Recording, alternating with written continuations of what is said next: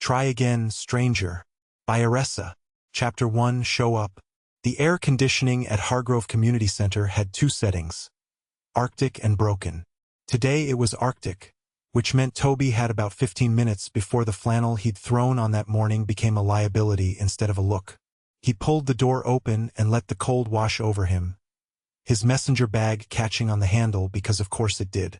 First impression: graceless. Great start. The lobby smelled like coffee and floor cleaner and something else he couldn't quite place. Maybe optimism, if optimism had a scent.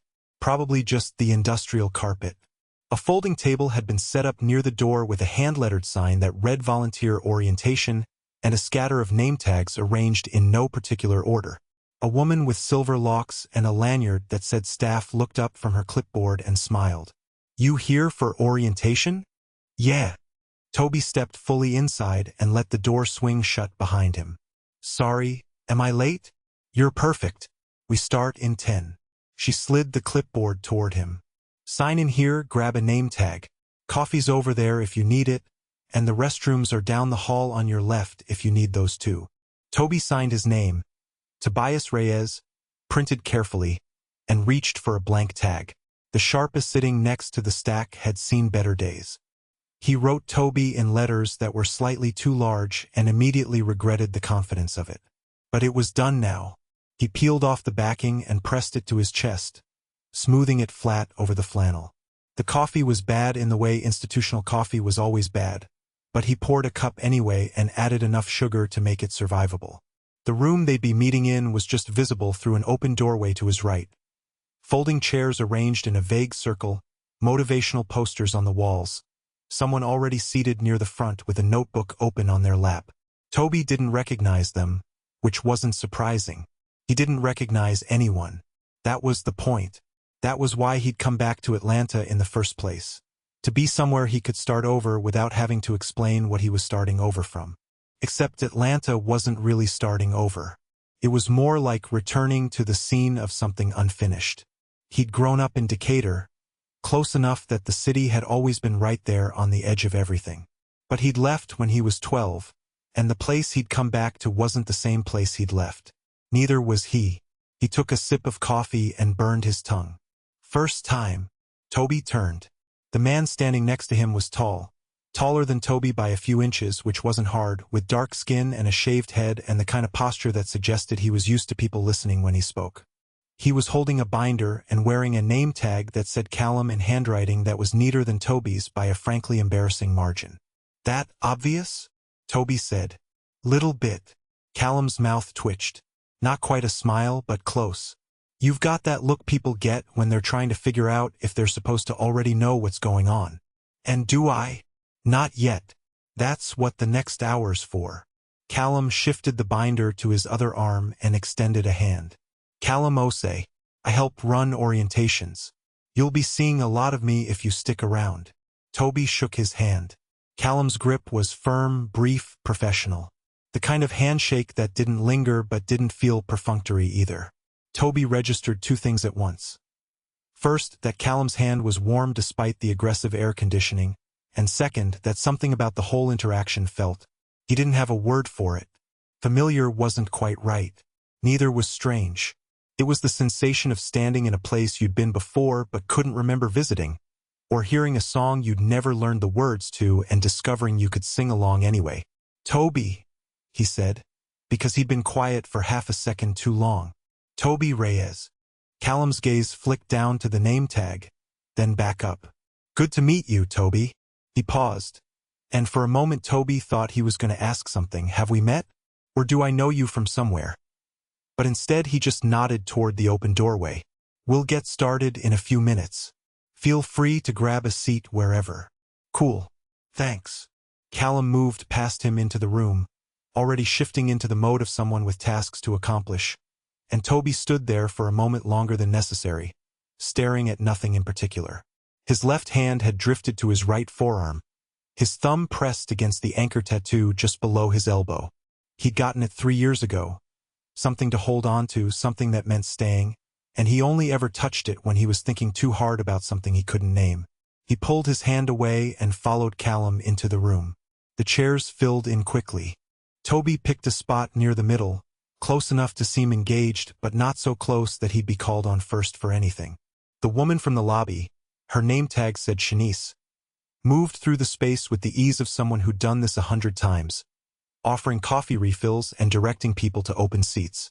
A man in his mid-50s entered last, moving with the deliberate slowness of someone who knew he didn't need to rush. He was tall, slightly stooped, with a silver beard and reading glasses perched on top of his head. He carried a coffee mug that said "World's Okayest Director" in faded letters. "All right, folks," he said, and the room settled immediately. His voice wasn't loud, but it carried. "Thank you for coming out this morning.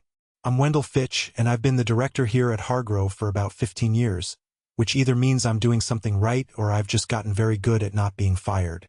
A few people laughed. Tobi smiled into his coffee cup. "Now, I know some of you are here because you've been meaning to get involved for a while, and some of you are here because a friend dragged you, and some of you are here because you Googled Volunteer Opportunities Atlanta at 2 in the morning and this was the first thing that came up." Wendell paused, letting the recognition ripple through the room. "All of those are good reasons. We're glad you're here." He set his mug down on the table behind him and folded his arms, his posture shifting into something more serious without losing its warmth. "A lot of people come to places like this looking for community," he said. "And that's fine. That's good, even. But here's what I've learned in 15 years of doing this work. Community isn't something you find. It's something you build. And the way you build it is pretty simple, even if it's not easy. You show up, and then you show up again. That's it. That's the whole thing. You show up for the same people twice." Tobi wrote it down without thinking. Show up for the same people twice. He wasn't sure why it landed exactly, but it did. Maybe because he'd spent the last 6 years showing up for himself and wasn't sure he remembered how to do it for anyone else. Maybe because Atlanta felt like the first place in a long time where showing up twice might actually mean something.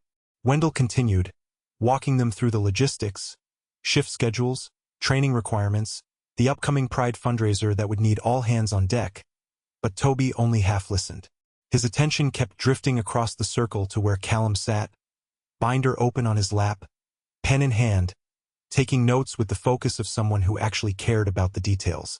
There was something about the way he held himself, composed, deliberate, like he'd thought through every movement before he made it, that Tobi found oddly compelling. Not in a way he could explain, just in a way he noticed. Callum glanced up, and their eyes met for half a second before Tobi looked away. After Wendell finished his welcome, Callum stood and took over, walking them through the center's programs with the practiced ease of someone who'd done this before.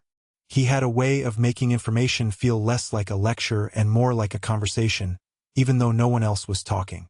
He explained the drop-in hours, the youth programs, the monthly community dinners. He mentioned the fundraiser 3 times, each time with a little more emphasis, and by the third mention Tobi had gathered that it was a bigger deal than Wendell had let on. "We'll be asking for volunteers to help with setup, day of coordination, and teardown," Callum said. "If you're interested, there's a sign-up sheet going around. No pressure, but we're also absolutely going to pressure you." People laughed. Tobi found himself smiling again, which was annoying because he didn't usually smile this much at orientations. But something about Callum's delivery, the way he made the ask without making it feel like an ask, worked on him. The sign-up sheet made its way around the circle. When it got to Tobi, he scanned the columns. Setup crew, day of support, breakdown team. He checked the box next to day of support and passed it along, already half regretting it. He didn't know these people. He didn't know this space. He didn't even know if he'd still be in Atlanta in 3 months. But he'd checked the box anyway because that was what he did. He showed up. He helped. It was easier than sitting still. When the sheet made its way back to Callum, he glanced down at it, his expression unreadable. Then he looked up, and his gaze landed on Tobi for just a moment before moving on. Tobi touched the anchor tattoo again, caught himself, stopped. Orientation ended with a reminder to check their email for the full volunteer handbook and an invitation to stick around for coffee and conversation. Most people did. Tobi considered leaving. He'd done the thing, checked the box, fulfilled the basic social contract. But then Shanice appeared at his elbow with a fresh cup of coffee and a smile that suggested leaving wasn't really an option. "First impressions?" she asked. "Good," Tobi said, because it was true enough. "Wendell seems like he knows what he's doing." "He does. Been here longer than most of the furniture." She nodded toward where Wendell was standing, deep in conversation with an older woman who had a rainbow pin on her jacket. "He's the reason this place is still here, honestly. Lot of centers like this didn't make it through the last 10 years. Tobi didn't know what to say to that, so he just nodded and took a sip of coffee. It was still bad, but he was getting used to it. "You're from around here, right?" Shanice asked. "Or wait, let me guess. You're from here, but you left, and now you're back." Tobi blinked. "How'd you know?" "You've got that look.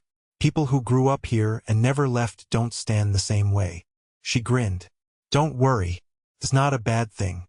We get a lot of folks coming back. Atlanta has a way of calling people home."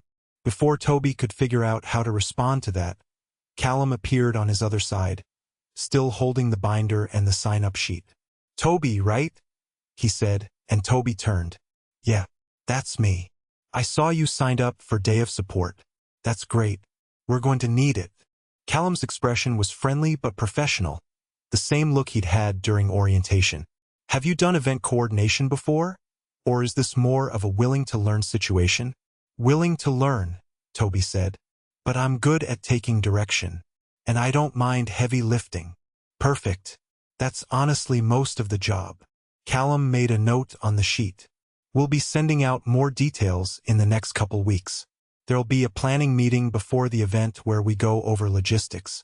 You're welcome to come to that if you want to get a sense of what we're working with." "Cool. Yeah, I'll try to make it." "Great." Callum looked up from the binder, and for the second time that morning Tobi felt that odd pull, the sense of something just out of reach. Callum's gaze lingered for a moment, his brow furrowing slightly, like he was trying to solve a problem he hadn't realized was there. Then he blinked, and the moment passed. "Well," Callum said, "welcome to Hargrove. I think you're going to fit in just fine." "Thanks," Tobi said, and meant it. Callum moved on to talk to someone else, and Tobi stood there with his terrible coffee, watching him go. Shanice had disappeared into the crowd, and Wendell was still deep in conversation near the far wall. The room was loud now, full of the easy chatter of people introducing themselves, swapping information, making plans. Tobi didn't know any of them, but he could. That was the whole point of being here. He finished his coffee and set the cup down on the nearest table. Then he pulled out his phone, opened his messages, and typed a quick text to Priya. "Orientation done. Didn't embarrass myself. Signed up to help with a thing. I think I actually like it here." Her response came back almost immediately. "Told you. Atlanta's good for you. Now go make a friend." Tobi smiled, pocketed his phone, and looked around the room. He didn't see Callum anymore. He must have stepped out, but that was fine. He'd see him again. That was the whole thing Wendell had said, wasn't it? Show up, then show up again. Tobi could do that. By the time he left, the air outside had shifted from cool to warm, the sun bright and unforgiving in the way it only was in Atlanta in late spring. He unlocked his car, an aging Civic that had seen better days, and sat in the driver's seat for a moment before starting the engine. His phone buzzed with another text from Priya, seriously though. "Friend, make one." But he didn't respond yet. Instead, he sat there, his hand resting on the steering wheel, and thought about the way Callum had looked at him. Not suspicious, not curious exactly, just aware, like he'd noticed something he couldn't name either. Tobi touched the anchor tattoo one more time, then started the car and pulled out of the parking lot. He didn't know it yet, but he'd be back in 3 days. And again before the week was out. Because showing up once was easy. It was the second time that mattered. Chapter 2, Belonging. Callum had been running volunteer orientations for 3 years, and he could usually tell within the first 10 minutes who would actually come back. It wasn't about enthusiasm. Plenty of people showed up energized and never returned. It wasn't about experience either. Some of the best volunteers had walked in knowing nothing and figured it out as they went. No, what Callum looked for was something harder to name. A quality of attention. The way someone listened when Wendell spoke. Whether they asked questions about the work or just about the schedule. Whether they looked at the space like they were visiting or like they were considering whether it could be theirs. Tobi Reyes had looked at the space like he was trying to decide if he was allowed to stay. Callum noticed because he recognized it. He'd looked at rooms that way for years before he'd figured out how to stop. It had been a week since orientation, and Tobi had already been back twice. Once for a drop-in shift, once to pick up a printed copy of the volunteer handbook even though it had already been emailed out. Callum had seen him both times, briefly in passing, and each time there'd been that same odd pull of recognition that didn't make sense. Not déjà vu exactly. More like the feeling of a name on the tip of your tongue that you couldn't quite reach. He'd thought about asking, "Do I know you from somewhere?" But the question felt too familiar for someone he'd just met, so he'd let it go. Now it was Wednesday afternoon, and Callum was standing in the center's main event space with a tape measure and a headache, trying to figure out how to fit 200 people into a room that comfortably held 150. "You're doing that thing again." Callum didn't look up. He knew Wendell's voice well enough to recognize it from across the room. "What thing?" "The thing where you try to solve a spatial problem through sheer force of will." Wendell's footsteps were slow and deliberate, the sound of someone who had nowhere else to be. "How's that working out for you?" "It's not. Wendell came to stand beside him, coffee cup in hand, surveying the space with the same unhurried attention he brought to everything. "Pride fundraiser?" "Yeah. We're at 200 RSVPs and climbing. I think we're going to have to cap it." "Or," Wendell said, "we could use the overflow space in the annex." Callum finally looked up. "The annex hasn't been used for an event in 2 years. Last time I checked, it was full of broken chairs and boxes of old Pride flags from 2015. Last time you checked was 6 months ago. Shanice cleared it out in January. It's clean now. Not pretty, but clean." Wendell took a sip of his coffee. "Could fit another 75 if you set it up right." Callum let that information settle. The annex would work. It would take more coordination, more volunteers, more of everything, but it would work. He should have checked in with Shanice before now. That was on him. "Okay," he said. "Annex it is." "Good." Wendell's gaze drifted around the room, landing on the stack of folding tables near the back wall. "You've got plenty of help signed up. Use them. That's what they're here for." "I know. Do you?" Wendell's tone was mild, but Callum knew better than to mistake mildness for lack of intent. "Because from where I'm standing, it looks like you're trying to plan a 200-person event by yourself." "I'm not by myself. I've got—" Callum stopped. He'd been about to say, "I've got it under control," which was what he always said, but Wendell's expression suggested that wouldn't fly this time. "I'll delegate more. See that you do." Wendell clapped him on the shoulder, brief, warm, and started toward the door. Then he paused and looked back. "That new volunteer, Tobi. He signed up for Day of Support, didn't he?" "Yeah." "Why?" "No reason. Just noticed he's been around a lot this week. Seems reliable." Wendell's mouth curved into something that wasn't quite a smile.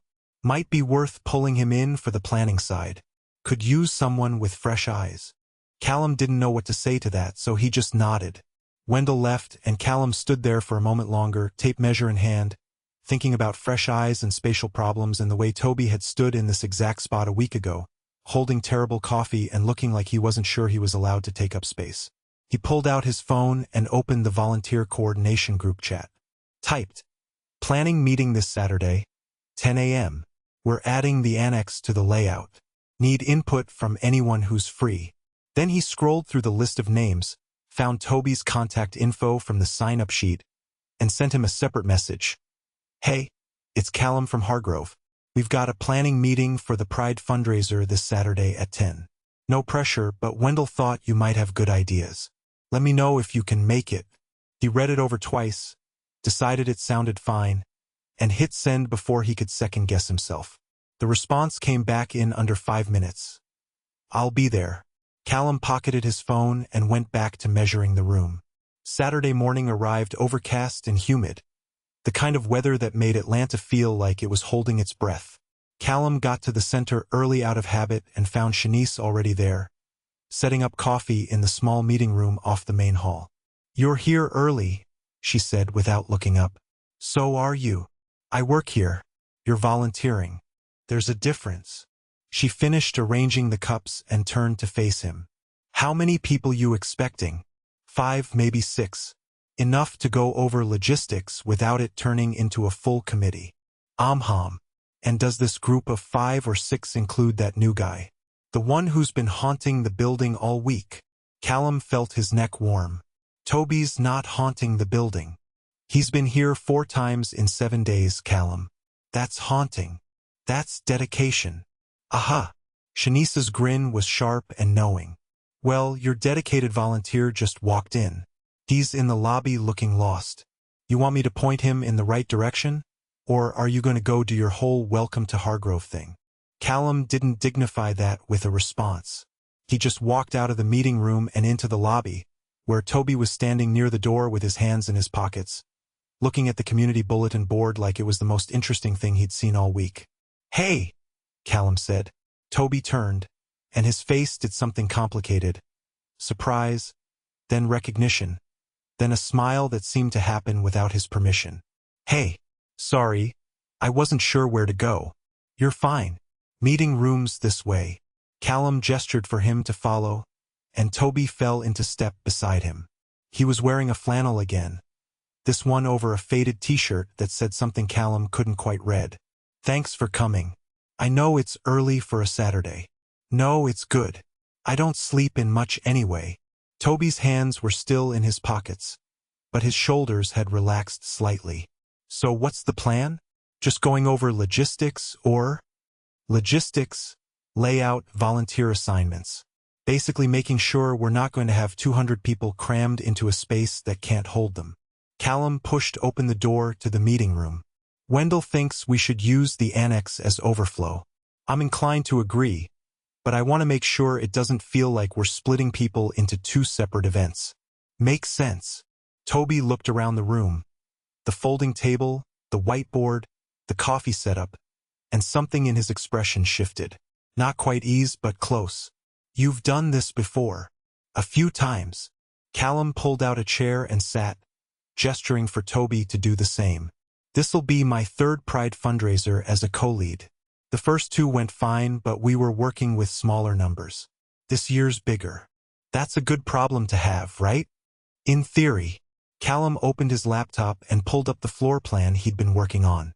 "In practice, it means figuring out how to make people feel like they're part of the same event even if they're in different rooms." Tobi leaned in to look at the screen, and Callum caught the faint scent of coffee and something else. Soap, maybe, or laundry detergent. Something clean and ordinary. He refocused on the floor plan. "What if you stagger it?" Tobi said after a moment. "Stagger what?" "The programming. Like, okay, if you've got the main room and the annex, right? What if the main room is where the bigger stuff happens? Speeches, performances, whatever, and the annex is more for, I don't know, mingling? Smaller conversations.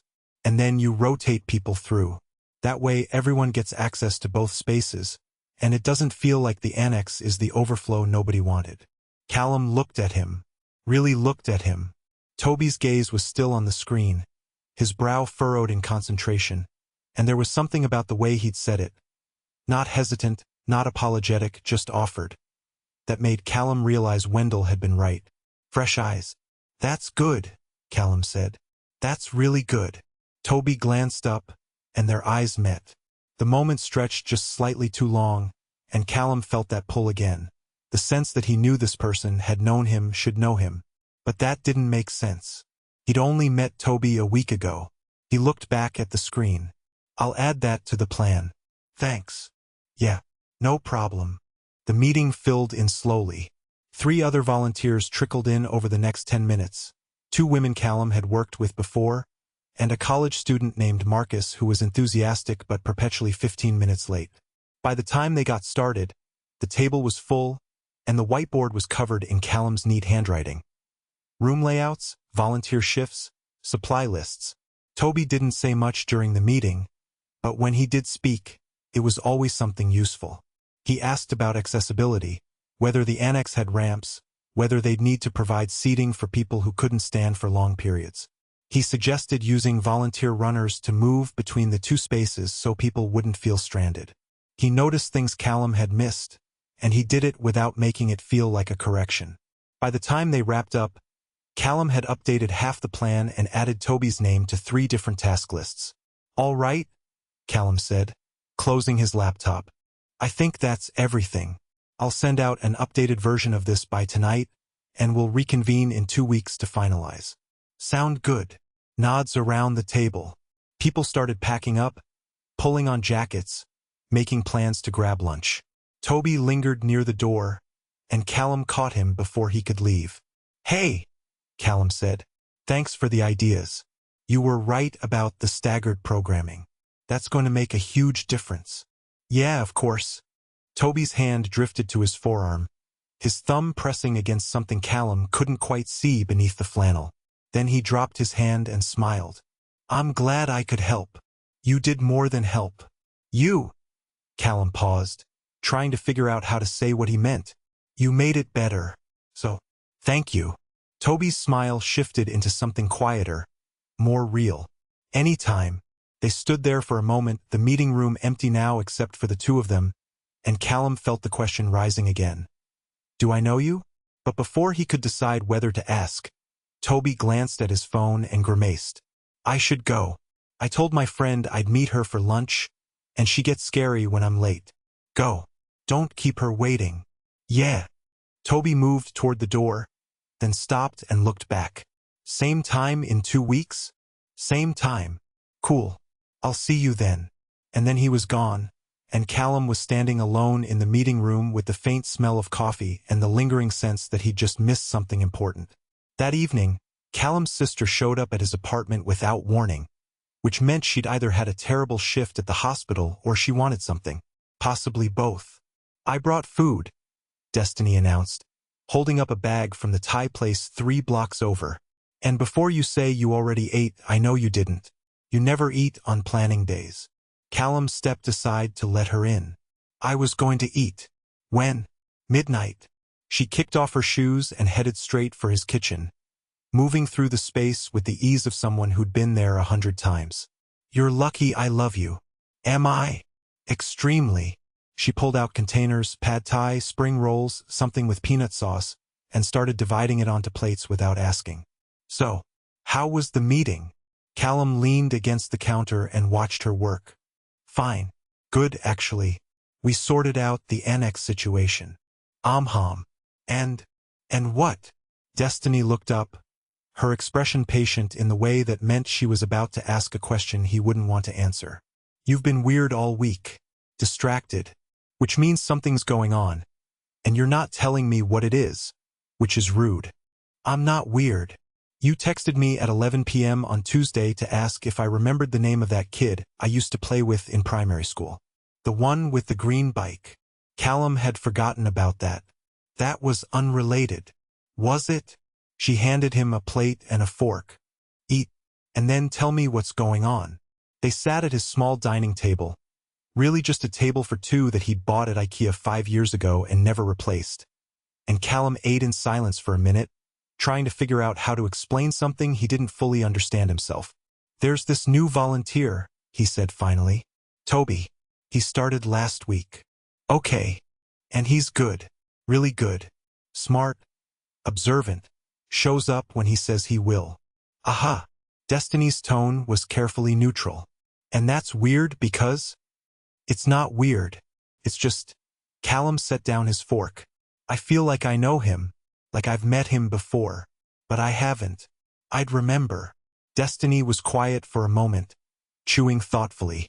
Then she said, "What's his last name?" "Reyes." "Why?" "Just curious." She took another bite of pad thai, her expression unreadable. "Where's he from?" "Atlanta, I think. Or near it. He said he grew up in Decatur but moved away when he was a kid." Something flickered across Destiny's face. Recognition? Maybe, or the beginning of it. But before Callum could ask, she shook her head and picked up her spring roll. "Probably just one of those faces," she said. "You know how it is. Someone reminds you of someone else, and your brain tries to make it make sense." "Yeah, probably." But even as he said it, Callum didn't quite believe it. And judging by the way Destiny was very deliberately not looking at him, she didn't believe it either. Later that night, after Destiny had left and Callum had cleaned up the kitchen, he sat on his couch with his laptop and pulled up the volunteer coordination spreadsheet. Tobi's name was there in a dozen places now: day of support, setup crew, the planning committee he'd unofficially joined just by showing up. Callum scrolled down to the contact info section and found Tobi's email. Typed a message. "Thanks again for today. Your ideas made a real difference. Looking forward to working with you on this." He read it over, decided it was too formal, and deleted the last sentence. Then he added it back. Then he changed "working with you" to "having you on the team." Then he deleted the whole thing and just sent, "Thanks for today. See you in 2 weeks." Tobi's response came back 20 minutes later. "Thanks for letting me help. This is the first time I've felt like I'm actually part of something here. So yeah, see you in 2 weeks." Callum read the message 3 times, his thumb hovering over the keyboard, trying to figure out what to say back. But nothing felt right, so he just liked the message and set his phone down. Outside, the Atlanta night was warm and close, and somewhere in the distance, he could hear the sound of traffic on the highway. Callum sat in the quiet of his apartment and thought about first times and second chances and the way some people walked into a room and made it feel like they'd always been there. He thought about Tobi Reyes, who looked at the center like he was trying to decide if he was allowed to stay. And he thought about the fact that he wanted him to. That was new. That mattered. He wasn't sure what to do with it yet. But he'd figure it out. That's what he did. He figured things out. He just hoped this time. Figuring it out didn't mean keeping his distance. Chapter 3, Adjacent. Tobi's first real shift at Hargrove was a Tuesday afternoon drop-in, which meant he spent 3 hours doing things that required no specialized knowledge and maximum willingness to help. Restocking the community pantry, folding chairs, explaining to confused visitors where the restrooms were, and, in one memorable case, helping a teenager named Jamie debug their college application essay while sitting on the floor of the hallway because all the tables were full. It was, in other words, exactly the kind of work Tobi was good at. The kind that let him be useful without having to prove he belonged there first. Priya had texted him that morning. "First real shift. Don't forget to actually talk to people instead of just being helpful at them." He'd responded, "That's literally what volunteering is." Her reply, "You know what I mean." He did know what she meant. Priya had a way of seeing through him that was both comforting and extremely annoying. She knew he volunteered because it was easier than sitting still with his own thoughts. She knew he helped people because doing things for others meant he didn't have to think too hard about what he needed. She knew all of this because she'd known him since college, since the early messy days of his transition when he'd been figuring out how to exist in a body that finally felt like his. She also knew he'd been talking about Callum more than was strictly necessary for someone he'd met exactly twice. "He's just easy to work with," Tobi had texted her after the planning meeting on Saturday. "Good at logistics. Very organized." Priya's response had been a single eyebrow emoji, which was somehow more devastating than an actual interrogation. Now it was Tuesday, and Tobi was folding the last of the chairs in the main event space, and Callum was 20 feet away doing something with a clipboard that appeared to require his complete concentration. Tobi had not expected Callum to be here. It was a Tuesday. Normal people had jobs on Tuesdays. But apparently Callum's schedule was flexible in a way Tobi hadn't anticipated, because here he was, dressed in dark jeans and a fitted black t-shirt that suggested he owned a gym membership he actually used, moving through the space with that same deliberate ease Tobi had noticed at orientation. Tobi stacked the last chair and tried very hard not to look over again. He failed. Callum glanced up at the exact moment Tobi was looking, and their eyes met across the room. Callum's expression shifted. Surprise. Then something else. Something that might have been pleasure. And he lifted his hand in a small wave. Tobi waved back and immediately felt ridiculous about it. Callum crossed the room, clipboard still in hand, and came to a stop a few feet away. "Hey, didn't know you were on the schedule today." "Yeah, I picked up a drop-in shift. Figured I should actually, volunteer at some point." Tobi gestured at the stacked chairs. "Is this where these go, or?" "That's perfect. Thanks." Callum glanced at the clipboard, then back at Tobi. You helped Jamie with their essay? How did you? Jamie told me. Apparently you fixed the whole thing in like 10 minutes. Callum's mouth twitched into something that wasn't quite a smile but was close. They were very impressed. I didn't fix it. I just asked them questions until they figured out what they actually wanted to say. That's still fixing it. Callum shifted his weight, the clipboard tucked under one arm now. You're good at that, asking the right questions. Tobi didn't know what to do with that, so he just shrugged. Comes with the territory, I guess. I used to be a writing tutor in college. Same principle. That makes sense.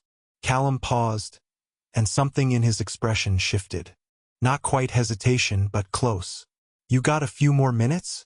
I could use a second pair of hands in the storage room. Supply inventory. It's boring, but it'd go faster with 2 people. Tobi should have said no. He'd already been here for 3 hours, and he had a freelance deadline waiting for him at home, and spending more time in close proximity to Callum seemed like a bad idea for reasons he didn't want to examine too closely. He said, "Yeah, sure." The storage room was exactly what it sounded like. A windowless space off the main hallway, packed floor to ceiling with shelves of supplies. Cleaning products, office supplies, boxes of pride flags from fundraisers past, folding tables that had seen better days. It smelled like cardboard and lemon cleaner and something vaguely industrial that Tobi couldn't identify. Callum handed him a printed inventory sheet and a pen. I'll call out what's here. You check it off. Sound good. Got it. They fell into a rhythm quickly. Callum moved through the shelves with the efficiency of someone who knew exactly where everything was, calling out items in that measured, deliberate way he had. Tobi checked boxes and made notes in the margins where quantities didn't match, and for a while, the only sound was their voices and the rustle of boxes being moved. It should have been boring. It was boring, but it was also comfortable. Easy, like something they'd done before, even though they hadn't. So, Callum said, shifting a box of paper towels to get to the shelf behind it. You said you moved away from Atlanta when you were a kid. What brought you back? Tobi's pen paused over the inventory sheet. It was a normal question, a friendly question, the kind of thing people asked when they were making conversation. But it still felt like stepping into water and not knowing how deep it went. Work mostly, he said, which was true enough. I was freelancing in Dallas, and it wasn't really, I don't know. It didn't feel like the right place anymore. I grew up near here, so I figured I'd try it again. See if it felt different. Does it? Yeah, it does. Tobi looked up from the sheet and found Callum watching him. His expression open and curious in a way that made Tobi's chest do something complicated. It feels like, I don't know how to explain it, like coming back to a place you barely remember, but your body remembers it. Does that make sense? Callum was quiet for a moment, and something crossed his face that Tobi couldn't quite read. Then he nodded slowly. Yeah, it makes sense. They went back to the inventory, but the air in the room had shifted slightly. Not uncomfortable, just present. Like they were both aware of the conversation happening underneath the conversation. What about you? Tobi asked after a minute. You said you've been in Atlanta since you were 17. Where were you before? London. My family moved here for my dad's work. Callum pulled down another box, checked the label, called out the contents. I was 12 when we left. Barely remember it now, honestly. This is home. 12's a weird age to move. Yeah, it was. Callum's voice was matter of fact, but there was something underneath it. Not quite sadness, but maybe the memory of it. I had friends there, people I thought I'd know forever. And then we left, and I didn't. Tobi's hand drifted to his forearm, his thumb pressing against the anchor tattoo through his flannel. He caught himself doing it and dropped his hand. That's hard. Losing people like that. It was. But, Callum paused, setting down the box he'd been holding. I don't know. I think maybe those people are still there. Just different now. We're all different now. There was something in the way he said it, we're all different now, that made Tobi look up. Callum was standing there with his hands in his pockets, his expression distant, like he was working through something he hadn't meant to say out loud. Yeah, Tobi said quietly. We are. Their eyes met, And for a second, just a second, Tobi felt it again. That pull. That sense of something. Like standing at the edge of a memory he couldn't quite reach. Callum blinked first. Looked away. Cleared his throat. Anyway, that's sorry. That got heavier than I meant it to. No, it's fine. I get it. Tobi forced himself to look back down at the inventory sheet, even though his brain was still trying to figure out what the hell had just happened. So, where were we? Paper towels? Paper towels, Callum confirmed. 12 boxes. Got it. They finished the inventory in relative silence. But it wasn't awkward. If anything, it felt easier than before, like they'd crossed some invisible line and ended up on the same side. When they were done, Callum took the inventory sheet and looked it over, his brow furrowed in concentration. This is good. Way more efficient than when I try to do it alone. Thanks. No problem. Tobi stretched, feeling the stiffness in his shoulders from 3 hours of folding chairs and hauling boxes. You do this a lot? The inventory thing. Once a month, usually. Someone has to, and I'm... Callum paused, and his mouth curved into something self-aware. I'm very good at organizing things that don't require me to deal with my own life. Tobi laughed before he could stop himself. Oh, that's a mood. Callum's smile widened, just slightly. Yeah. I'm great at solving other people's problems. My own? Absolute disaster. Tobi shook his head. It's fine. I'm fine. But, therapy helps. Therapy definitely helps. Callum agreed, and there was something about the way he said it, easy, unbothered, that made Tobi relax in a way he hadn't realized he was holding tension. They left the storage room together, and the center was quieter now.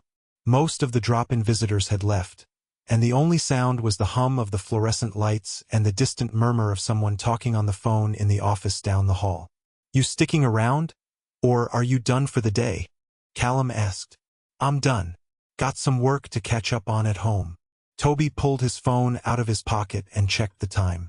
Nearly 5. What about you? I've got another hour, probably. Need to finish up some paperwork for the fundraiser. Callum shifted the clipboard to his other hand. But hey, thanks for today. You didn't have to help with the inventory, and I appreciate it. Yeah, of course. Tobi hesitated, then added, I like it here, helping out. I don't know, it feels good. Callum's expression softened. I'm glad. We're lucky to have you. It was a simple thing to say, a normal thing, but something about it landed differently, and Tobi felt it settle somewhere in his chest. I'll see you at the next planning meeting? Callum said. Yeah, absolutely. Good. Callum lifted his hand in that same small wave from earlier, and Tobi waved back, feeling only slightly less ridiculous about it this time. He walked out of the center into the late afternoon heat, and by the time he got to his car, Priya had already texted him. How was the shift? Make any friends? Tobi sat in the driver's seat and typed. It was good, and maybe, still figuring that part out. Her response came back immediately. That's code for I have a crush and you know it. He stared at the message for a long moment, then locked his phone and tossed it into the passenger seat without responding. She wasn't wrong. That was the problem. That night, Tobi sat at his desk in his apartment, a studio in East Atlanta that was small and cheap and exactly what he needed, and tried to focus on the freelance project that was due Friday. He was editing website copy for a tech startup, which was boring but paid well, and normally he could knock this kind of thing out in a couple hours. Tonight, he kept getting distracted. He kept thinking about the way Callum had looked at him in the storage room. The way he'd said we're all different now, like he was talking about something specific. The way Tobi's entire body had responded to the conversation like it was remembering something his brain hadn't caught up to yet. He touched the anchor tattoo again, stared at the blinking cursor on his screen. You grew up near here, Callum had said. What brought you back? Tobi had told him the truth, work, mostly. The sense that Dallas wasn't the right place anymore. But he hadn't told him the whole truth, which was that Atlanta had always felt unfinished. Like he'd left something here he needed to find again. He just hadn't expected it to be a person. He pulled up Google on impulse and typed, Callum Osei Atlanta. Nothing useful came up, a LinkedIn profile that didn't have a photo, a mention in an old article about community organizing. He tried Hargrove Community Center staff and found Wendell's bio, Shanice's name in a volunteer newsletter, but nothing about Callum. He closed the tab and felt immediately stupid for looking. His phone buzzed. Priya again. Okay, but actually, tell me about him. Tobi sighed and picked up the phone. Typed, his name is Callum. He's smart. He's good at his job. He makes me feel like I've known him longer than I have. It's weird. 3 dots appeared. Then weird how? Like déjà vu, but more than that. Like my body knows him even though my brain doesn't. The dots appeared and disappeared twice before Priya's response came through. Okay, that's either very romantic or very concerning. I'm choosing to believe it's romantic. Does he feel it too? Tobi thought about the way Callum had paused in the storage room. The way he'd looked at Tobi like he was trying to figure something out. I think so. Maybe. I don't know. We'll figure it out, Priya wrote. Because if you're going to be weird about someone, you should at least be weird about someone who's also weird about you. Tobi smiled despite himself. That's your advice? Be mutually weird? It's worked for literally every good relationship I've ever seen. Now stop texting me and finish your work. He set the phone down and stared at the screen for another minute. Then he pulled up a new document and started typing. Not website copy, but something else. A list. A way to organize his thoughts. Things I know about Callum. Moved to Atlanta from London when he was 12. Has been volunteering at Hargrove for at least 3 years. Good at organizing things. Asks good questions. Makes me feel like I'm supposed to know him. Talks about his childhood like it's both far away and very close. He read it over, then added one more line. Feels like home in a way I can't explain. Then he closed the document without saving it, went back to the website copy, and forced himself to focus. But even as he worked, some part of his brain was still in that storage room, still hearing Callum's voice saying we're all different now, still trying to figure out why it felt like something he'd heard before. He didn't have an answer yet, but he was starting to think he wanted one. 2 days later, Tobi was back at the center. He hadn't meant to come back so soon. He'd already done his shift for the week. But Priya had sent him an article about grant writing for nonprofits, and he'd thought maybe Wendell could use it, and before he knew it he was standing in the lobby with a printed copy of the article and no real excuse for being there. Shanice looked up from the front desk and grinned. You're becoming a regular. Is that bad? Depends. You trying to set a record? Or do you just not have anything better to do? Little of both, Tobi admitted. He held up the article. I had something for Wendell. Is he around? He's in a meeting, but he should be done soon. You can wait if you want. Coffee's fresh. She gestured toward the lobby coffee setup, which Tobi had learned to navigate with a certain amount of resignation. Thanks. He poured himself a cup and was adding sugar when he heard footsteps behind him. Tobi. He turned. Callum was standing there with a box of supplies in his arms, looking mildly surprised and something else that Tobi couldn't quite name. Hey, Tobi said. I'm just dropping something off for Wendell. Cool. Callum shifted the box. You sticking around, or? I can stick around. If there's anything that needs doing. Callum's expression did something complicated. Then he said, actually, yeah, I'm restocking the youth room. Could use a hand if you've got 20 minutes. Tobi should have said he didn't have 20 minutes. He should have dropped off the article and left. He said, sure. Let me just give this to Shanice to pass along. The youth room was at the far end of the building, past the main event space and down a hallway decorated with murals painted by previous program participants. It was smaller than the other rooms, but brighter. Windows on 2 walls, beanbag chairs in one corner, a bookshelf packed with donated novels and board games. Callum set the box down on one of the tables and started unpacking it. Art supplies mostly. Construction paper, markers, glue sticks, the kind of thing Tobi remembered using in elementary school. We run an after-school program here twice a week, Callum explained. Middle schoolers, mostly. They come in, do homework, make stuff. It's pretty low-key. That sounds nice. Tobi picked up a pack of markers and started organizing them into the caddy on the shelf. Did you do anything like this when you were a kid? Not really. We didn't have anything like this where I grew up.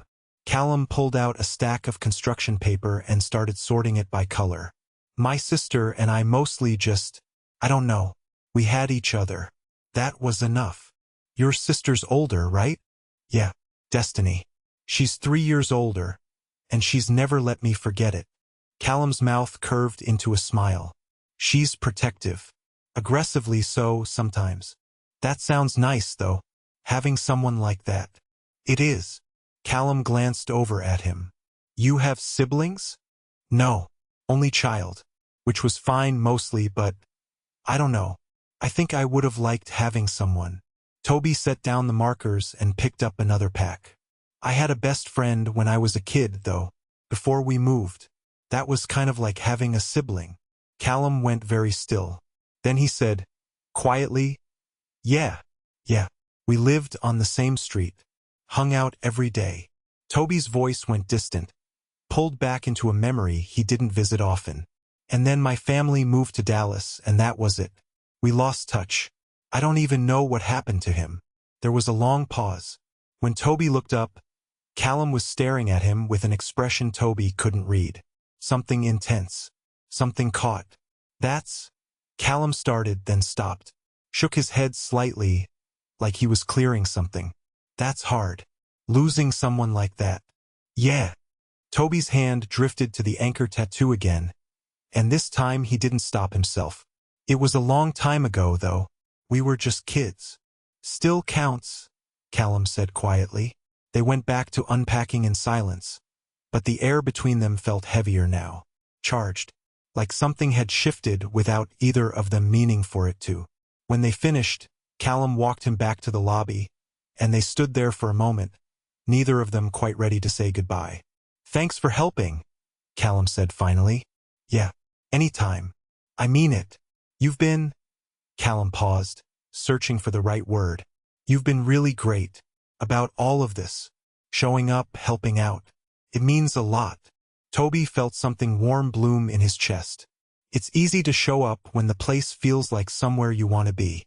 Callum smiled, a real one this time, not the careful professional version. Good. Because we'd like you to keep showing up.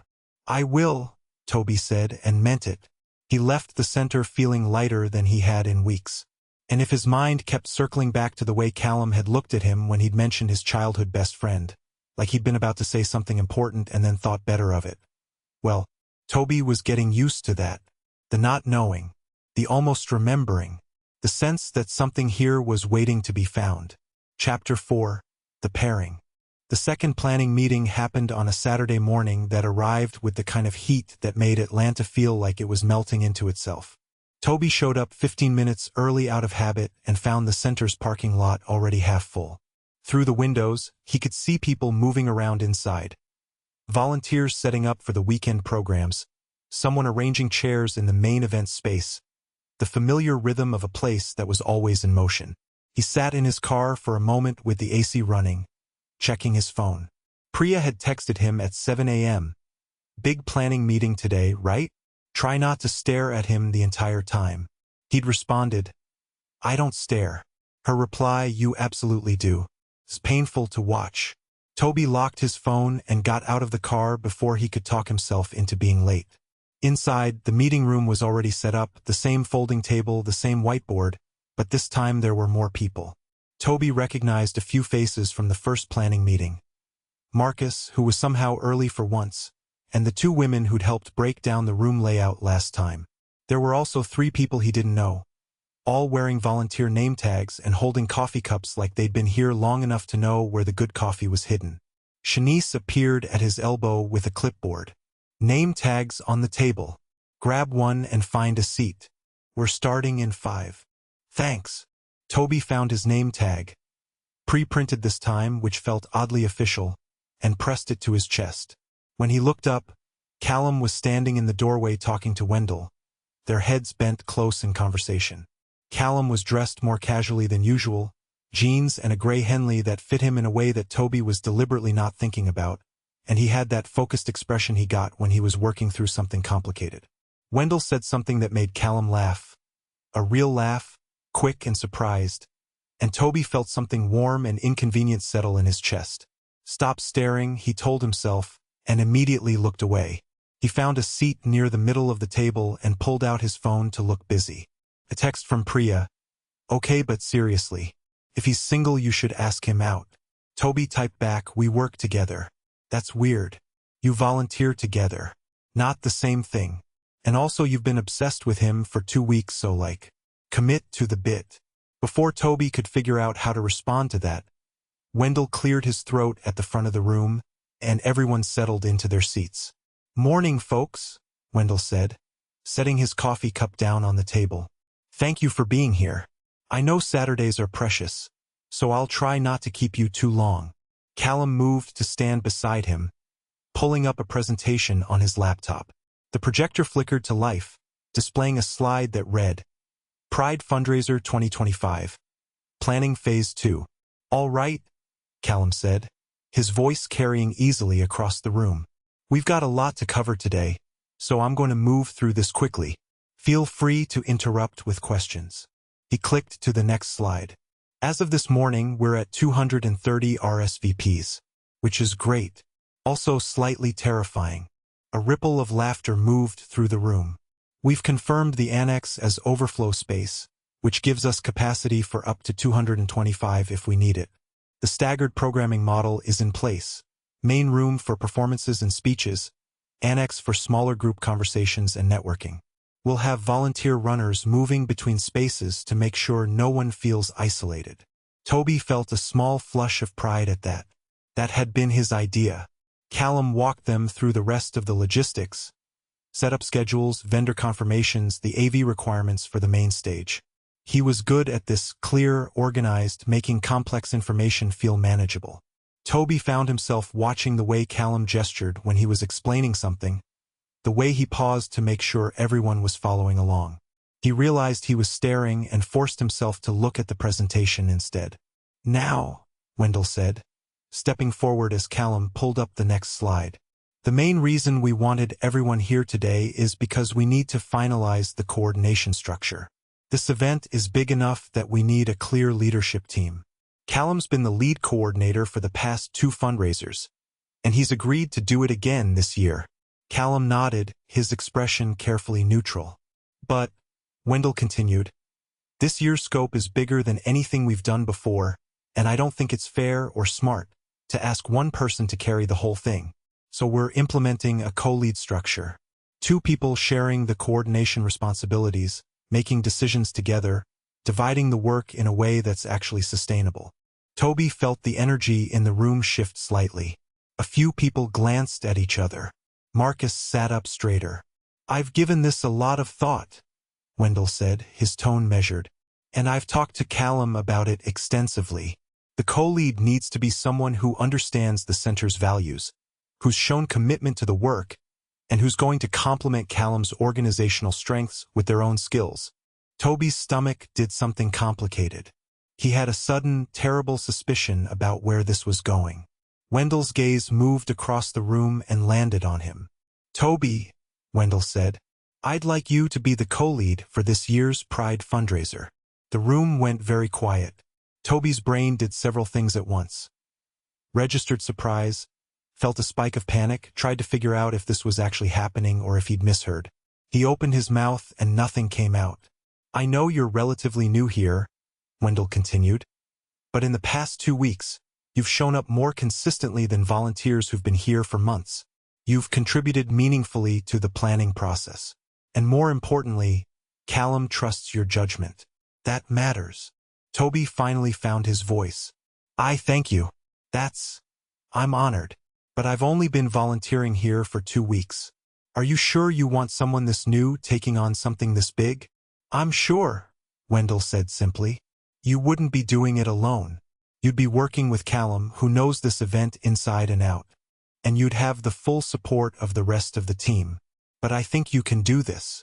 The question is, do you? Tobi's first instinct was to say no. To defer to someone with more experience, more history with the center, more right to be in this position. But then he looked at Callum, who was watching him with an expression Tobi couldn't quite read. Something between curious and hopeful. And he thought about what Priya would say if he turned this down out of fear. She'd say he was being ridiculous. She'd be right. Okay, Tobi said. Yeah, I'll do it. Wendell smiled. Good. Callum, you want to walk him through the coordination structure? Yeah. Callum clicked to the next slide, which showed a breakdown of responsibilities. So, the way we're dividing this, I'll handle venue logistics, vendor coordination, and day of operations. Tobi, you'll take volunteer management, communication, and programming coordination. We'll make all major decisions together, and we'll have weekly check-ins to stay aligned. Sound good? Tobi nodded, still trying to catch up with the fact that this was actually happening. Yeah, sounds good. Great. Callum's mouth curved into something that might have been a smile. Welcome to the team. Officially, the rest of the meeting passed in a blur. Callum walked everyone through the updated timeline, assigned tasks to the other volunteers, and fielded questions with the ease of someone who'd done this before. Tobi took notes because it gave him something to do with his hands, and because his brain was still trying to process the fact that he'd just agreed to co-lead an event for 300 people at a community center he'd been volunteering at for exactly 2 weeks. When the meeting finally ended, people dispersed quickly, some heading out to other commitments, others lingering in the lobby to chat. Tobi stayed in his seat, staring at his notes like they might contain answers to questions he hadn't figured out how to ask yet. Hey! He looked up. Callum was standing beside the table, laptop bag slung over one shoulder, looking slightly hesitant in a way Tobi hadn't seen before. Hey, Tobi said. So, Callum said. That just happened. Yeah, it did. Tobi set down his pen. Did you know Wendell was going to ask me? He mentioned he was thinking about it. I told him I thought it was a good idea. Callum pulled out the chair across from Tobi and sat down. I hope that's okay. I know it's a lot to take on, especially since you're new. But I meant what I said in there. I trust your judgment, and I think we work well together. Tobi felt his face warm. Yeah, we do. I'm not going to lie to you. This is going to be a lot of work. Weekly meetings, constant coordination, a million small decisions that somehow all feel urgent. It's going to take up a lot of your time. I've got time, Tobi said, which was true enough. Freelancing meant his schedule was flexible, even if his bank account wasn't. And honestly, I want to do this. I want to be part of something like this. Callum's expression softened. Good, because I'm really glad it's you. There was a moment, just a moment, where they sat there looking at each other, and Tobi felt that pull again. The sense that this conversation was happening on 2 levels at once. The surface level, which was about the fundraiser and logistics and working together. And the underneath level, which was about something else entirely. Callum cleared his throat and looked away first. So, first official co-lead meeting. When's good for you? Whenever works for you. I'm pretty flexible. Tuesday evening? We could meet here, or if you want to get out of the center for a bit. There's a coffee shop a few blocks away that's usually pretty quiet. Coffee shop sounds good, Tobi said. Maybe a little too quickly. Okay, Tuesday at 7. I'll text you the address. Great. Callum stood and Tobi did the same. They walked out of the meeting room together, and the center felt different now. Not just a place where Tobi volunteered, but a place where he was building something. Where he had a role that mattered. Where he'd somehow ended up working alongside someone who made him feel both comfortable and completely off balance at the same time. In the parking lot, Callum paused beside his car. A well-maintained older Corolla that looked like it had been maintained with the same careful attention Callum brought to everything else. Hey, Tobi. Yeah. Thank you for saying yes. I know Wendell kind of put you on the spot in there, and you could have asked for time to think about it. But you didn't. So, thank you. You don't have to thank me. I want to do this. I know. But I'm thanking you anyway. Callum pulled his keys out of his pocket. I'll see you Tuesday. See you Tuesday. Tobi got into his car and sat there for a moment, watching Callum pull out of the parking lot and disappear down the street. Then he pulled out his phone and texted Priya. I'm co-leading the fundraiser. Her response came back in under 10 seconds. What? Wendell asked me in the meeting, in front of everyone. I said yes. Oh my God. Okay. So you're going to be spending a lot of time with Callum now. Yeah. And you're going to have weekly meetings. Yeah. Tobi, you're going to be working with your crush. Tobi stared at the phone, then typed, I know. I'm trying not to think about it. Well, start thinking about it because this is either going to be the best thing that's ever happened to you or you're going to be a disaster and I need to know which one so I can prepare emotionally. Tobi laughed despite himself. I'll let you know when I figure it out. He started the car and pulled out of the parking lot, and the Atlanta heat pressed in through the windows even with the AC on full blast. His brain was already spinning through everything he'd just agreed to, volunteer schedules, communication plans, the fact that he was now responsible for helping coordinate an event he'd only learned about 2 weeks ago. But underneath all of that was something else. Something that felt less like panic and more like anticipation. He was going to be working with Callum. Closely. For the next 2 months. Weekly meetings. Constant coordination. A million small decisions that somehow all felt urgent. Tobi had no idea if this was a good idea or a terrible one. But he was pretty sure he was about to find out. Tuesday evening arrived with a sky full of bruised clouds and the promise of rain. Tobi got to the coffee shop 10 minutes early and immediately regretted it, because now he had 10 minutes to sit there feeling awkward and wondering if he'd worn the right thing. He'd changed his shirt 3 times before leaving his apartment, which was ridiculous because this was a work meeting, not a date, and he needed to get a grip. The coffee shop was called Perch, and it was exactly the kind of place Tobi would have found on his own eventually. Mismatched furniture, local art on the walls, a chalkboard menu that listed drinks with names like The Existential Crisis and Sunshine in a Cup. He ordered something with oat milk and too much honey and found a table in the back corner where they wouldn't be overheard. Callum arrived exactly at 7 because of course he did. He was wearing dark jeans and a navy button-down with the sleeves rolled up, and he had his laptop bag and a notebook that looked like it had seen heavy use. Hey, he said, setting his things down on the table. Sorry, did you already order? Yeah, but I just got here. You're fine. Okay, let me grab something and then we can get started. He went to the counter and Tobi watched him order some kind of black coffee, no sugar, because apparently Callum was the kind of person who drank coffee for the caffeine rather than the taste. When he came back and sat down, he pulled out the notebook and flipped it open to a page covered in his neat handwriting. All right, Callum said. So, first official meeting. I figured we should start by going over the timeline and figuring out our check-in schedule. Sound good? Yeah, sounds good. They spent the next hour going through logistics. Callum had already done most of the heavy lifting. He had spreadsheets, contact lists, backup plans for the backup plans. Tobi's job, as far as he could tell, was to make sure the human side of things ran smoothly. Volunteer coordination. Making sure people felt included. Handling communication in a way that didn't make people want to immediately ghost the whole event. It was the kind of work Tobi was actually good at, and once they got into the rhythm of it, the awkwardness melted away. They bounced ideas off each other, challenged each other's assumptions, found compromises that were better than either of their original plans. Felt easy, natural, like something they'd done before. Okay, Callum said, making a final note in his notebook. I think that covers the immediate stuff. We should be good until next week's check-in. Yeah. Tobi glanced at his phone. It was almost 9. They'd been here for 2 hours, and it had felt like 20 minutes. That went fast. It did. Callum closed his notebook and leaned back in his chair, and for the first time since they'd started, he looked less like a coordinator and more like a person. Can I ask you something? Sure. Why did you say yes when Wendell asked you to co-lead? Callum's gaze was steady, curious. You could have said no. You'd only been here 2 weeks. But you didn't even hesitate. Tobi thought about it for a moment, trying to find the right words. I don't know.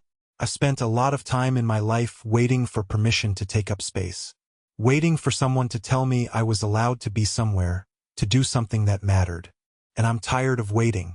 So when Wendell asked, I just decided not to wait anymore. Callum was quiet for a long moment, his expression unreadable. Then he said, softly, That makes sense. What about you? Tobi asked. Why did you agree to do this again? You've already done it twice. You could have stepped back. I like it here, Callum said simply. This place, these people, feels like, I don't know, like something I helped build. And I want to keep building it. Even when it's hard. Especially when it's hard. That makes sense too. They sat there for another minute, the coffee shop humming with quiet conversation around them, and Tobi felt something shift. Not dramatically, just a settling. A sense that they were on the same page in a way that mattered. So, Callum said finally, a smile tugging at the corner of his mouth. Partners. Tobi smiled back. Partners. They shook hands across the table. Formal, slightly ridiculous, exactly right. And Tobi felt the warmth of Callum's palm against his, the firm pressure of his grip. And he felt something else, too. Something he couldn't name but couldn't ignore. The sense that this, whatever this was, had already started. And there was no going back now. Chapter 5, The Debate. Tobi had been staring at the same spreadsheet for 20 minutes. And the numbers still weren't making sense. It wasn't that the spreadsheet was complicated.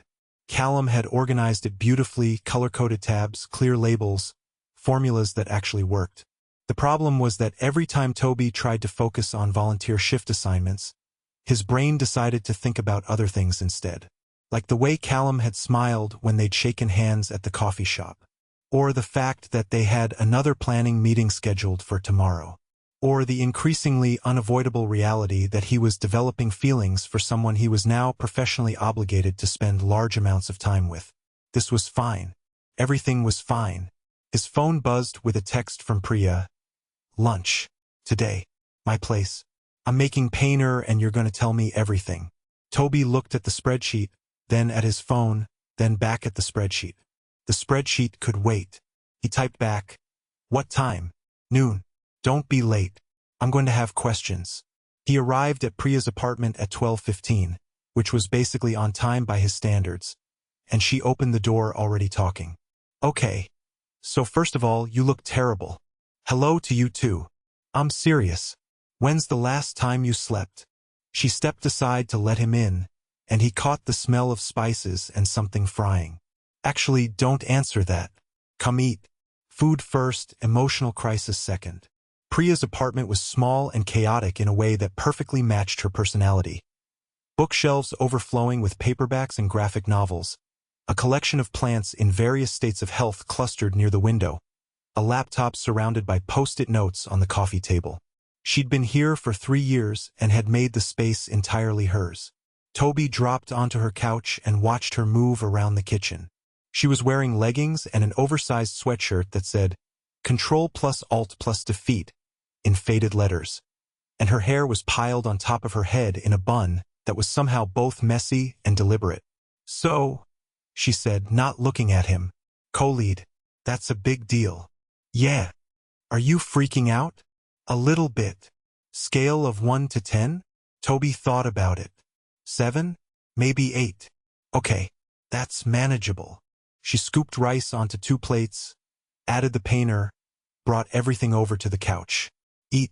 Then tell me why you're freaking out, and I'll tell you if you're being reasonable or ridiculous. They ate in silence for a minute. The food was good. Priya was a better cook than she gave herself credit for, and Tobi felt some of the tension in his shoulders ease. Okay, Priya said finally, setting down her fork. Talk to me. I don't know where to start. Start with the obvious thing. You have a crush on Callum. That part one already know. What I don't know is how you're planning to handle working with him for the next 2 months without making it weird. Tobi groaned and set his plate down. I'm not planning to make it weird. That's not a plan. That's a hope. She shifted to face him fully, her expression somewhere between amused and concerned. Look, I'm going to be real with you. You're doing that thing again. What thing? The thing where you fall for someone and then immediately start building a case for why it's a bad idea. Priya ticked off on her fingers. You work together. You just met. You don't want to mess up the dynamic. You're not sure he's interested. Did I miss anything? Those are all valid concerns. They're valid concerns if you're looking for reasons not to do something. But here's the thing, Tobi. You already said yes to co-leading. You're already spending time with him. You're already in it. So the question isn't whether you should let this happen. The question is, what are you going to do about the fact that it's already happening? Tobi stared at her. When did you get so wise? I've always been this wise. You just don't listen. She picked up her plate again and took another bite. Also, I've been thinking about this for 2 weeks, so I've had time to prepare my arguments. Of course you have. So, what are you going to do? Tobi leaned back against the couch and closed his eyes. I don't know. I like him. Actually like him. Not just, he's attractive and he's smart, which he is, but it's more than that. When I'm around him, I feel like I can breathe. Like I don't have to perform being okay because I actually am okay. And that's terrifying. Why is it terrifying? Because what if I'm wrong? What if I'm reading too much into it? What if he's just being professional and I'm over here catching feelings like an idiot? Priya was quiet for a moment. Then she said, Tobi, I've known you for 6 years. I was there when you came out. I was there when you started tea. I was there for every single messy, complicated, beautiful part of you figuring out who you are. And I have never, not once, seen you look at someone the way you look at him. How do I look at him? Like you're trying to figure out where you know him from. Like he's the answer to a question you forgot you were asking. She set down her plate and reached over to squeeze his hand. And for what it's worth, I think he looks at you the same way. Tobi opened his eyes. You've never even met him. I don't need to meet him. I've seen the way you describe him.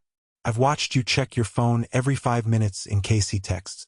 I've listened to you talk about him for 2 weeks straight without getting bored, which is frankly unprecedented. She grinned. You're into him. He's probably into you. The only question is whether you're going to do anything about it or just pine from a distance like a tragic Victorian. I'm not pining. You're absolutely pining.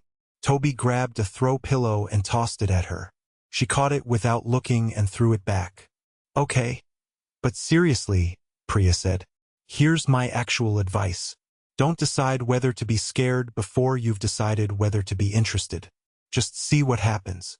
Do the work, be professional, but also be yourself. And if something develops naturally, let it. You're allowed to want something good without making it a test first. Tobi felt something crack open in his chest. Yeah. Okay. Okay. I'll try. Good. Priya picked up her plate again. Now tell me about this fundraiser. What's it actually for? I know it's pride-related, but what's the money going toward? Tobi spent the next 20 minutes explaining the fundraiser's purpose, supporting the center's youth programs, expanding outreach, covering operational costs so the space could stay free and accessible. Talking about the work helped ground him, reminded him why he'd said yes in the first place. It wasn't just about Callum. It was about building something that mattered. When he finally left Priya's apartment, it was almost 3, and he had another planning meeting with Callum tomorrow afternoon. As he drove home, he thought about what she'd said. You're allowed to want something good without making it a test first. He'd been testing himself his whole life. Testing whether he was man enough, trans enough, good enough. Testing whether he deserved to take up space, whether his existence was justified, whether people would accept him if they really knew him. Maybe it was time to stop testing. Maybe it was time to just be. The planning meeting the next day was supposed to be quick. 30 minutes, maybe 45. Just to check in to make sure they were aligned on the volunteer schedule before Callum finalized the shift assignments. It was not quick. They met at the center in one of the small conference rooms off the main hallway. A space barely big enough for a table and 4 chairs, but it had a door that closed and a whiteboard that worked, which was all they really needed. Callum arrived with his laptop and a folder of printed documents, and Tobi showed up with his notebook and a cup of coffee from the place down the street that was slightly better than the center's lobby coffee. Hey, Callum said, setting his things down. Thanks for meeting on short notice. I know your schedule's flexible, but I still appreciate it. No problem. I needed a reason to get out of my apartment anyway. Tobi pulled out a chair and sat. What's the agenda? Volunteer schedules, mostly. I've got the preliminary assignments done, but I wanted to run them by you before I send them out. Callum opened his laptop and pulled up a spreadsheet. I tried to balance experience levels across shifts and make sure no one's working alone. Does that align with what you were thinking? Yeah, that makes sense. Can I see? Callum turned the laptop so they could both see the screen, and they spent the next 20 minutes going through the assignments line by line. Tobi suggested a few adjustments, moving one volunteer to a different shift to accommodate their class schedule, pairing two newer volunteers with someone more experienced, and Callum made the changes in real time, his fingers moving across the keyboard with practiced efficiency. Okay, Callum said finally. I think that's good. I'll send these out tonight and give people a week to request changes if they need to. Perfect. Tobi glanced at his watch. 45 minutes. Right on schedule. Is that everything? Actually, Callum hesitated, his hand hovering over the laptop. There's one more thing. It's not urgent, but I wanted to get your input. Sure. What's up? The opening remarks. For the fundraiser. Callum pulled up a different document. I usually handle those, but since we're co-leading this year, I thought maybe we should both speak. Or alternate. I don't know. What do you think? Tobi leaned back in his chair, considering. What do the opening remarks usually cover? Welcome. Thank you for coming. Here's why this event matters. Here's what we're raising money for. Pretty standard stuff. It's usually about 5 minutes. Okay, what if we split it? You handle the logistics and the thank yous, I handle the why this matters part. That way it doesn't feel like one person dominating the stage, but we're also not stepping on each other's toes. Callum's expression brightened. That's good. That's really good. Can you draft something and send it to me? I'll do the same with my part, and we can review each other's sections. Yeah, I can do that. Great. Callum closed the laptop and leaned forward, his elbows on the table. Okay, totally different topic. What's your read on the music situation? The music situation? For the fundraiser. We've got a budget for a DJ, but I'm not sure if we want someone who's going to play standard club stuff or someone who's going to lean more into, I don't know, community vibes? Whatever that means. Tobi grinned. You have strong opinions about this. I have opinions about most things. Whether they're strong depends on the day. Callum's mouth twitched. But yeah, I think the music matters. Sets the tone. And I don't want the tone to be generic fundraiser. I want it to feel like us. Okay, so what does us sound like? And that's when the meeting stopped being about logistics and became something else entirely. They spent the next hour debating music. Not arguing, debating.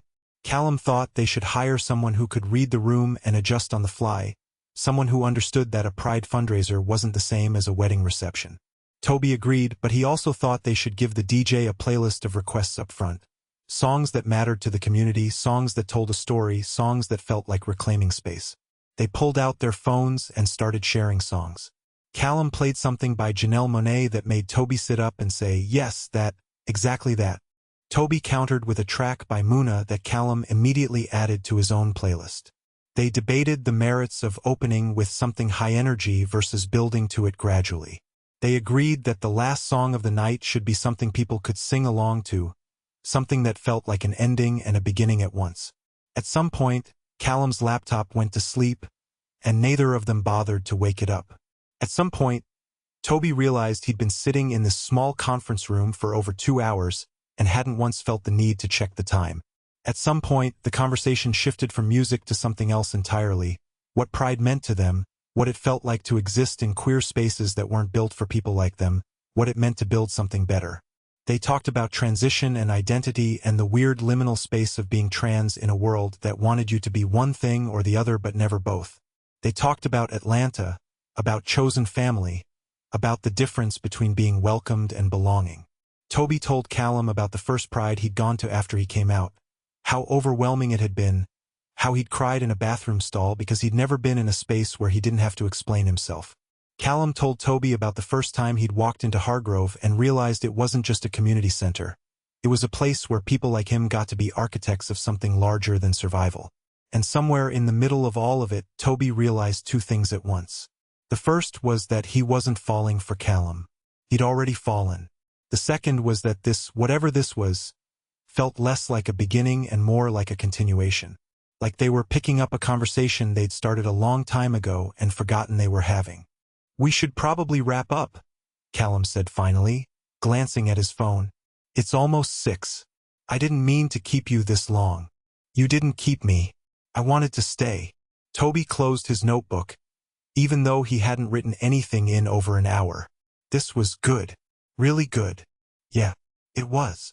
Callum stood and started packing up his things, and Tobi did the same. But neither of them moved toward the door. So, Callum said, same time next week? Same time next week. They walked out of the conference room together, and the center was quieter now. Most of the day programs had ended, and the evening crowd hadn't arrived yet. In the lobby, they paused near the door. Hey, Tobi? Yeah. Callum hesitated, and something passed across his face that Tobi couldn't quite read. Then he said, thanks. For today. For all of this. I know we're supposed to be working, but it doesn't really feel like work. And that's good. It's really good. Tobi's chest did something complicated. Yeah, it is. They said goodbye, and Tobi walked out into the early evening heat.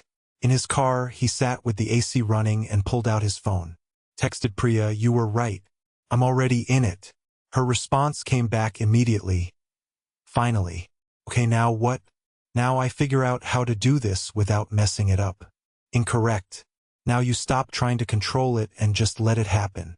Tobi stared at the message for a long time. Then he put the phone down, pulled out of the parking lot, and drove home. And for the first time in a long time, he didn't feel like he was waiting for permission. He felt like he was already exactly where he was supposed to be. That night, lying in bed with the window cracked open and the Atlanta humidity pressing in, Tobi thought about the way Callum had leaned forward when he was excited about something. The way his voice softened when he talked about the center. The way he'd said it doesn't really feel like work, like he'd been trying to say something else entirely. He thought about Priya's words, you're allowed to want something good without making it a test first. He thought about the fact that he had another meeting with Callum in 4 days, and another one after that, and another one after that, stretching out into the next 2 months. He thought about the fact that he was co-leading a Pride fundraiser with someone who made him feel both seen and safe, and how rare that was and how terrifying. And then he stopped thinking and let himself feel it instead. The wanting, the not knowing, the possibility that maybe, just maybe, this was the kind of thing that didn't need to be figured out in advance. Maybe it just needed to unfold. Tobi closed his eyes and decided to let it. Chapter 6. The Composure. Callum had a rule about work. Never let anyone see you unsure. It wasn't about ego.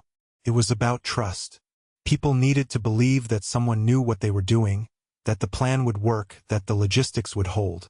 And if Callum projected confidence, even when he didn't entirely feel it, then everyone else could relax and do their jobs without worrying about whether the whole thing would collapse. The problem was that Tobi Reyes was making it very difficult to maintain that composure.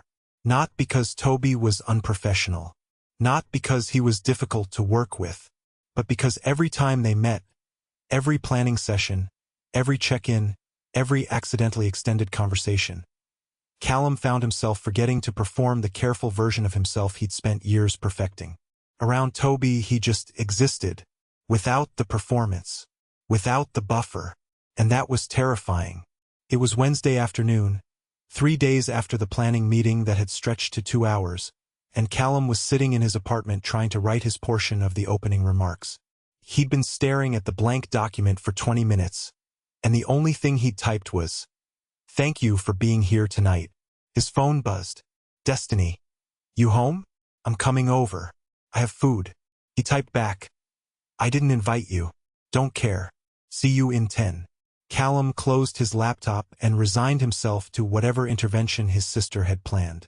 Destiny arrived with Thai food and an expression that meant she was prepared to ask invasive questions until she got satisfactory answers. She kicked off her shoes, unpacked the food onto his kitchen counter without asking where anything was, and fixed him with a look. "Okay," she said. "Talk. About what?" "Don't." She pointed a fork at him. "You've been weird for a month. You text me at odd hours. You're distracted. And yesterday you sent me a link to a Janelle Monáe song with no context. So either you're having some kind of quarter-life crisis or something's going on. Which is it?" Callum accepted the plate she handed him and sat down at his small dining table. "Can't I just like Janelle Monáe?" You can. But you don't usually share music with me unless you're processing something. She sat across from him and started eating. So, what are you processing? Nothing. I'm fine. Callum. He set down his fork. There's this volunteer, Tobi. The one I mentioned a few weeks ago. The one you think you know but don't actually know. Yeah, him. Callum picked up his fork again, just to have something to do with his hands. Wendell asked him to co-lead the Pride fundraiser with me. Destiny's eyebrows shot up. Oh, yeah. So now you're working with him. Closely. Very closely. And how's that going? Callum thought about the planning meeting that had turned into a 2-hour conversation about music and identity and what it meant to build something worth keeping. He thought about the way Tobi had leaned forward when he was excited, the way his whole face changed when he smiled, the way Callum's usual careful composure had just dissolved. It's going well, he said carefully. He's good at this. Smart. Thoughtful. He sees things I miss. Destiny's tone was neutral, which was dangerous. And nothing. We're co-leading an event. That's it. That's not it. She set down her fork and leaned back in her chair. You like him. I didn't say that. You don't have to. I know what you look like when you like someone, and this is it. She tilted her head, studying him. The question is, what are you going to do about it? Callum felt his jaw tighten. Nothing. We're working together. It would be inappropriate. You're volunteering together. That's different. It's not that different. It absolutely is. You're not his boss. You're his co-lead. You're equals. Destiny picked up her fork again. And for what it's worth, I think you should go for it. I can't just, I barely know him. We've been working together for 2 weeks. And yet you're already talking about him like he matters. Callum didn't have a response to that. So he just ate his food and tried to ignore the way his sister was looking at him with entirely too much knowing amusement. Can I ask you something? Destiny said after a minute. Can I stop you? No. She smiled. When you mentioned him before, Tobi, you said he grew up in Decatur. And that he moved away when he was a kid. Yeah. So I've been thinking about that. Destiny's tone had shifted, less teasing and more careful. Do you remember that friend you had when we first moved to Atlanta? Before we settled here permanently. You were 12, maybe 13. You talked about him for months. Callum's chest went tight. That was a long time ago. I know. But you were really upset when his family moved. You didn't talk to anyone for weeks. I don't. Callum set down his fork. Why are you bringing this up? Because I'm trying to remember his name. And I think... Destiny frowned, like she was reaching for something just out of grasp. It was something like, Tobi? Tobi? The floor dropped out from under Callum's stomach. Des. I'm not saying it's the same person, she said quickly. I'm just saying, it's a coincidence, right? Same name, same area, same approximate timeline. Don't you think that's weird? It's not. That doesn't make sense. Callum stood up, needing to move, needing to think. That was 15 years ago. People change. We were kids. People do change, Destiny said quietly. But some things don't. The way you've been talking about him, like you can't figure out why he feels familiar. Maybe that's why. Callum paced to the window and back. Even if, which I'm not saying it is, but even if it was the same person, what would that change? We're different people now. I'm not the kid who lived on that street for 6 months. And he's not. He stopped, because he'd been about to say he's not who I remember. But that wasn't quite true. Tobi was exactly who Callum would have imagined that kid growing into, if he'd ever let himself imagine it. Warm, quick, good at seeing what people needed before they asked. Callum, Destiny said, and her voice was softer now. I'm not telling you what to do. I'm just saying maybe there's a reason this feels like it does. And maybe that's okay. It's not okay. If that's who he is, then he doesn't remember. And I can't just bring it up. What would I even say? You could start with the truth. Hey, I think I knew you when we were kids. And what if I'm wrong? What if it's not him, and I make it weird? Then it's weird for 5 minutes and you move on. Destiny stood and came over to him, resting a hand on his arm. But what if you're right? What if it is him? Don't you want to know? Callum closed his eyes. I don't know. Okay, then don't decide right now. Just think about it. And maybe pay attention to the details. Sometimes people carry things from their childhood without realizing it. Little habits, phrases, ways of seeing the world. If it's him, you'll know. She hugged him, quick and fierce, and then went back to the table to finish her food. They didn't talk about it again that night. But after Destiny left, Callum sat on his couch with his laptop open and stared at the blank document that was supposed to be his opening remarks. Thank you for being here tonight. He deleted it and started over.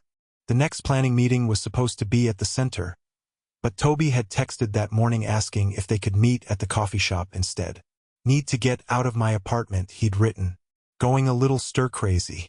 Callum had agreed, and now he was sitting in the same back corner table at Perch, watching the door and trying not to think about what Destiny had said. Maybe there's a reason this feels like it does. Tobi arrived 5 minutes late, slightly breathless, his hair damp like he'd just gotten out of the shower. He was wearing a flannel over a t-shirt that said something about national parks, and there was a canvas tote bag slung over his shoulder that looked like it was held together by hope and duct tape. Sorry, he said, dropping into the chair across from Callum. Traffic was insane. You're fine. I just got here. Callum closed his laptop. You okay? You said you were going stir-crazy. Yeah. Just too much time alone with my thoughts. Tobi smiled, but it didn't quite reach his eyes. Freelancing is great until you realize you haven't talked to another human in 3 days. That sounds terrible. It has its moments. Tobi pulled out his notebook and a pen. Okay, what are we tackling today? They spent the first 20 minutes going over volunteer communications, who needed to be contacted about what, when the next round of emails should go out, how to handle the inevitable last-minute schedule changes. It was straightforward work, and they moved through it efficiently. But then Tobi said something that made Callum's brain short-circuit. So I was thinking, Tobi said, about the opening remarks. I know we're splitting them, but I wanted to make sure we're aligned on tone. What do you want people to feel when we're done talking? Feel? Yeah. Like, do we want them pumped up? Emotional? Grounded? What's the goal? Callum hadn't thought about it that way. He'd been focused on logistics, what to say, when to say it, how long to take. But Tobi was asking about something underneath that. I guess, Callum paused, trying to find the right words. I want them to feel like they're part of something. Not just attending an event, but contributing to a community that's being built in real time. Tobi's expression brightened. Yes, exactly. That's what I want too. Okay, so how do we do that? I think, Tobi leaned forward, his pen tapping against his notebook. I think we tell them what this space means. Not in an abstract way, but specifically. Like, this center has been here for 15 years, and it's still here because people like you showed up. And tonight, you're showing up again. Callum felt something shift in his chest. That's good. That's really good. You think so? Yeah. It's personal without being sentimental. It gives people a reason to care. They spent the next hour drafting and revising, trading sentences back and forth, building something that felt like both of them. Tobi would suggest a line, Callum would refine it, and then Tobi would add something else that made the whole thing better. It was collaborative in a way Callum wasn't used to. He usually worked alone, made decisions alone, presented finished products. But this felt different, better. At some point, their knees bumped under the small table. Neither of them moved away. At some point, Callum realized he'd been smiling for the past 20 minutes and hadn't noticed. At some point, Tobi's phone buzzed, and he glanced at it and laughed. What? Callum asked. My friend Priya. She's checking in. Tobi set the phone down. She worries about me. That's good. Everyone should have someone like that. Do you have someone like that? My sister, Destiny. Callum closed his laptop. She's aggressively protective. It's annoying and also very necessary. Older or younger? Older by 3 years. She thinks that makes her the boss of me. Tobi grinned. Does it? Frequently. Callum found himself smiling back. What about you? You said you're an only child, right? Yeah, which was fine mostly, but I think I missed out on the whole sibling dynamic. Like, I don't know how to fight with someone and then immediately be fine with them 10 minutes later. It's a learned skill. Apparently, Toby's expression shifted slightly, becoming more distant. I had a best friend when I was a kid, though, before we moved. That was kind of like having a sibling. We did everything together. Callum's heart started beating faster. Yeah. He lived on the same street. We were inseparable. Toby's hand drifted to his forearm, his thumb pressing against something beneath the flannel. And then we moved to Dallas, and I never saw him again. I don't even know what happened to him. Callum's mouth had gone dry. Do you remember his name? Toby looked up, and something passed across his face. Confusion, maybe, or recognition that hadn't fully landed yet. Why? Just curious. It was...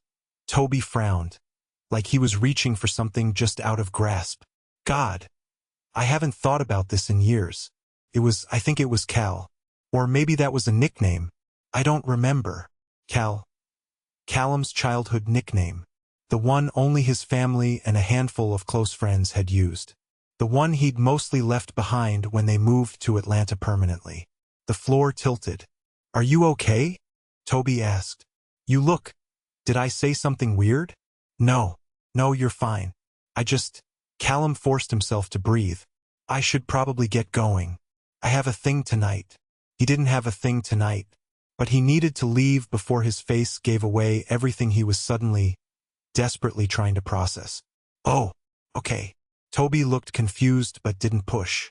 Yeah, no problem. Same time next week. Yeah, same time. Callum packed up his laptop too quickly, nearly knocked over his water glass, and made it to the parking lot before his hands started shaking. He sat in his car with the engine running and tried to think. Cal. The kid on the street had called him Cal. They'd played in the backyard, built forts out of cardboard boxes, made up elaborate games with rules that only made sense to them. And then Callum's family had decided not to settle in that neighborhood after all. They'd moved across town, and by the time everything was finalized, the other family had already left for Dallas. He tried to stay in touch. They'd exchanged emails for a few months, but then the emails had stopped and Callum had been 12 and dealing with his own stuff, and eventually it had just faded. He'd never forgotten, though. Not entirely. That friend had been the first person in Atlanta who'd made him feel like he could belong. And losing that had hurt in a way Callum hadn't had the language for at the time. And now that friend was sitting across from him in coffee shops, talking about music and identity and what it meant to build something worth keeping. Now that friend was Toby. Callum pulled out his phone and called Destiny. She answered on the second ring. Did you figure it out? How did you? Because I know you. What happened? He called me Cal. There was a long pause. Then Destiny said, quietly, oh, he doesn't remember. He has no idea who I am. Are you sure? I'm sure. He was talking about his childhood friend, and he couldn't even remember the full name. Just Cal. And he doesn't know it's me. Okay. What are you going to do? I don't know. Callum leaned his head back against the seat. I don't know if I should tell him. What if it changes things? What if he doesn't want it to be true? Callum, listen to me. You've been falling for this person for a month. And now you know why. You know why he feels familiar, why you can't stop thinking about him, why everything between you feels like it's already in motion. Destiny's voice was firm. You have to tell him. I can't just. Yes, you can. Not right now. Not tomorrow. But soon. Because he deserves to know. And you deserve to stop carrying this alone. Callum closed his eyes.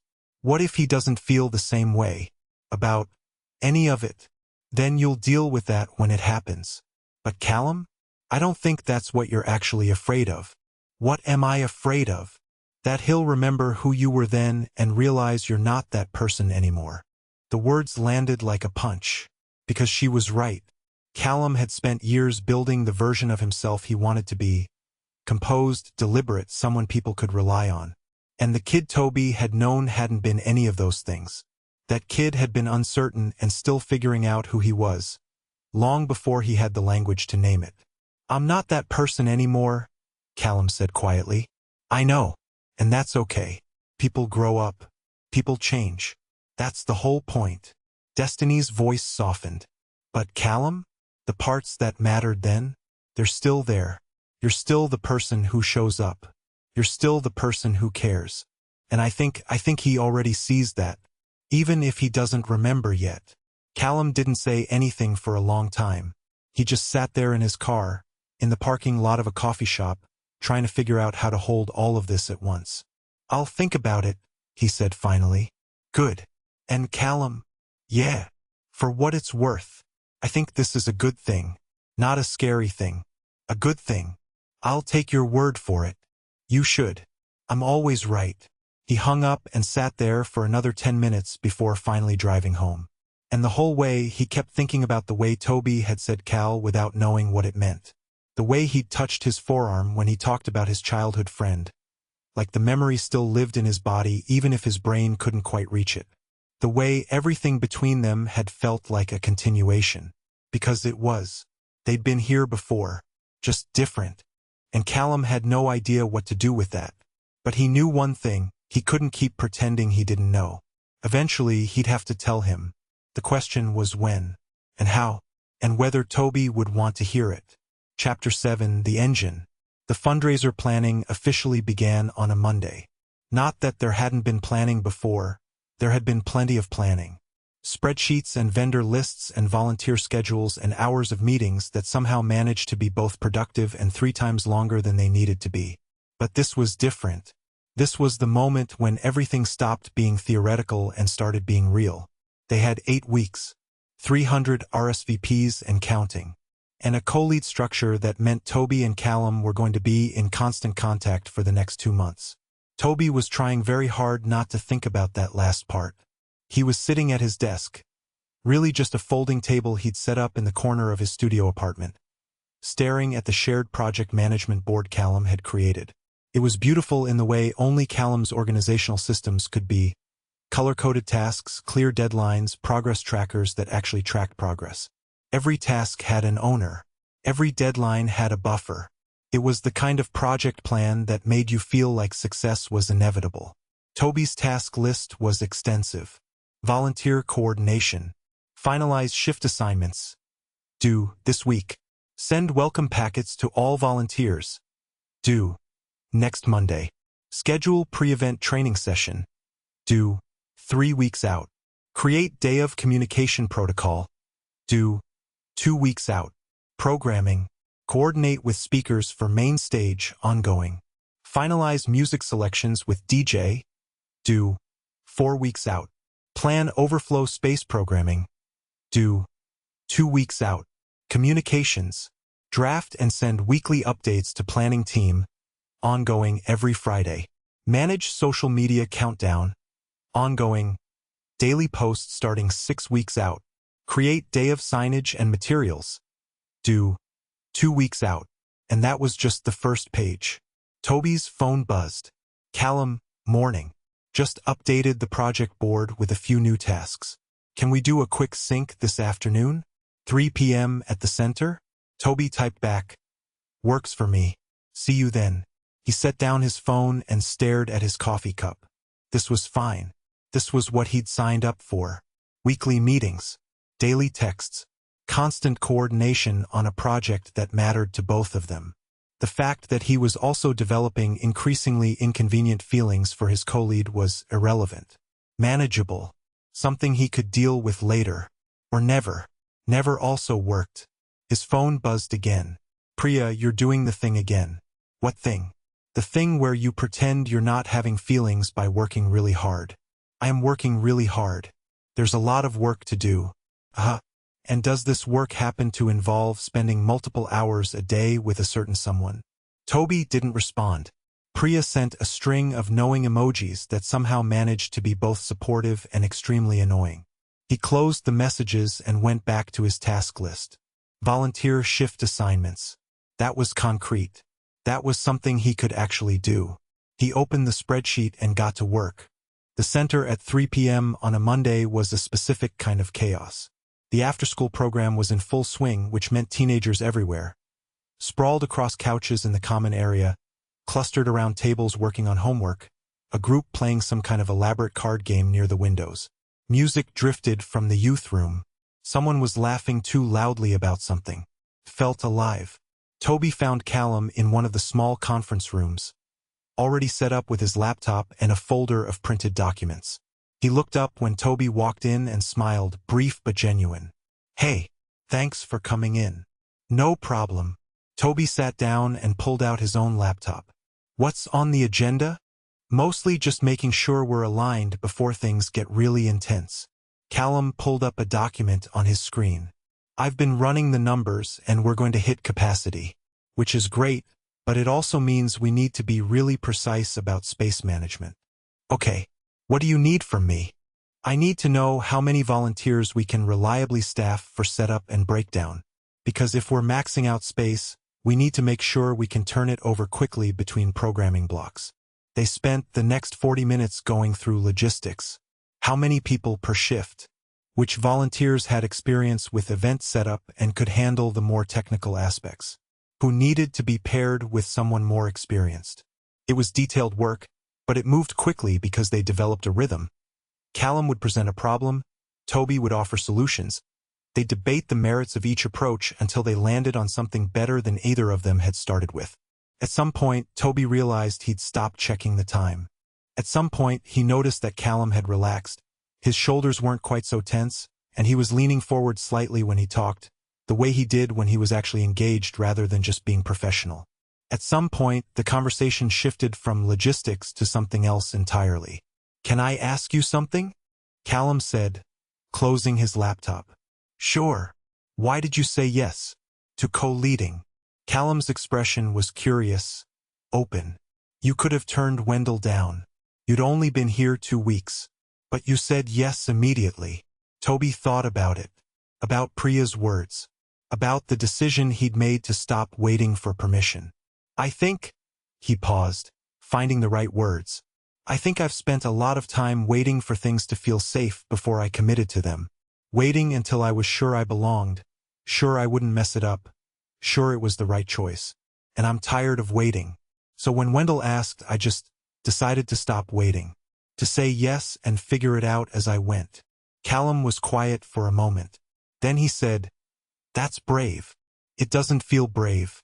It feels terrifying." "Same thing, I think." Callum smiled. "But for what it's worth, I'm glad you said yes. This would be a lot harder without you." Tobi felt warmth bloom in his chest.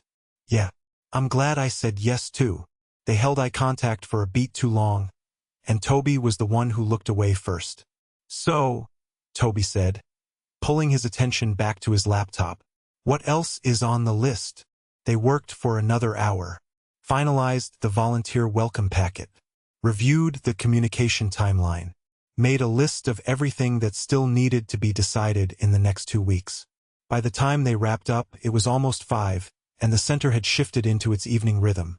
Quieter now, the after-school crowd mostly gone, just a few adults lingering in the common area. They walked out together, and in the parking lot, Callum paused beside his car. "Hey, Tobi." "Yeah. I know we've got a lot of meetings coming up, and I know this is going to be intense. But I'm looking forward to it, to building this with you." Tobi felt something settle in his chest. Not nervousness, not anxiety, just rightness. "Yeah," he said. "Me too." That night, Tobi called Priya. "Okay," she said when she answered. "Tell me everything." "There's nothing to tell. We had a planning meeting. It went well. Define well. We got a lot of work done. We're aligned on the major decisions. The project is on track." "Tobi, that's not what I'm asking." He sighed and flopped back on his bed. "It was good. Really good. We work well together. And I think I'm done trying to manage it. I'm just going to let it be what it is." There was a pause. Then Priya said, quietly, "You sound different." "Different how?" "Like you've made a decision." "I have.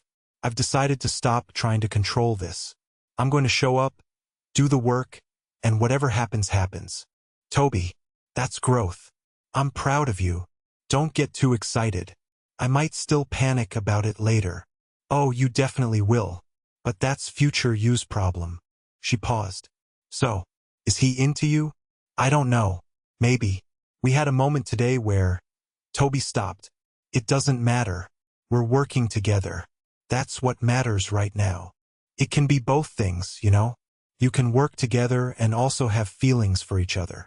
I know, but I'm not. I'm not going to push it. I'm just going to see what happens naturally. Look at you, being emotionally mature. When did that happen? Shut up. Priya laughed. I'm serious. I'm proud of you, and I think this is going to be good. Not just the fundraiser. All of it. After they hung up, Tobi lay there for a while, staring at his ceiling and thinking about what she'd said. Can be both things. Working together and having feelings for each other. Building something professional and something personal at the same time. He didn't know if that was possible. But he was starting to think maybe it didn't matter whether it was possible. Maybe what mattered was that he was willing to try. He pulled out his phone and opened the project management board. Scrolled through his tasks. Thought about the next 8 weeks, the meetings, the coordination, the constant proximity to someone who made him feel both grounded and completely off balance. He was going to let it happen. Whatever it was, he was going to show up, do the work, and trust that the rest would figure itself out. The next morning, Tobi woke up to a text from Callum. Thanks for yesterday. I've been thinking about what you said, about not waiting for things to feel safe. I think I need to do more of that too. Tobi stared at the message for a long moment. Then he typed back, yeah, let's both do more of that. The response came immediately, deal. And just like that, something shifted. Not dramatically, not obviously, but Tobi felt it, the sense that they'd crossed some invisible line together. That they'd both decided, independently but simultaneously, to stop managing their caution and start actually showing up. The fundraiser planning became the engine that pulled them forward. Weekly check-ins turned into twice-weekly meetings. Twice-weekly meetings turned into daily texts. Daily texts turned into phone calls that lasted longer than they needed to because neither of them wanted to hang up. The work itself was intense. There was always something that needed attention, some small crisis that required creative problem-solving, some logistical puzzle that required both of them to figure out. But the intensity felt good, purposeful, like they were building something that mattered. And underneath all of it, something else was building too. The way Callum would say Tobi's name when he wanted his attention, not loud, just deliberate, like the name itself meant something. The way Tobi would catch himself watching Callum work, the precise way he moved through tasks, the small furrow in his brow when he was concentrating. The way they'd started finishing each other's sentences in planning meetings, not because they were trying to, but because their brains had started working in sync. The way it felt less like falling and more like settling into something that had been waiting for them all along. Tobi still didn't know if Callum felt the same way. He still didn't know if this was going somewhere or if he was reading too much into professional compatibility and forced proximity. But he'd stopped trying to figure it out in advance. He was just letting it unfold. And for the first time in a long time, that felt like enough. 3 weeks into the intensive planning phase, Wendell pulled Tobi aside after a volunteer orientation session. Can I talk to you for a minute? Sure. What's up? Wendell gestured toward his office, and Tobi followed him in. The space was small and cluttered in a comfortable way. Filing cabinets covered in stickers, a desk piled with papers, framed photos on the walls showing the center at various stages of its 15-year history. I wanted to check in, Wendell said, settling into his chair. See how you're doing with all this. I'm good. Busy, but good. And working with Callum? That's going well. Yeah, really well, actually. We work well together. Wendell studied him for a moment. Then he said, I thought you might. That's why I asked you to co-lead.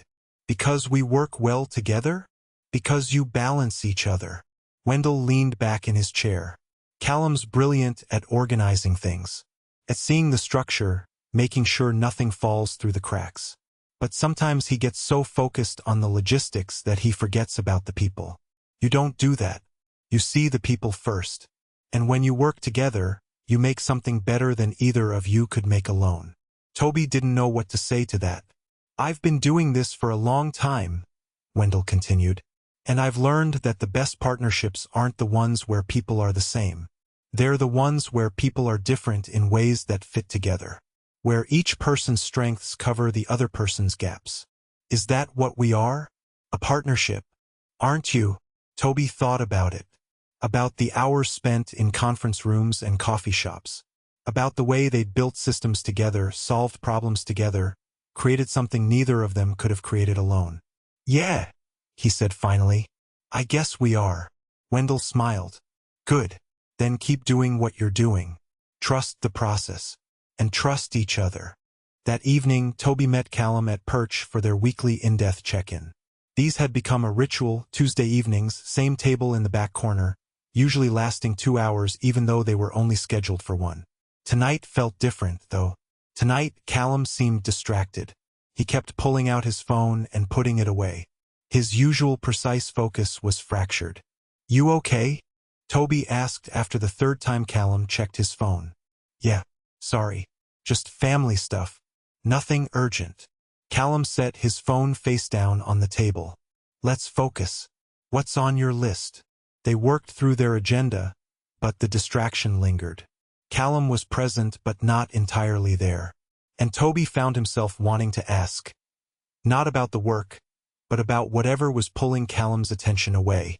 But he didn't, because they were co-leads, because this was a working relationship, because he didn't know if he was allowed to ask about the personal stuff. When they wrapped up, Callum packed his laptop slowly, like he was trying to decide whether to say something. Tobi?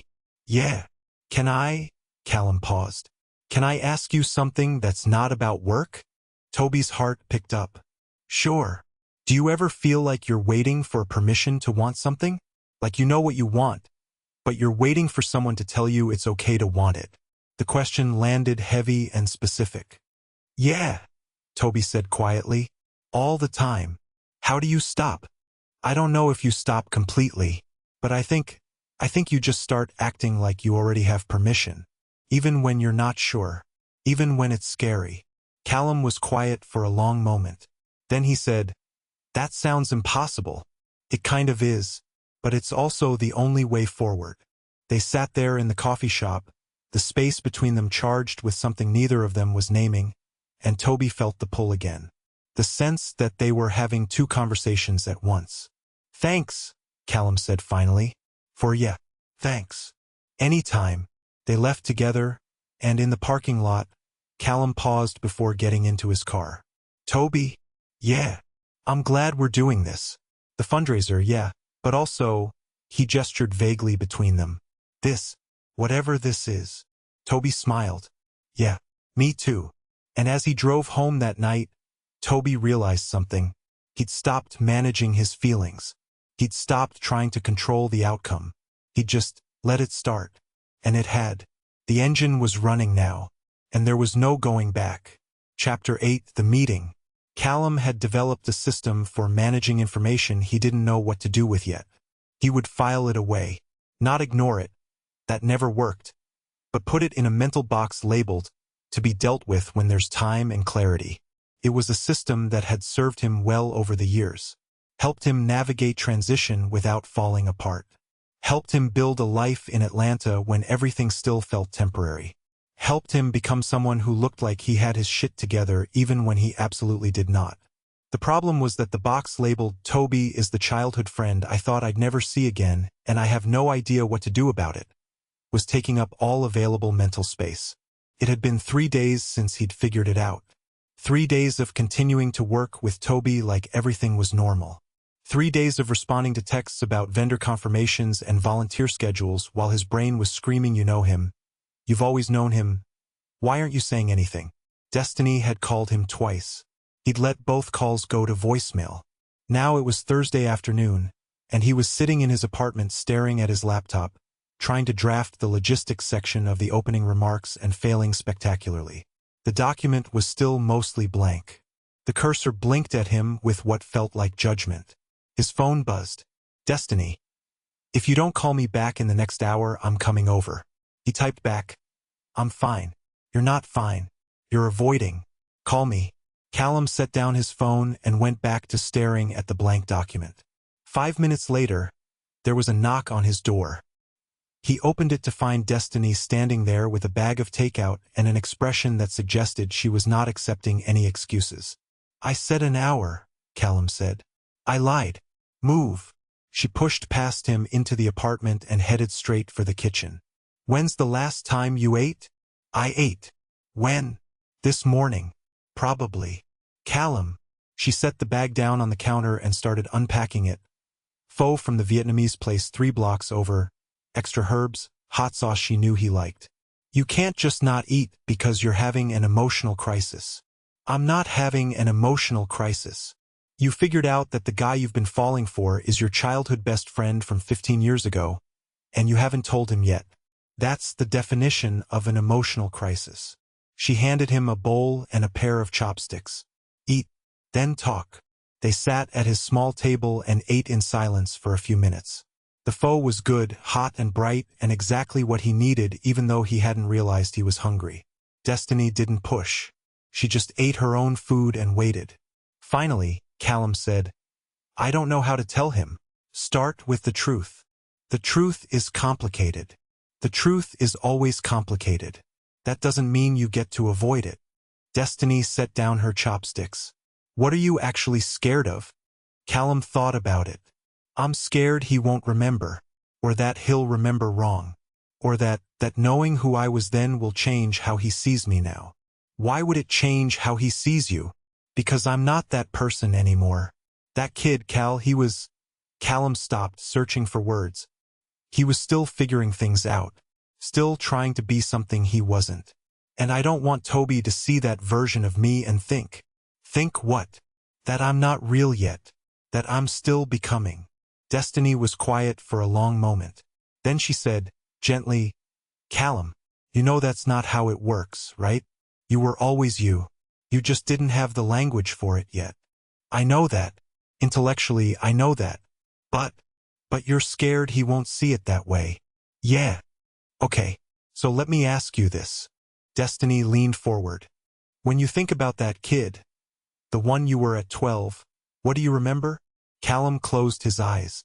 I remember feeling like I didn't fit anywhere.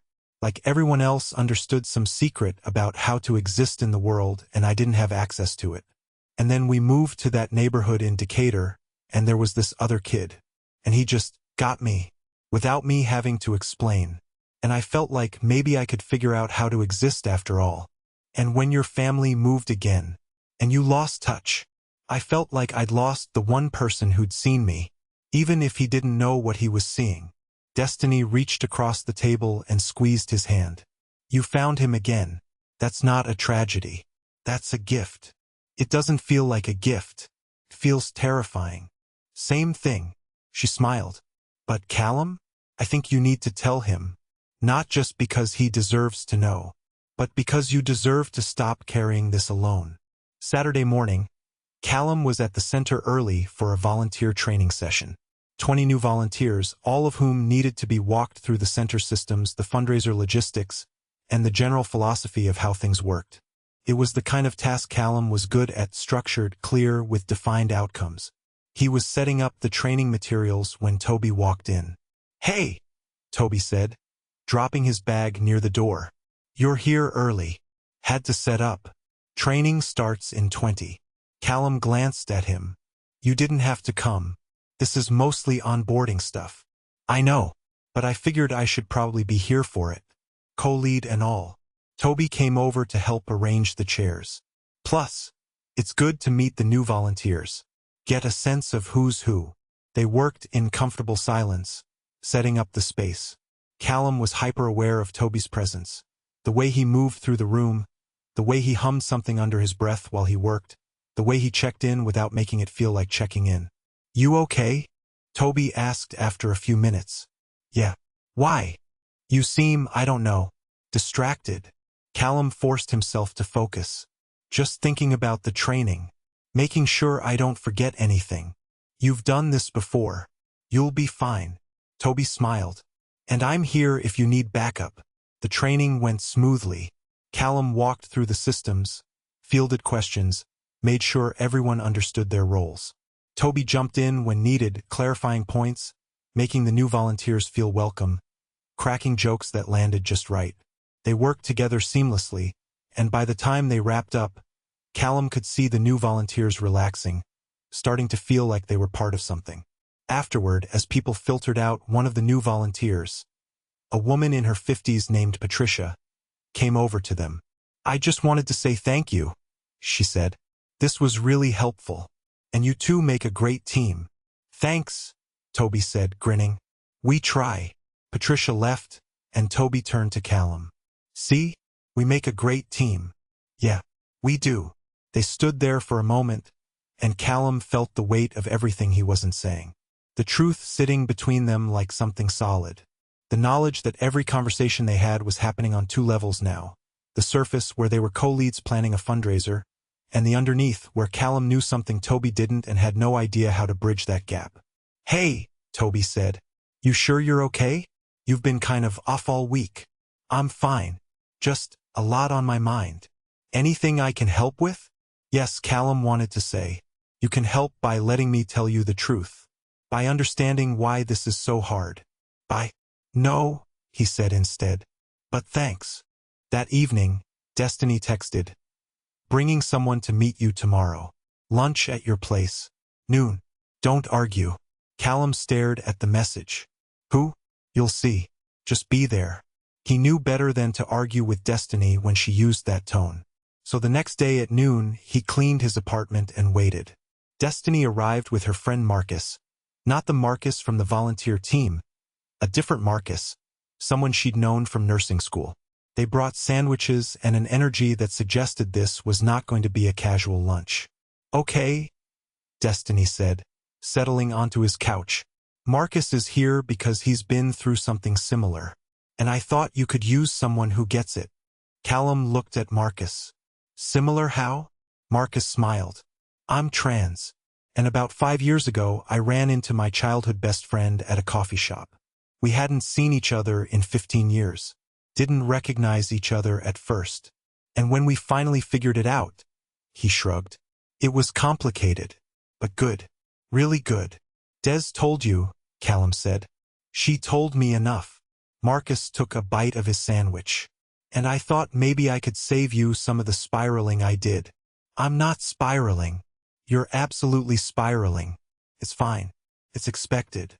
Marcus leaned forward. "Here's what I wish someone had told me. The person you were then and the person you are now aren't separate people. They're the same person at different points in the story. And anyone who mattered to you then, if they matter now, it's because they saw something real. Something that was always there." Callum didn't say anything. "When I told my friend," Marcus continued, "I was terrified he'd see who I'd been and not recognize who I'd become. But you know what happened?" He said, "Yeah, that makes sense. You always felt like you, even when I didn't have words for what that meant." "That's what I'm scared of," Callum said quietly. "That Tobi won't. That he'll remember who I was and realize I'm different now." "You are different. You're supposed to be. That's called growing up." Marcus smiled. "But the parts that matter? Those don't change. And if he cared about you then, he's going to care about you now. Maybe even more, because you're finally yourself."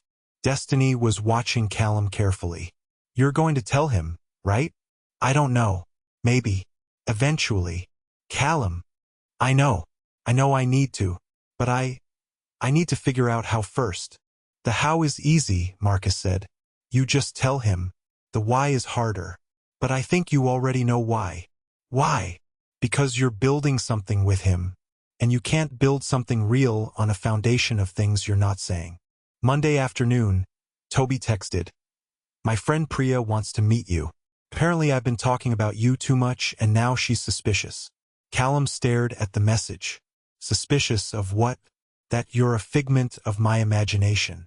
Or that I'm exaggerating how good you are at spreadsheets." "I'm very good at spreadsheets." "I know. Anyway, she wants to do coffee.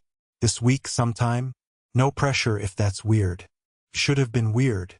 Meeting Tobi's best friend felt like crossing some invisible line from co-leads to something else. But Callum found himself typing, "Yeah, That's fine. When works? Thursday at 6? That place near the center? Sounds good. Callum set down his phone and tried to figure out what he was feeling. Nervous, definitely, but also curious. Priya was important to Tobi. Important enough that Tobi talked about him to her. Important enough that she wanted to vet Callum herself. That meant something. He wasn't sure what yet, but it meant something. Thursday arrived too quickly. Callum got to perch at 5:55 and found Tobi already there with someone who had to be Priya, South Asian woman, bright yellow cardigan, talking animatedly while Tobi laughed at something she'd said. Callum took a breath and walked over. "Hey," Tobi said, standing up. "Callum, this is Priya." "Priya?" "Callum." "Hi," Priya said, extending her hand. "I've heard a lot about you. Good things, I hope. Mostly about your organizational skills." Which honestly is very on-brand for Tobi. She grinned and sat back down. "Sit. I promise this isn't as scary as it probably feels." Callum sat. Ordered coffee. Tried to look relaxed. "So," Priya said once they'd settled, "Tobi tells me you're co-leading this fundraiser together." "Yeah, it's a big project, but it's going well. He says you're very good at keeping things on track. Someone has to be. And he says you work together well, that you balance each other." Callum glanced at Tobi, who was studiously looking at his coffee cup. "Yeah, we do." Priya leaned back in her chair, studying him. "Okay, here's the thing. Tobi is my person, and I'm protective. So I'm going to ask you something, and I need you to be honest." "Okay. Are you being careful with him?" The question landed heavy. Callum looked at Priya, really looked, and saw someone who cared deeply and wasn't going to accept a polite deflection. "Yeah," he said quietly. "I am. I'm trying to be. Good." Priya's expression softened. "Because he's been through a lot, and he doesn't always let people in. But he's letting you in. So just be worth it, okay?" "I'll try." They talked for another hour about the fundraiser, about Atlanta, about nothing in particular. Priya was sharp and funny and clearly devoted to Tobi in a way that made Callum like her immediately. And she was watching him, not suspiciously but carefully, like she was trying to figure something out. When Tobi excused himself to use the restroom, Priya leaned forward. "Okay, real talk. Do you have feelings for him?" Callum's brain stuttered. I'm not asking to make it weird. I'm asking because I care about him. And I want to know if I should be encouraging this or if I should be telling him to keep it professional." Callum took a breath. "Yeah, I do. But it's complicated." "Why?" "Because we work together. Because I don't want to mess up what we're building. Because," he stopped. "Because I know something he doesn't and I have no idea how to tell him." "Because what?" "Because I want to do this right. And I'm not sure I know how." Priya studied him for a long moment. Then she said, "You know what? I think you're going to figure it out. And I think maybe this is one of those things that's supposed to be complicated. The good things usually are." Tobi came back, and the conversation shifted to lighter topics. But as they left the coffee shop, Priya pulled Callum aside while Tobi was unlocking his car. "Hey," she said, "whatever you're working through, don't wait too long to tell him. He's better at handling truth than he is at handling uncertainty." "How did you?" "Because I know him, and because I can see you're carrying something." She smiled. "But I also think you're good for each other. So, figure it out. Soon." She walked away, and Callum stood there in the parking lot trying to process what had just happened. Tobi came over. "So, what did you think?" "I think she's terrifying in the best way possible." "Yeah. That's Priya." Tobi smiled. "She liked you, by the way. I could tell." "How could you tell?" "Because she didn't eviscerate you. That's her version of approval." They stood there for a moment, and Callum felt the truth pressing against his chest. The weight of everything he wasn't saying. "Tobi." "Yeah. I know who you are. I've known you since we were kids. And I don't know how to tell you without changing everything. Nothing. Just thanks. For introducing me. That meant something." "Yeah, of course." Tobi's expression was soft. "You're important to this project. And 2, yeah. You're important. You're important. Not the work is important. Not the fundraiser is important. You're important. Callum felt something crack open in his chest. You too, he managed. You're important too. They said goodbye, and Callum drove home with those words echoing in his head. You're important. He needed to tell him. He needed to figure out how. And he needed to do it soon. That night, Callum couldn't sleep. He lay in bed staring at the ceiling, his mind circling through the same thoughts on repeat. What if Tobi didn't remember? What if he did remember, and it changed everything? What if the person Tobi had been friends with, the kid who'd lived on his street for 6 months, wasn't someone Tobi wanted to find again? At 2 a.m., he gave up and got out of bed, pulled on a hoodie, made tea, sat on his couch with his laptop and opened a blank document. He started typing. Dear Tobi, there's something I need to tell you, and I don't know how to say it in person, so I'm writing it down first. Maybe I'll never send this. Maybe I will. But I need to get it out. When we met at orientation, I felt like I knew you. I couldn't explain it, but it was there, this sense that you were familiar in a way that didn't make sense. And then you mentioned your childhood friend, the one you had before you moved to Dallas. And you said his name was Cal. That was me.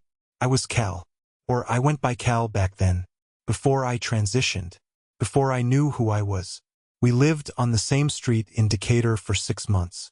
You were my first real friend in Atlanta. And when your family moved, I missed you for a long time. And then life happened and I grew up and I became someone else. Someone better. Someone real. And now you're here. And we're building this thing together. And I don't know what it means that we found each other again. But I know I can't keep pretending I don't know. I know you. I've always known you. And I think maybe you know me too. Even if you don't remember yet. He stared at the words for a long time. Then he saved the document, closed his laptop, and went back to bed. He didn't know when he'd tell Tobi, but he knew he would. Eventually.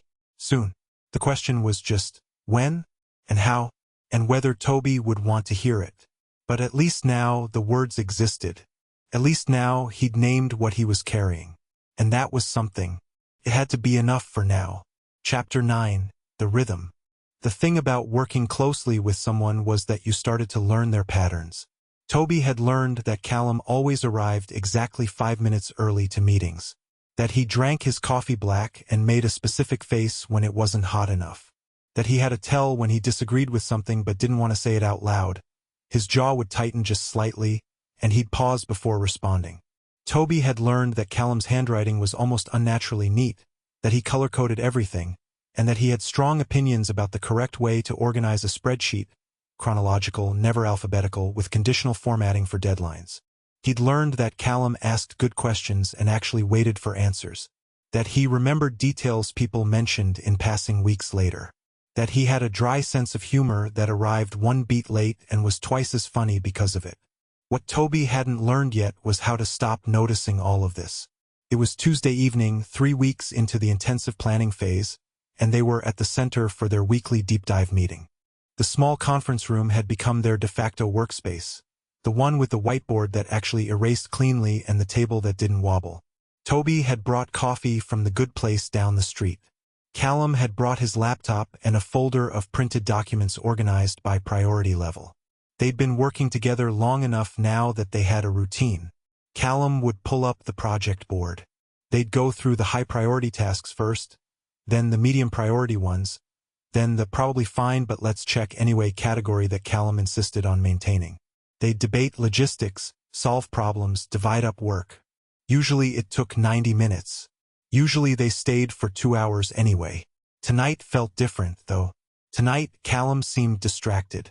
Not in an obvious way, he was still present, still asking the right questions, still taking notes in that precise handwriting. But there was something underneath it. A quality of attention that felt like he was tracking 2 things at once. Okay, Callum said, pulling up the vendor list. Catering's confirmed. AV's confirmed. We're still waiting on confirmation from the DJ, but I followed up yesterday, so we should hear back by Friday. And if we don't, we activate the backup. I've already reached out to them to put us on standby. Callum made a note. What's your read on the volunteer training? Do we need a second session? Or is everyone good? I think one more session would be smart. Not full training, just a refresher closer to the event. Maybe 2 weeks out. Tobi pulled up his own notes. I can coordinate that. Send out the invite, book the space, put together a quick agenda. Perfect. Callum added it to the task list. And the speakers? Where are we with that? 3 confirmed, 2 maybes, 1 declined. I'm waiting to hear back from the mayor's office about whether we can get a city council member. No promises, but it would be good for visibility. Agreed. Callum typed something, then looked up. This is good. We're ahead of schedule. Is that allowed? Being ahead of schedule? Technically, yes. Practically, it makes me nervous. Tobi grinned. Of course it does. They worked through the rest of the agenda. Signage, social media, the contingency plan for bad weather that Callum insisted they needed even though the event was indoors. It was the kind of detailed, slightly tedious work that should have felt like a slog, but somehow didn't, because Callum made it feel manageable, because they'd figured out how to work together in a way that felt less like coordinating and more like collaborating. At some point, Tobi's knee bumped Callum's under the table. Neither of them moved away. At some point, Callum laughed at something Tobi said. A real laugh, surprised and genuine, and Tobi felt warmth bloom in his chest. At some point, the meeting stopped being about logistics and became about something else entirely. Can I ask you something? Tobi said, closing his laptop. Sure. Do you ever feel like you're waiting for the other shoe to drop? Like things are going well, and your brain is just waiting for something to go wrong? Callum was quiet for a moment. Then he said, yeah, all the time. How do you deal with it? I make contingency plans. I try to anticipate every possible failure point. I organize things so meticulously that there's no room for chaos. Callum smiled slightly, which, now that I say it out loud, sounds extremely exhausting. Little bit. What about you? How do you deal with it? Tobi thought about it. I try to remember that things going wrong doesn't mean I did something wrong. That sometimes things just happen, and I can handle it when they do. That sounds much healthier than my approach. I don't know. I think they're both valid. Tobi leaned back in his chair. You prepare for everything. I trust that I'll figure it out. Maybe the answer is somewhere in between. Maybe. Callum was looking at him with an expression Tobi couldn't quite read. You're good at that, you know? At what? Finding the middle ground. Seeing both sides. It's a good skill. Thanks. Tobi felt his face warm. You're good at keeping me from flying off into chaos. So, we balance. Yeah, we do. They held eye contact for a beat too long, and Tobi was the one who looked away first. He glanced at his phone. Almost 9. They'd been here for nearly 3 hours. We should probably wrap up, he said. Unless there's anything else? No, I think we're good. Callum started packing up his laptop. Same time next week? Same time next week. They walked out together, and the center was quiet now. Just the night security guard at the front desk and the hum of the fluorescent lights. In the parking lot, they paused beside their cars. Hey, Tobi. Yeah. Callum hesitated, like he was trying to decide whether to say something. Then he just shook his head. Nothing. Just good work tonight. You too. Tobi drove home with the windows down, letting the warm Atlanta night wash over him, and thought about the way Callum had looked at him when he'd said we balance. Like he'd meant it. Like it mattered. By the 4th week, they'd developed a shorthand. Callum would text. Venue question and Tobi would know it meant something had gone slightly wrong and needed creative problem solving. Tobi would text. Volunteer situation and Callum would know it meant someone had dropped out or double-booked themselves and they needed to shuffle assignments. They'd started using emoji as status updates. Green circle, everything's fine. Yellow circle, minor issue, handled. Red circle, we need to talk. Mostly the circles were green, but the texts were constant. Morning check-ins, midday updates, evening debriefs that sometimes turned into actual conversations about things that weren't work. Tobi had learned that Callum was a night owl who did his best thinking after 10 p.m. That he'd moved to Atlanta from London when he was 12 and still had a slight accent when he was tired. That he had a sister named Destiny who was aggressively protective, and a mentor relationship with Wendell that had shaped how he thought about community work. Callum had learned that Tobi was a morning person who needed coffee before he could form complete sentences. That he freelanced in content writing and editing to pay the bills but didn't love it. That his best friend Priya was the person who'd convinced him to start volunteering in the first place. They'd learned how to read each other's moods, how to know when to push and when to give space, how to make each other laugh when the work got overwhelming. And somewhere in all of that, something had shifted. Tobi couldn't pinpoint when exactly, but at some point, checking his phone to see if Callum had texted had stopped being about the fundraiser and started being about wanting to hear from him. At some point, their weekly meetings had become the highlight of his week. At some point, he'd stopped pretending this was just professional. Priya had noticed, of course. "You're smiling at your phone again," she'd said when they met for lunch on Saturday. "I'm not smiling at my phone." "You absolutely are. You've been smiling at your phone for 10 minutes. Is it him?" "It's a work update." "Aha. What did the work update say?" Tobi had shown her the message. Callum had sent a gif of a cat knocking things off a table with the caption, "Mood for the next 48 hours. "That's not a work update," Priya had said. "That's flirting." "It's not flirting. It's sharing a mood." "Tobi, my sweet, oblivious friend. That's flirting." Now it was Tuesday night again, and Tobi was sitting in the conference room waiting for Callum to arrive. He'd beaten him here for once, only by 3 minutes, but still. Small victories. Callum walked in at 6:58, looking slightly harried. "Sorry. Traffic was a nightmare." "You're literally 2 minutes early." "You're fine." Tobi pushed a coffee cup toward him. "I got you the usual." Callum blinked. "You got me coffee?" "Yeah. The place down the street was on my way." "Tobi, that place is not on your way. That's like 10 minutes out of your way." "Okay, so I made a detour. It's not a big deal." But the way Callum was looking at him suggested maybe it was a big deal. Or at least it meant something. "Thank you," Callum said quietly. "That's thank you." "Yeah, of course." They settled into the meeting, but there was a new quality to it tonight. A warmth that hadn't been there before. Or maybe it had always been there, and Tobi was just now letting himself notice it. They went through the agenda, final vendor confirmations, day of logistics, the run of show they were still tweaking. Everything was on track. Everything was going according to plan, which meant they had time to actually talk. "Can I ask you something personal?" Callum said, setting down his pen. "Sure. Why did you come back to Atlanta? You said you moved to Dallas when you were a kid, but you came back. Why?" Tobi thought about it. About how to explain the pull of a place you barely remembered but couldn't quite leave behind. I think I needed to figure out if it felt like home," he said finally. "Dallas never did. It was just the place I lived. But Atlanta, I have these fragments of memories from when I was a kid, good memories, and I wanted to see if I could build something here, something that actually felt like mine. And, does it feel like home now?" "Yeah, it does." Tobi looked at him. "This place, the center, the work we're doing, it feels like the first thing I've built that actually matters. And that feels like home." Callum's expression was unreadable. "I'm glad that you came back, that you're here." "Yeah, me too." There was a moment, just a moment, where it felt like Callum was going to say something else, something bigger. But then his phone buzzed, and the moment passed. "Sorry," Callum said, checking it.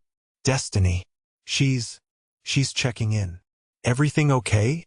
"Yeah, she just worries." Callum typed a quick response and set the phone down. "Where were we?" "Run of show. We were figuring out timing for the overflow space programming." They got back to work, but Tobi's mind kept circling back to the way Callum had said, "I'm glad you're here." Not "I'm glad you're helping with the fundraiser." Not "I'm glad you're part of the team." "I'm glad you're here." Like Tobi being in Atlanta, being at the center, being in Callum's life. Like that mattered in a way that went beyond logistics and event planning. Maybe Priya was right. Maybe this was more than professional. Maybe it had been from the start. The next morning, Tobi woke up to a text from Callum sent at 6:30 a.m. Random question. Do you like live music? He typed back. Yeah, why? There's a show this Friday at a venue in East Atlanta. Local queer artists. I have an extra ticket if you want to come. Tobi stared at the message. This wasn't work. This was Callum asking him to do something outside of the fundraiser. Something social. Something that felt like. His phone buzzed again. No pressure. Just thought you might enjoy it. Tobi typed. Yeah, I'd like that. What time? 8 p.m. I can pick you up if you want. Or we can meet there. You can pick me up. Easier than parking. Sounds good. I'll text you Friday. Tobi set down his phone and lay there for a minute, staring at his ceiling and trying to process what had just happened. Callum had asked him to a show with queer artists, on a Friday night, outside of any work context. He pulled out his phone and texted Priya. He asked me to go to a show with him. Her response came back immediately. Tobi. What? That's a date. It's not a date. He said he had an extra ticket. He could have asked anyone. He asked you. That's a date. Okay, but what if it's not a date and I treat it like a date and make it weird? Then it's weird for 5 minutes and you move on. But I really don't think it's not a date. Tobi groaned and put the phone down. Priya was probably right. She was usually right. But the thought of this being a date, of Callum wanting it to be a date, felt simultaneously thrilling and terrifying. He picked up his phone again and texted Callum. Hey, just to clarify, is this a work thing or a non-work thing? The response took 3 minutes. Non-work thing. Just 2 people going to see music. If that's okay. Yeah. That's okay. That's good. Good. Tobi got up and started getting ready for the day, and the whole time he couldn't stop smiling. Non-work thing. Just 2 people. Going to see music. On Friday night. Yeah. He could do that. He could definitely do that. Friday arrived with the kind of nervous energy that made it impossible to focus on anything. Tobi tried to work on a freelance project and gave up after 45 minutes of staring at the same paragraph. He texted Priya for moral support and got back a series of increasingly enthusiastic messages that did not help his nerves. At 7:45, he was standing in front of his closet trying to figure out what to wear. Too casual made it look like he wasn't trying. Too formal made it look like he was trying too hard. He settled on dark jeans and a button-down with the sleeves rolled up. Nice enough to show effort, casual enough to not be weird. At 7:55, his phone buzzed. Callum. Outside. Tobi grabbed his keys and wallet and headed downstairs. Callum's car was parked at the curb, the same well-maintained older Civic Tobi had seen in the center's parking lot dozens of times. Callum was in the driver's seat, and when Tobi got in, he smiled. Hey! Hey! Tobi buckled his seatbelt. Thanks for driving. No problem. Parking in East Atlanta is a nightmare on weekends anyway. They pulled out onto the street, and Tobi tried to relax. This was fine. This was just 2 people going to see music. That's what Callum had said. 2 people. So, Callum said after a minute, how was your week? Good. Busy. I finished that freelance project I was complaining about. The one about enterprise software? That's the one. 4,500 words on the future of cloud computing. Written for people who definitely do not care about the future of cloud computing. Callum laughed. Sounds thrilling. It paid my rent, so I'm not complaining. What about you? Mostly fundraiser stuff. And I had a thing with Destiny where she tried to convince me to take a vacation after this is all over. Are you going to? Probably not. I'm not great at vacations. Why not? I don't know. I think I'm bad at doing nothing. My brain needs a project or it gets weird. Tobi smiled. I get that. I'm the same way. They talked the rest of the drive about work, about Atlanta, about nothing in particular. And by the time they parked and walked to the venue, Tobi had stopped feeling nervous. This was just Callum. The person he'd been spending hours with every week for the past month. The person who made him laugh and challenged his ideas and somehow made even the boring parts of event planning feel worthwhile. The venue was small and crowded in a good way. Brick walls covered in local art, a bar in the back, a small stage up front. They found a spot near the side where they could see without being crushed by the crowd. The first artist was a singer-songwriter with a guitar and a voice that filled the room. The second was a spoken-word poet who made the whole crowd go silent. The third was a DJ who got everyone dancing. And through all of it, Tobi was hyper-aware of Callum standing beside him. Close enough that their shoulders brushed when the crowd shifted. Close enough that Tobi could hear him laugh over the music. Between sets, they got drinks from the bar and found a quieter corner. "This is good," Tobi said. "Thanks for asking me." "Yeah, I'm glad you came." Callum took a sip of his drink. "I've been wanting to check this place out for a while, but I don't usually do things like this alone." "Why not?" "I don't know. Feels weird, I guess, going to shows alone. Like everyone else is there with someone, and I'm just there." "I get that." Tobi leaned against the wall. "I do things alone all the time, but it's because I'm used to it, not because I prefer it." "What do you prefer?" "This. Doing things with people I actually want to be around." Callum looked at him, and there was something in his expression that made Tobi's breath catch.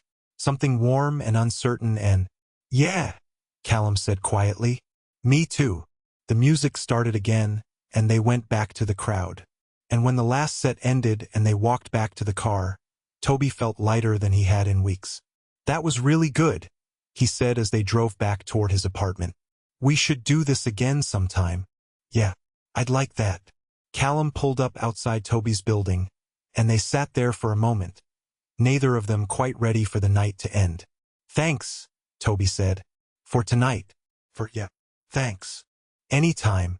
Tobi got out of the car and headed inside, and by the time he got upstairs, Callum had already texted, "Home safe.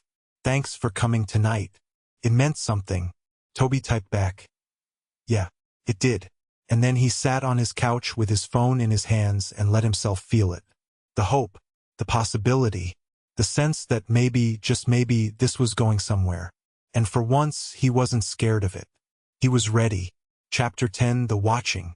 Callum had run volunteer orientations 47 times.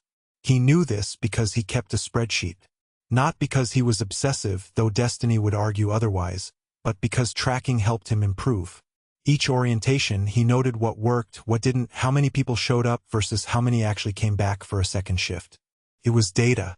It was useful. What the spreadsheet didn't track was how many times he'd run an orientation while someone watched him from across the room with an expression that made him forget what he was supposed to say next. That number was 1. And it was happening right now. It was Saturday morning, week 5 of fundraiser planning, and Hargrove was hosting another round of volunteer orientations. They'd had such a strong response to the Pride fundraiser that Wendell had decided to do a special session just for people who wanted to help with the event specifically. Which meant Callum was standing at the front of the room with his binder and his carefully prepared remarks, walking 20 new volunteers through exactly what they'd signed up for. And Tobi was sitting in the back corner, ostensibly there to observe and provide support, but mostly just watching. Callum could feel it, the attention, the focus. Every time he glanced in that direction, Tobi was looking at him with an expression that was part interest, part something else. Something that made Callum's carefully maintained composure wobble. "So," Callum said, pulling his attention back to the front of the room, "the day of operations are going to be intense.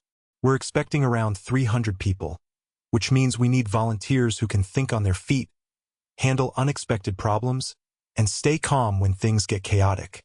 A hand went up. "What kind of unexpected problems are we talking about?" "Good question.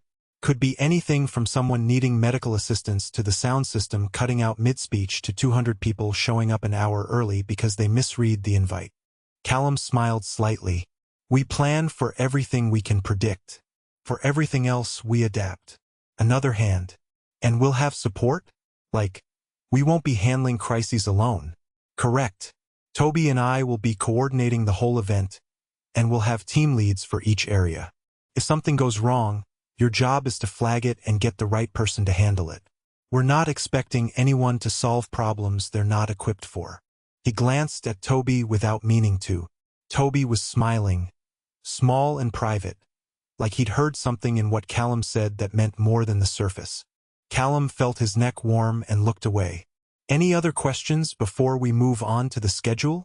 They worked through the rest of the orientation, shift assignments, training requirements, the general philosophy of how the center operated.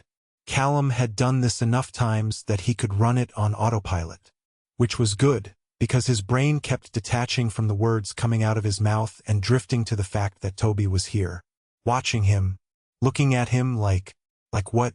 Callum didn't know, but it was doing something to his composure that felt dangerous. When the formal part wrapped up, people started filtering out or breaking into smaller conversations.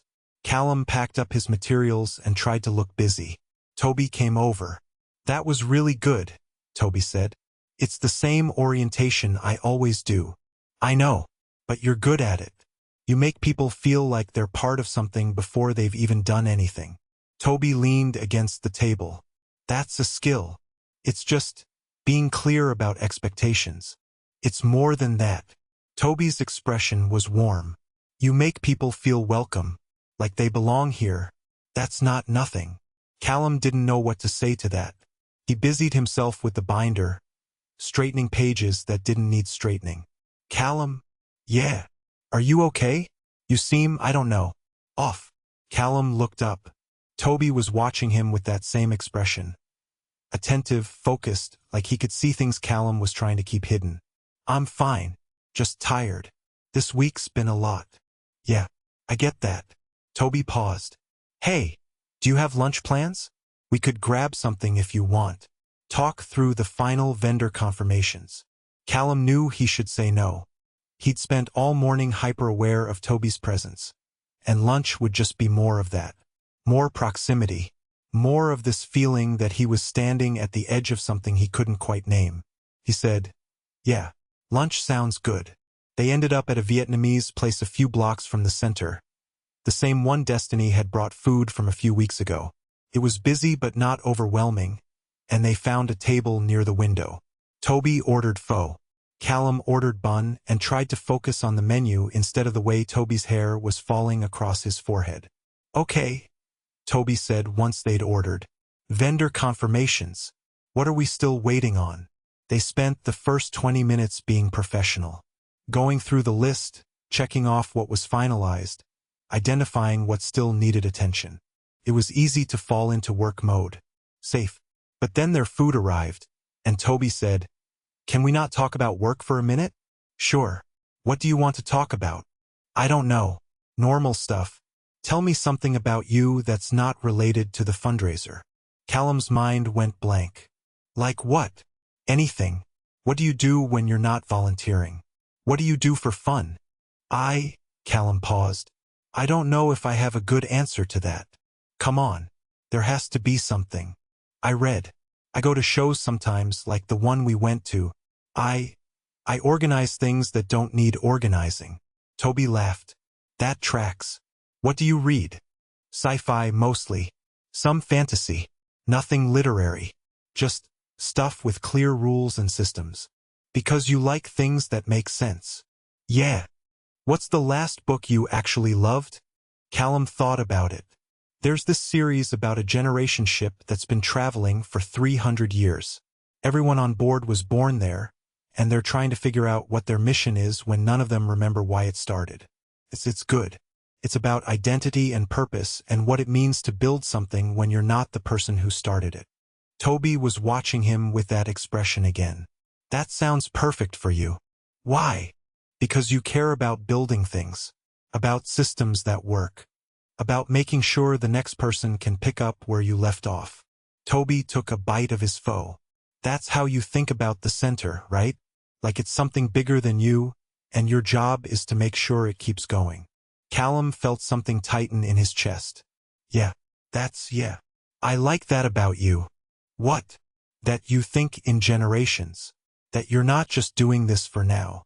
You're doing it for what comes next." Callum didn't know what to say. No one had ever named that about him before.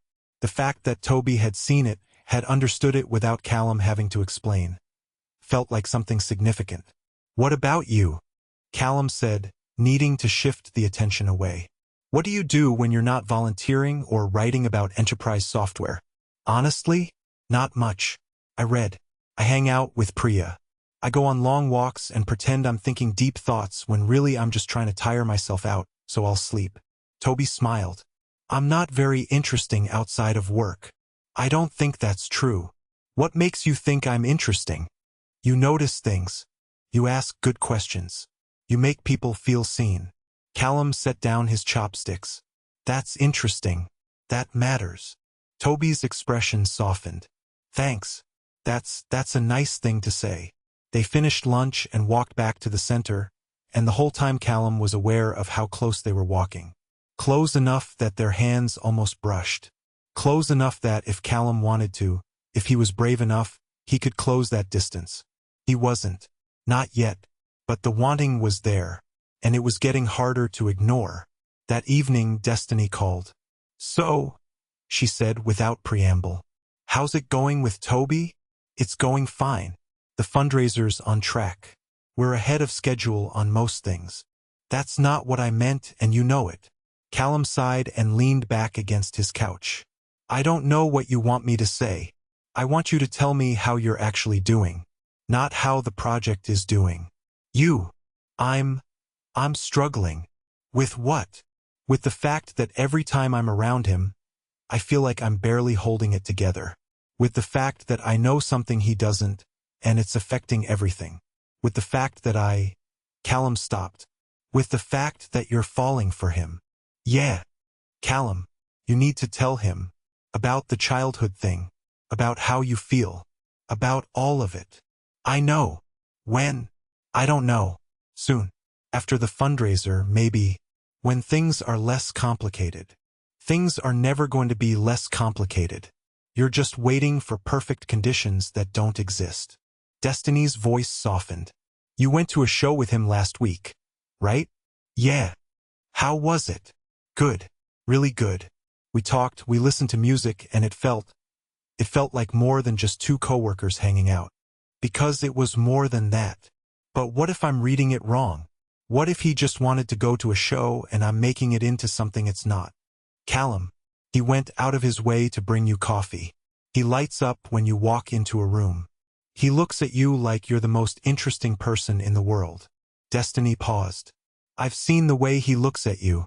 That's not friendship. That's something else. But he doesn't know who I am. Or he knows who I am now, but he doesn't know who I was. And I don't know if that matters or if it changes things or... It doesn't change things. You're still you. You were always you. Destiny took a breath. But he deserves to know. And you deserve to stop carrying it alone. I'm scared. I know. But you're going to tell him anyway. Because that's what you do. You do the hard thing even when you're scared. After they hung up, Callum sat in the quiet of his apartment and thought about what Destiny had said. You're falling for him. He'd been falling since orientation day, and the fall had only accelerated over the past 5 weeks. Every planning meeting, every text exchange, every moment of working together like they'd been doing it for years instead of weeks. And underneath all of it was the knowledge that they had been doing this for years. Just differently, as different people, in a different life. Callum pulled out his laptop and opened the document he'd started a few weeks ago. The letter to Tobi he'd never sent. He read through it, made a few edits, and then saved it again. He still didn't know when he'd tell him. But the words were ready, and that was something. Tuesday evening, their weekly planning meeting, Tobi arrived with Chinese takeout. I figured we'd be here a while, he said, setting the bags down on the table. And you always forget to eat when we're working. I don't always forget. You forgot last week. And the week before. And, Tobi grinned. I brought you lo mein. The one with extra vegetables because I know you're weird about protein. Callum felt something crack open in his chest. You didn't have to do that. I know. But I wanted to. They ate while they worked, going through the updated run of show, the final volunteer assignments, the contingency plans that were somehow multiplying despite their best efforts. It was comfortable. Easy. The kind of working together that felt less like a job and more like what they were supposed to be doing. At some point, Tobi's phone buzzed. He glanced at it and smiled. Priya? Callum asked. Yeah, she's checking in, making sure I'm eating. She seems like a good friend. She's the best. She's been there for everything. Transition, moving to Atlanta, all of it. I don't know what I'd do without her. That's good. Everyone needs someone like that. You have destiny. Yeah, I do. Callum set down his chopsticks. She's been on me about a lot of things lately. Like what? Like making sure I'm not just working all the time. Like making sure I'm actually living my life instead of just organizing it. Tobi leaned back in his chair. Is she right? Probably. She usually is. Callum paused. What about you? Do you feel like you're actually living your life? Or are you just moving through it? I don't know. I think I've spent a lot of time moving through things. But lately, Tobi looked at him. Lately it feels different. Like I'm actually present for it. Like things are happening and I'm letting them happen instead of trying to control them. What changed? I think I stopped waiting for permission. To want things. To be part of things. To just exist in spaces without auditing whether I deserve to be there. Callum felt the weight of that. The specific weight of being trans and always wondering if you're allowed. If you're real enough. If people see you the way you see yourself. That's really good, Callum said quietly. I'm still working on that part. The permission thing? Yeah. The feeling like I'm allowed to want things without having to justify it first. What do you want? Tobi asked. And there was something in his voice, something open and genuine, that made Callum's breath catch. He wanted to say, I want you. I want to tell you who I am. I want to stop performing and just be. I want to build something with you that isn't just professional. I want this to work, Callum said instead. The fundraiser. I want it to be everything we've been planning for. It will be. We're going to make it work. Yeah, we are. They held eye contact for a beat too long, and Callum was the one who looked away first. He went back to his laptop, back to the safety of logistics and schedules and things he could control. But the wanting didn't go away. It just sat there, patient and persistent, waiting for him to be brave enough to name it. That night, lying in bed, Callum thought about the way Tobi had asked, what do you want? Like it was a simple question. Like the answer should be easy. But nothing about this was simple. Callum wanted Tobi, wanted to tell him the truth, wanted to stop carrying the weight of everything he wasn't saying. But he also wanted to protect what they'd built, wanted to make sure the fundraiser succeeded, wanted to be sure that when he finally told Tobi, when he finally said, I know who you are, I've known you since we were kids, it wouldn't ruin everything. He pulled out his phone and opened the text thread with Tobi. Typed, thanks for dinner tonight, and for asking hard questions. I'm still figuring out the answers. The response came back immediately. You don't have to have the answers yet. We're figuring it out together. Callum stared at that message for a long time. Together. Yeah. That was what this was. They were figuring it out together. Even if Tobi didn't know yet what they were figuring out. Even if Callum was still trying to find the courage to tell him. They were in this together. And that had to be enough for now. Chapter 11. Small observations. The group chat had gotten out of hand. Tobi scrolled through the last 47 messages, 47 he'd counted, while waiting for his coffee to finish brewing. Most of them were from Marcus, the perpetually late college student who had apparently discovered the reply all function and decided to use it with reckless enthusiasm. The subject, whether they should have a photo booth at the fundraiser, and if so, what kind of props would be appropriately festive without veering into territory that someone's well-meaning aunt might find confusing. Marcus. Guys, what about feather boas? Marcus. Everyone loves feather boas. Marcus. Right? Tobi took a screenshot and sent it to Priya with the caption. This is my life now.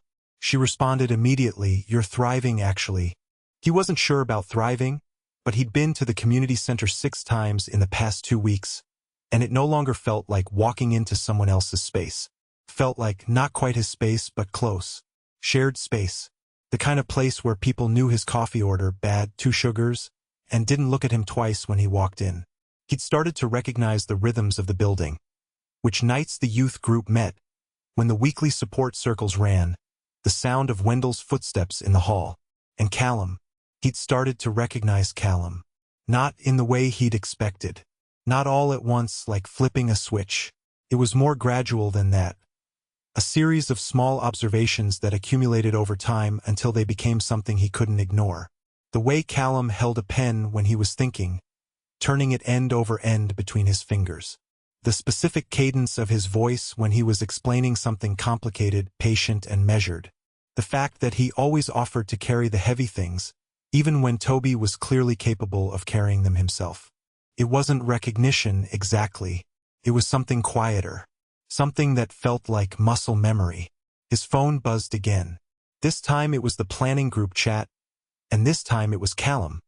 Meeting tomorrow night, 6 p.m. Pizza provided. Bring ideas for volunteer coordination and also maybe a sense of humor because we're going to need it. Tobi typed back, I'll bring both. Then he deleted it, retyped it as I'll be there, and hit send before he could overthink it. The meeting room smelled like pepperoni and dry erase markers. Tobi arrived 5 minutes early, not early enough to look overeager, but early enough to claim a seat that wasn't directly next to Callum while also not being so far away that it would seem deliberate. He ended up across the table, which felt like a reasonable compromise. Callum looked up when he walked in and did that thing he always did. A quick once-over, like he was checking to make sure Tobi was real. Then he smiled. Hey, you made it. Wouldn't miss it. Tobi dropped his bag on the floor and reached for a slice of pizza from the open box on the table. Marcus still campaigning for feather boas? He's moved on to inflatable props now. I had to mute him for my own sanity. Callum's tone was dry, but there was warmth underneath it. I'm glad you're here, actually. I wanted to run something by you before everyone else shows up. Yeah? What's up? Callum pulled out his laptop and turned it so Tobi could see the screen. It was a spreadsheet, color-coded, meticulously organized, the kind of document that made Tobi's chest tighten with secondhand stress just looking at it. Volunteer shifts, Callum said. I've been trying to figure out how to staff the event without burning everyone out, but the math isn't working. We've got about 60 people signed up, and most of them can only commit to a 2-hour block. Tobi leaned in, scanning the columns. Set up crew, registration desk, roaming support, breakdown. The numbers didn't add up. You're short on coverage during the middle of the event. Exactly. Callum's frustration was subtle but present, mostly in the way his jaw tightened. Everyone wants to be there for setup or breakdown, but nobody wants to work the boring middle stretch when it's just keeping things running. Okay. Tobi grabbed a napkin and pulled a pen from his pocket. A cheap ballpoint he'd stolen from a bank months ago and never returned. He started sketching out a rough timeline. What if you build in overlap? Like, instead of hard 2-hour shifts, you stagger them so people are coming and going in waves. That way there's always someone fresh on deck, and it doesn't feel like the middle shift is just babysitting. Callum watched him work, his expression unreadable. Tobi tried not to think about how close they were sitting, how easy it would be to look up and meet Callum's eyes. He kept his focus on the napkin. And if you're still short, Tobi continued, you could recruit from the attendees. Like, have a few people on standby who are willing to pitch in if something goes sideways. Make it feel less like a job and more like being part of the crew. That's... Callum paused. And when Tobi glanced up, there was something in his expression that looked almost like surprise. That's brilliant, actually. I don't know why I didn't think of that. Because you've been staring at that spreadsheet for too long and your brain turned into color-coded mush. Callum laughed.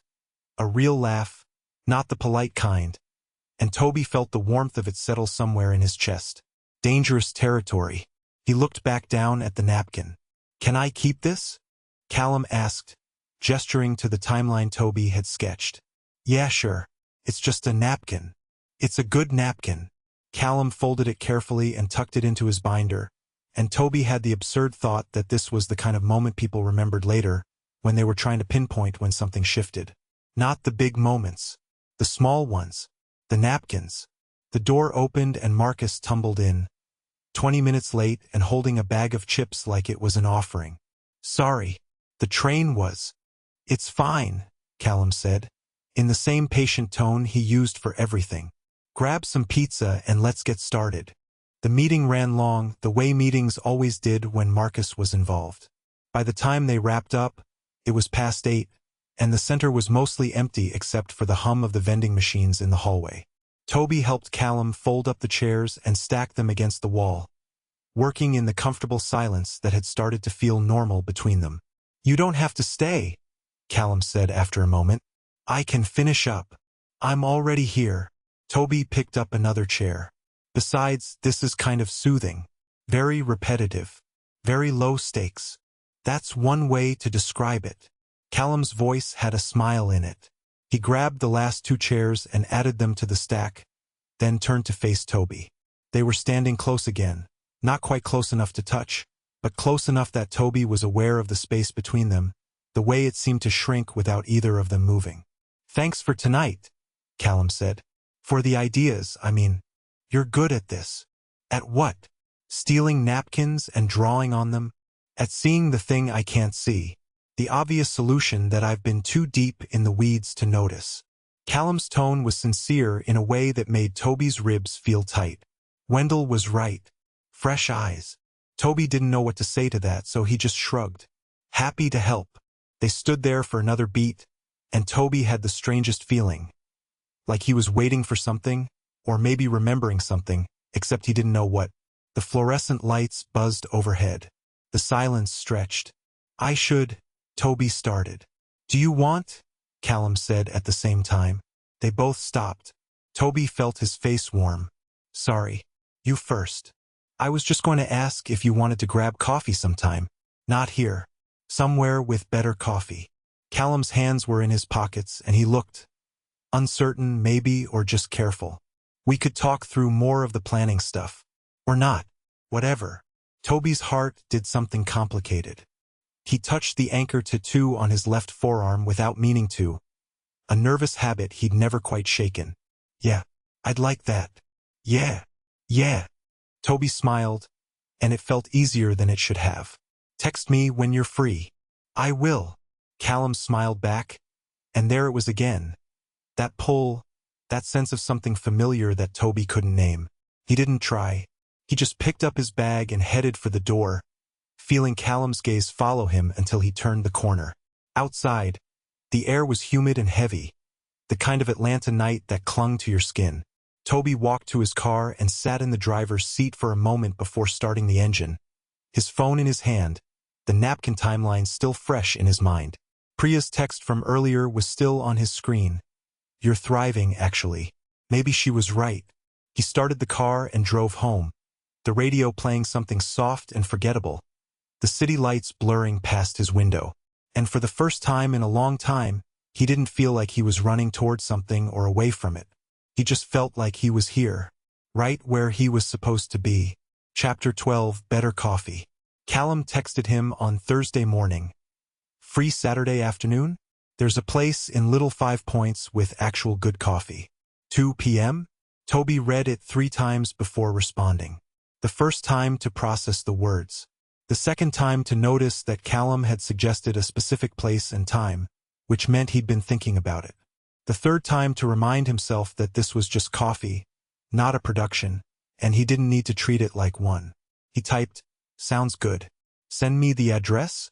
The response came back almost immediately with a location pin and, "See you then." Tobi set his phone down on the kitchen counter and stood there for a moment, looking at the screen like it might explain why his chest felt tight. Priya would have an explanation. Priya always had an explanation. But he wasn't ready to hear it yet. He picked up the phone again and opened his text thread with her. "Coffee on Saturday." 3 dots appeared, then with Callum.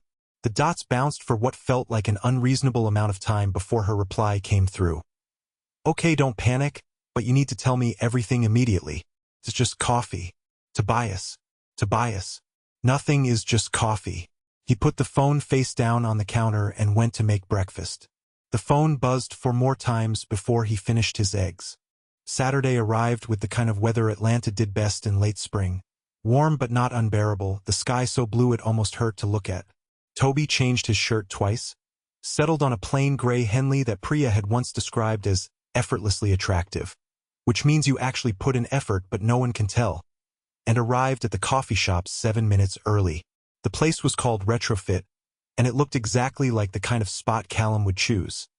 Exposed brick, mismatched furniture, a chalkboard menu with drink names that required explanation. Tobi ordered an iced coffee with oat milk and claimed a table near the window, where he could see the street and also have a clear escape route if things got weird. Not that he expected things to get weird, but it was good to have options. Callum walked in at 2:03, which somehow felt exactly on time. He was wearing a dark blue t-shirt and jeans, and his hair was slightly damp like he'd showered recently. He spotted Tobi immediately and smiled, that same smile that made Tobi's chest do the complicated thing, and crossed the room in a few long strides. "Hey," Callum said. "Sorry I'm late." "You're not late. You're 3 minutes past 2, which is basically on time." "I like to be early." "I noticed." Tobi gestured to the chair across from him. "Sit. I didn't know what you wanted, so I didn't order for you." "Good call. I'm particular about coffee." Callum set his bag down and headed to the counter, returning a few minutes later with something that looked more like a dessert than a beverage. Iced, layered, topped with foam. He caught Tobi's expression and shrugged. "Don't judge me." "I'm not judging. I'm just noticing that you made fun of the center's coffee and then ordered what appears to be a milkshake. It's a macchiato. It's got whipped cream on it. Cold foam. There's a difference." Callum took a sip and looked smug about it. "And it's good. Want to try?" Tobi hesitated, then reached across the table and took the cup. The drink was sweet and strong and tasted nothing like the institutional sludge they'd been surviving on at the center. He handed it back. "Okay, fine. It's good. Told you." They fell into an easy rhythm after that, talking about the fundraiser at first because it was safe territory, and then gradually wandering into other things. Callum asked about Tobi's work, and Tobi explained his job at the graphic design studio in Midtown, how he mostly did layouts for corporate clients but sometimes got to work on passion projects that didn't pay much but felt better. Callum talked about his own work coordinating volunteers at the center, how he'd started there 5 years ago and never quite managed to leave. "Why would you leave?" Tobi asked. "I don't know. Better pay, probably. More stability." Callum turned his cup in his hands, watching the condensation drip onto the table. "But the work matters, you know? It's one of the only places I've been where I feel like I'm doing something that actually makes a difference." "That's not nothing." "No, it's not." Callum looked up, and their eyes met across the table. The moment held, and Tobi felt that pull again. The sense that he knew this person, that he'd always known them, even though that was impossible. He looked away first. "Can I ask you something?" Callum said after a moment. "Sure. Why'd you come back to Atlanta? You said you grew up in Decatur, right? But you left." Tobi's grip tightened slightly on his cup. This was the question he'd been expecting and also dreading, because the real answer was complicated and the simple answer felt like a lie. "My family moved when I was 12. My mom got a new job in Austin and we just went. I didn't really have a choice." "That's rough. 12's a hard age to move." "Yeah." Tobi paused, weighing how much to say. "I always meant to come back, though. It just took longer than I thought it would." "What brought you back now?" "I don't know." Tobi surprised himself with the honesty of it. "I think I was looking for something. I didn't know what, but I thought maybe I'd find it here." Callum's expression shifted. Something softer, more open. "Did you find it?" "I think so. Maybe." Tobi met his gaze again, and this time he didn't look away. "Yeah."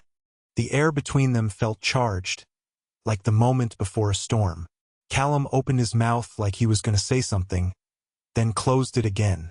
He picked up his drink instead, taking a long sip that gave him time to regroup. "My turn," Tobi said, because he needed to break the tension before it broke him. "Tell me something nobody knows about you." "Nobody knows?" "Or not many people. Something surprising." Callum thought about it, his fingers drumming lightly on the table. "Okay, I wanted to be a chef when I was a kid." "Really?" "Really. I watched cooking shows obsessively. Had this whole plan to go to culinary school, open a restaurant, the whole thing." He smiled, a little self-deprecating. "Obviously that didn't happen." "Why not?" "Life, I guess. I aged out of foster care at 18, and culinary school wasn't exactly in the budget. I needed something stable, so I got a job, and then another job, and eventually I ended up at Hargrove. He shrugged, but there was weight behind it. I still cook, though, just not professionally. Tobi's chest tightened. Foster care. That explained some things, the way Callum seemed to carry himself like someone who'd learned early to be self-sufficient, the careful way he talked about family. Do you like it? Cooking, I mean, yeah. It's one of the only things that makes my brain quiet down. Callum's voice was softer now, almost private. Everything else is just noise, you know? But when I'm cooking, it's just the food and the process and nothing else matters. I get that. Tobi did get it. He felt the same way about design sometimes, the way a good project could pull him out of his own head. What do you cook? Anything. Everything. I'm working my way through this cookbook right now, Vietnamese cuisine. It's been humbling. Callum laughed. Last week I tried to make banh xeo and it turned into a disaster. Priya would have had a field day if she'd seen it. Tobi blinked. Wait, Priya? My Priya? Your? Callum stopped, looking confused. Priya Nair? Works in UX, has about 1,000 opinions on literally everything. Yeah, that's my Priya. My best friend. Tobi leaned back in his chair, processing this. You know her. We've volunteered together a few times. She's great. Very enthusiastic about community politics. Callum's expression shifted into something that might have been amusement. She's never mentioned you, though. Or if she has, I didn't make the connection. She's never mentioned you either. Tobi pulled out his phone, already opening his text thread with Priya. This feels like information she should have shared. Maybe she didn't think it was relevant. Priya thinks everything is relevant. Tobi typed, "Why didn't you tell me you know Callum?" The response came back in under a minute. Who's Callum? From the center. The guy I'm having coffee with right now. Pause then, that Callum. I didn't realize you were into him. Tobi turned the phone face down and looked up to find Callum watching him with barely concealed curiosity. Everything okay? Yeah. Priya's just being Priya. Tobi slid the phone back into his pocket. Small world, I guess. Smaller than you'd think. Callum's voice was warm. Especially in the queer community here. Everyone knows everyone, or knows someone who knows someone. Is that a good thing or a bad thing? Both, probably. Callum tilted his head, considering. It means you're never really alone, but it also means everyone knows your business. Right? Tobi thought about that, about community, about visibility, about what it meant to be known. I'm still figuring that part out. The community thing. That's fair. It takes time. How long did it take you to feel like I belonged? Callum was quiet for a moment. I'm not sure I'm all the way there yet, honestly. But it's better than it was. Tobi wanted to ask what he meant by that, but something in Callum's expression suggested the door was closing, so he let it go. They sat in comfortable silence for a moment, the sounds of the coffee shop filling the space between them. The hiss of the espresso machine, the low murmur of conversation, someone's playlist filtering through the speakers. Can I tell you something? Tobi said finally. Yeah. This is the first time in a long time that I felt like I'm not trying to be someone else. The words came out before he could stop them, and he felt suddenly exposed, like he'd said too much. I don't know why I'm telling you that. I'm glad you did. Callum's voice was steady, grounding. For what it's worth, I like who you are. Tobi's breath caught. He looked down at his cup, the ice mostly melted now, diluting the coffee into something pale and weak. When he looked up again, Callum was still watching him, patient and present in a way that made Tobi feel like he could say anything and it would be okay. I like who you are too, Tobi said quietly. Callum smiled. A real smile, the kind that reached his eyes, and something in Tobi's chest unspooled. They stayed like that for a while, talking about small things and large things and everything in between, until the afternoon light slanted through the windows at a different angle and they realized they'd been there for over 2 hours. When they finally left, walking out into the warm evening air, Tobi felt lighter than he had in months, maybe years. Callum walked him to his car, hands in his pockets, and they stood there for a moment in the parking lot, neither of them quite ready to leave. "Thanks for this," Tobi said. "For the coffee. And the conversation. Anytime." Callum's expression was soft. "We should do this again." "Yeah, we should." Tobi unlocked his car and got in. And as he drove away, he caught sight of Callum in the rearview mirror, still standing in the parking lot, watching him go. The image stayed with him the whole drive home. Callum's silhouette against the fading light, the sense of something unfinished, the feeling that they just crossed some invisible threshold and there was no going back. When he got home, he texted Priya, "You were right." Her response was immediate. "About what specifically?" "I'm right about many things. I'm thriving." "Told you." He set his phone on the counter and smiled. Outside, the city hummed with its usual chaos, but inside his apartment, everything was quiet, still. And for once, Tobi didn't mind the stillness at all. Chapter 13. The work between. The fundraiser was 3 weeks away, and the to-do list had stopped being funny. Callum stood in the main hall of the community center, staring at the whiteboard he'd commandeered for planning purposes. It was covered in his handwriting, neat columns, color-coded categories, little check marks next to completed tasks and question marks next to the ones that were still murky. Approximately 30% of the items had check marks. The rest stared back at him like an accusation. "You're doing that thing again," Wendell said from the doorway. Callum didn't turn around. "What thing?" "That thing where you try to solve all the world's problems by making lists." Wendell walked into the room, his footsteps slow and deliberate. "How's it working for you?" "It's working fine." Wendell stopped next to him, following his gaze to the whiteboard. "You know what this event needs? More volunteers? More time? A miracle? Delegation." Wendell's voice was mild, but Callum knew that tone. It meant pay attention. "You've got good people. Use them." "I am using them." "You're assigning them tasks." "That's not the same thing." Wendell clapped him on the shoulder, brief, warm, and started toward the door. Then he paused, like he'd just remembered something. "That volunteer you brought in, Tobi, he's good at this." Callum felt his neck warm. "Yeah, he is. So let him help." Wendell's expression was unreadable.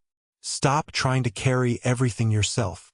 He left before Callum could respond, and Callum stood there for a moment longer, staring at the whiteboard and thinking about carrying things and the difference between asking for help and admitting you needed it. His phone buzzed. A text from Tobi. "Still at the center?" Callum typed back. "Yeah. Why?" "Bringing lunch. You haven't eaten yet, have you?" Callum looked at the time. 1:47 p.m. He'd been at the center since 9 and hadn't thought about food once. "How did you know?" "Psychic powers. Also, you never eat lunch when you're stressed." "I'm not stressed, Callum." Callum smiled despite himself. "Fine. Thank you. Be there in 20. Tobi showed up 23 minutes later with a paper bag that smelled like curry and 2 bottles of ginger beer. He found Callum in the meeting room, surrounded by sponsor packets and a growing sense of dread about whether they'd actually be able to pull this off. "Food," Tobi announced, setting the bag on the table. "And before you say you're not hungry, I already bought it, so you might as well eat." "I wasn't going to say that." "Yes, you were." Tobi pulled out 2 containers and slid one toward Callum. "Thai curry. The place by my apartment makes it good." Callum opened the container and the smell hit him. Rich and spicy and exactly what he needed without knowing he needed it. "Thank you. You didn't have to do this." "I know. I wanted to." Tobi sat down across from him and opened his own container. "So what fresh hell are we dealing with today?" "Sponsors." Callum gestured to the packets spread across the table. "We've got confirmations from about 60% of the businesses we reached out to, but that still leaves a gap in the budget. And some of the ones who confirmed aren't sure they can do the full amount they pledged last year. Economy's been weird." "Yeah." Callum took a bite of curry and felt some of the tension in his shoulders ease. "We'll make it work. We always do. It's just a lot." "Yeah." They ate in comfortable silence for a moment, the kind of silence that had started to feel normal between them. Tobi was good at this, at showing up, at being present without demanding anything in return. It was one of the things Callum had started to notice about him, the way he could read a room, read a person, and adjust accordingly. "Can I help?" Tobi asked after a moment. "With what?" "The sponsor stuff. I do graphic design, remember? I could probably make these packets look more professional. Or at least more interesting." He gestured to the papers spread across the table. "No offense, but this looks like a tax document." Callum looked at the packets, black and white, functional, boring, and realized Tobi was right. "I was going for informative. You achieved it. But you could also achieve eye-catching." Tobi pulled one of the packets toward him and flipped through it. "What if we redesigned this? Made it feel less like you're asking for money and more like you're inviting them to be part of something?" "That's actually a good idea. I have those sometimes." Tobi's tone was light, but there was something underneath it. Pleasure, maybe, at being useful. "I could pull something together this week. Run it by you before we send it out." "You don't have to do that." "I know. I want to." Tobi met his gaze and Callum felt that pull again. The sense that this person mattered, that they'd always mattered, even though that didn't make logical sense. "Besides, I'm already in too deep with this thing. Might as well go all the way." Callum smiled. "Okay. Yeah. That would be great." They finished lunch and spent the next hour going through the sponsor list together, Tobi making notes about design elements and Callum explaining the center's history with various businesses. It was easy work, the kind that felt productive without being exhausting, and by the time they finished, Callum felt more optimistic about the whole thing than he had in days. "Thanks for this," Callum said as Tobi packed up his things. "For lunch, for the help, for everything. You keep thanking me, because I'm grateful." "I know, but you don't have to be." Tobi's expression was soft. "This is what friends do, right? Show up for each other." Friends. The word landed between them with a weight Callum wasn't expecting. Because yes, they were friends. But there was something else there too, something neither of them had named yet. He could feel it in the way Tobi looked at him, in the careful space between them, in the fact that they kept finding excuses to be in the same room. "Right?" Callum said, because he didn't know what else to say. "Friends." Tobi smiled. A little lopsided, a little uncertain, and headed for the door. "Text me when you want to go over the design stuff." "I will." After he left, Callum sat in the meeting room for a few minutes longer, surrounded by sponsor packets and the lingering smell of curry. His phone was in his hand before he realized what he was doing, pulling up his texts with Destiny. "Can I ask you something?" Her response came back almost immediately. "Always. How do you know when something is more than friendship?" The three dots appeared, disappeared, appeared again.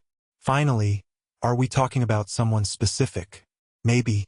"Callum, is this about Tobi?" He stared at the screen, his thumb hovering over the keyboard. The honest answer was yes. The safe answer was "I don't know." He went with something in between. "I think so." "Okay. First of all, good. Second of all, what does it feel like?" Callum thought about it. About the way his chest felt tight when Tobi walked into a room. About the fact that he looked forward to planning meetings now, which was absurd because he'd always hated planning meetings. About how Tobi's laugh did something to him that he didn't have language for. Like I'm waiting for something. Like something already started and I didn't notice. That sounds like more than friendship. Yeah. So what are you going to do about it? "I don't know." "Well, figure it out. You're terrible at pining." Callum smiled despite himself and put the phone away. He looked at the whiteboard, at all the tasks still unchecked, at the evidence of everything he needed to do in the next 3 weeks. And underneath all of it, quieter but more insistent, was the question he'd been avoiding. What did he want? He wanted the fundraiser to go well. He wanted the center to thrive. He wanted to do right by the people who depended on him. And he wanted Tobi, not just as a volunteer, not just as a friend. He wanted the version of this where they didn't have to pretend the space between them was just space. But wanting something didn't make it simple. And simple was what Callum was good at. Tobi sent him the redesigned sponsor packets 3 days later. And they were perfect. Not just good, perfect. Clean lines, warm colors, photographs of actual center events instead of stock images. The text was the same but reformatted in a way that made it feel personal, inviting, human. Callum opened the PDF on his laptop and felt something in his chest go quiet and still. He called Tobi immediately. "These are incredible." "Yeah." Tobi's voice was slightly breathless, like he'd run to answer the phone. "You really think so?" "I really think so. When did you have time to do this?" "I stayed up late a couple nights." "It's fine, I don't sleep much anyway." There was a pause. Then, "I wanted them to be good. For you. For the center." Callum closed his eyes. The casual way Tobi said it, "for you," like it was the most natural thing in the world. Like Callum was someone worth staying up late for. "Can I take you to dinner?" The words were out before Callum could second-guess them. "As a thank you. These packets are going to make a real difference." "You don't have to do that." "I want to."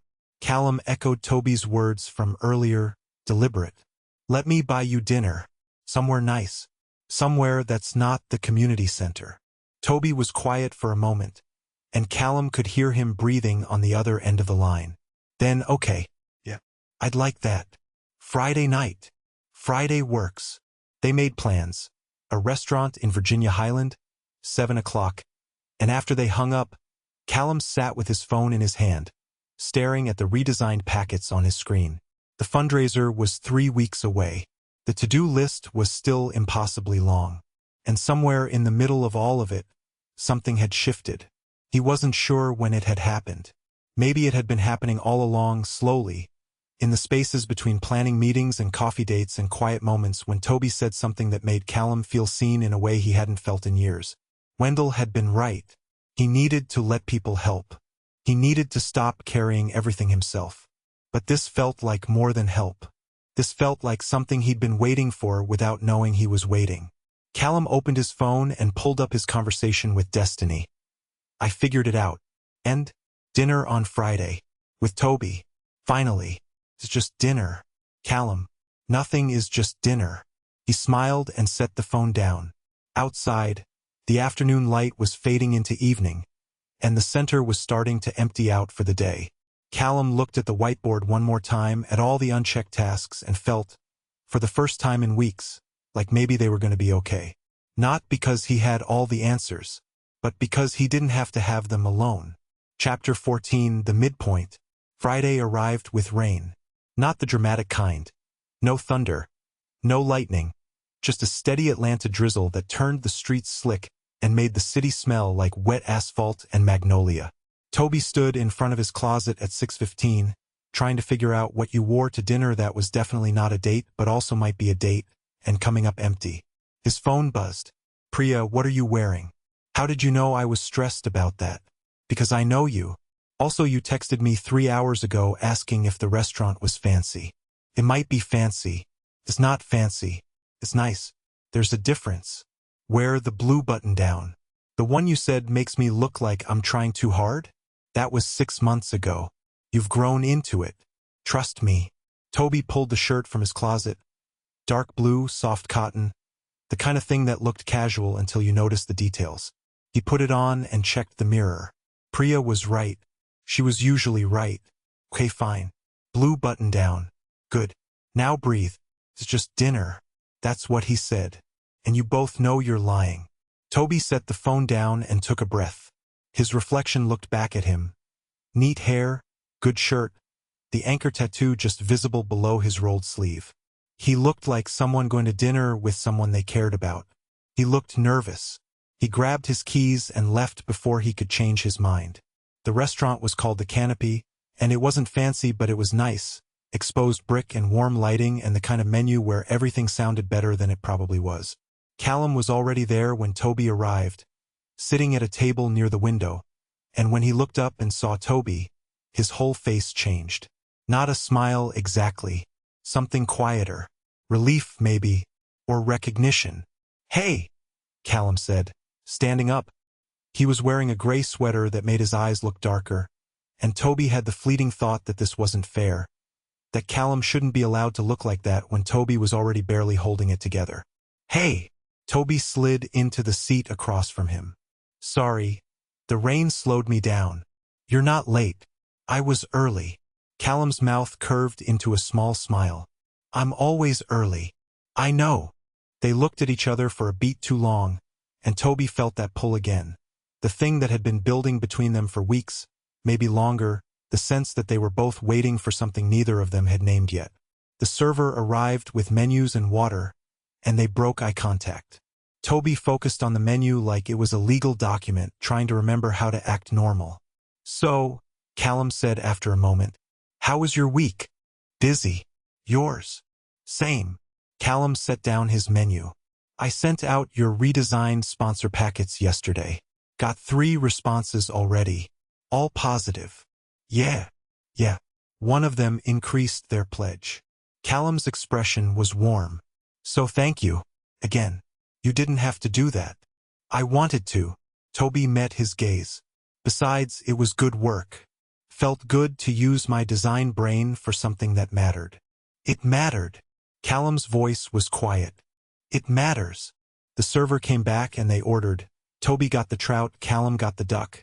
And then they were alone again, the sounds of the restaurant filling the space around them. Tobi took a sip of water and tried to figure out what he was supposed to do with his hands. Can I ask you something? Callum said. Sure. Why graphic design? Callum tilted his head slightly.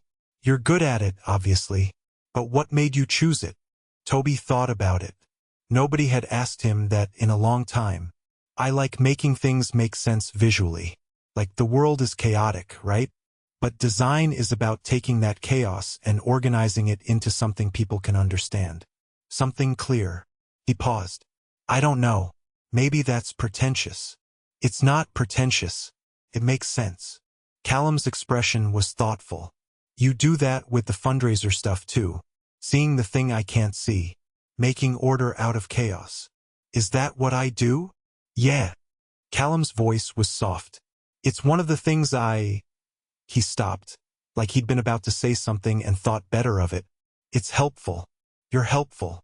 Tobi's chest felt tight. He wanted to ask what Callum had been about to say. But the server arrived with their food and the moment passed. They ate and talked about safer things, movies they'd seen, books they were reading, the upcoming Pride Parade that was separate from the fundraiser but connected in spirit. Callum was easy to talk to, the way he'd been from the beginning, and Tobi found himself relaxing into the conversation, letting the earlier nervousness fade. But underneath it all, there was still that pull, that sense of something building. I need to tell you something, Tobi said, setting down his fork. The words were out before he could stop them. Callum looked up, his expression careful. Okay. Tobi paused, trying to figure out how to say it without saying too much. I'm really glad we met. At the orientation. I almost didn't go that day, and I'm glad I did. Callum's face did something complicated. I'm glad you came too. Yeah. Callum's voice was steady, but there was something underneath it. Something vulnerable. I don't know how to explain this, but when you walked in that day, I felt like... He stopped, looking frustrated with himself. This is going to sound weird. Try me. I felt like I'd been waiting for you. Callum said it quietly, looking at his plate instead of at Tobi. Like something clicked into place that I didn't even know was out of place. And I know that doesn't make sense because we'd never met. But I felt it too, Tobi interrupted. His heart was beating too fast. That first day, and every day since. Like I know you already. Like I've always known you. Callum looked up, and their eyes met, and the restaurant fell away. It was just the two of them, sitting across from each other in warm light, finally saying the thing they'd both been thinking. I don't understand it, Tobi said. Neither do I. Callum's voice was rough. But I don't think I need to understand it to know that it's real. The air between them felt electric. Tobi's hands were shaking slightly, and he pressed them flat against the table to steady himself. This was the moment. This was where something changed. Callum. I like you, Callum said. And the words were simple, but they landed like a confession. I know we're supposed to be friends, and we're working together, and maybe the timing is terrible, but I like you. More than friends. And I needed you to know that. Tobi's breath caught. He'd known, of course he'd known. Some part of him had known for weeks, but hearing it out loud was different. Hearing it made it real. "I like you too," Tobi said, and his voice was steadier than he expected. "I've been trying not to, because it felt too fast, too much too something. But I can't not like you." Callum smiled, and it transformed his whole face. "Okay, okay, okay." Callum reached across the table, and after a moment's hesitation, Tobi took his hand. Callum's palm was warm, his grip steady, and Tobi felt something in his chest unravel completely. They sat like that for a moment, hands linked across the table, and Tobi had the strange thought that this was the kind of moment people remembered. Not because it was dramatic, but because it was honest. Because they'd both been brave enough to say the thing that mattered. "So what now?" Tobi asked quietly. "I don't know." Callum's thumb traced a small circle against Tobi's palm. "We could figure it out as we go?" "Yeah, okay. We can do that." The server came by to clear their plates, and they let go of each other's hands. But the shift had already happened. Something had been said that couldn't be unsaid, and Tobi felt lighter for it. They ordered dessert, one piece of chocolate cake to share, and fell back into easier conversation, but everything felt different now. The space between them wasn't just space anymore. It was possibility. Callum walked him to his car after dinner. The rain reduced to a light mist that hung in the air like fog. They stood in the parking lot, neither of them quite ready to leave, and Tobi thought about how many times they'd done this now. Stood together in parking lots and hallways and doorways, prolonging the goodbye. "Thank you for dinner," Tobi said. "And for everything else. Thank you for being honest." Callum's hands were in his pockets, but his expression was open. "I know that wasn't easy. It was easier than I thought it would be. With you." Tobi hesitated, then took a step closer. "Can I?"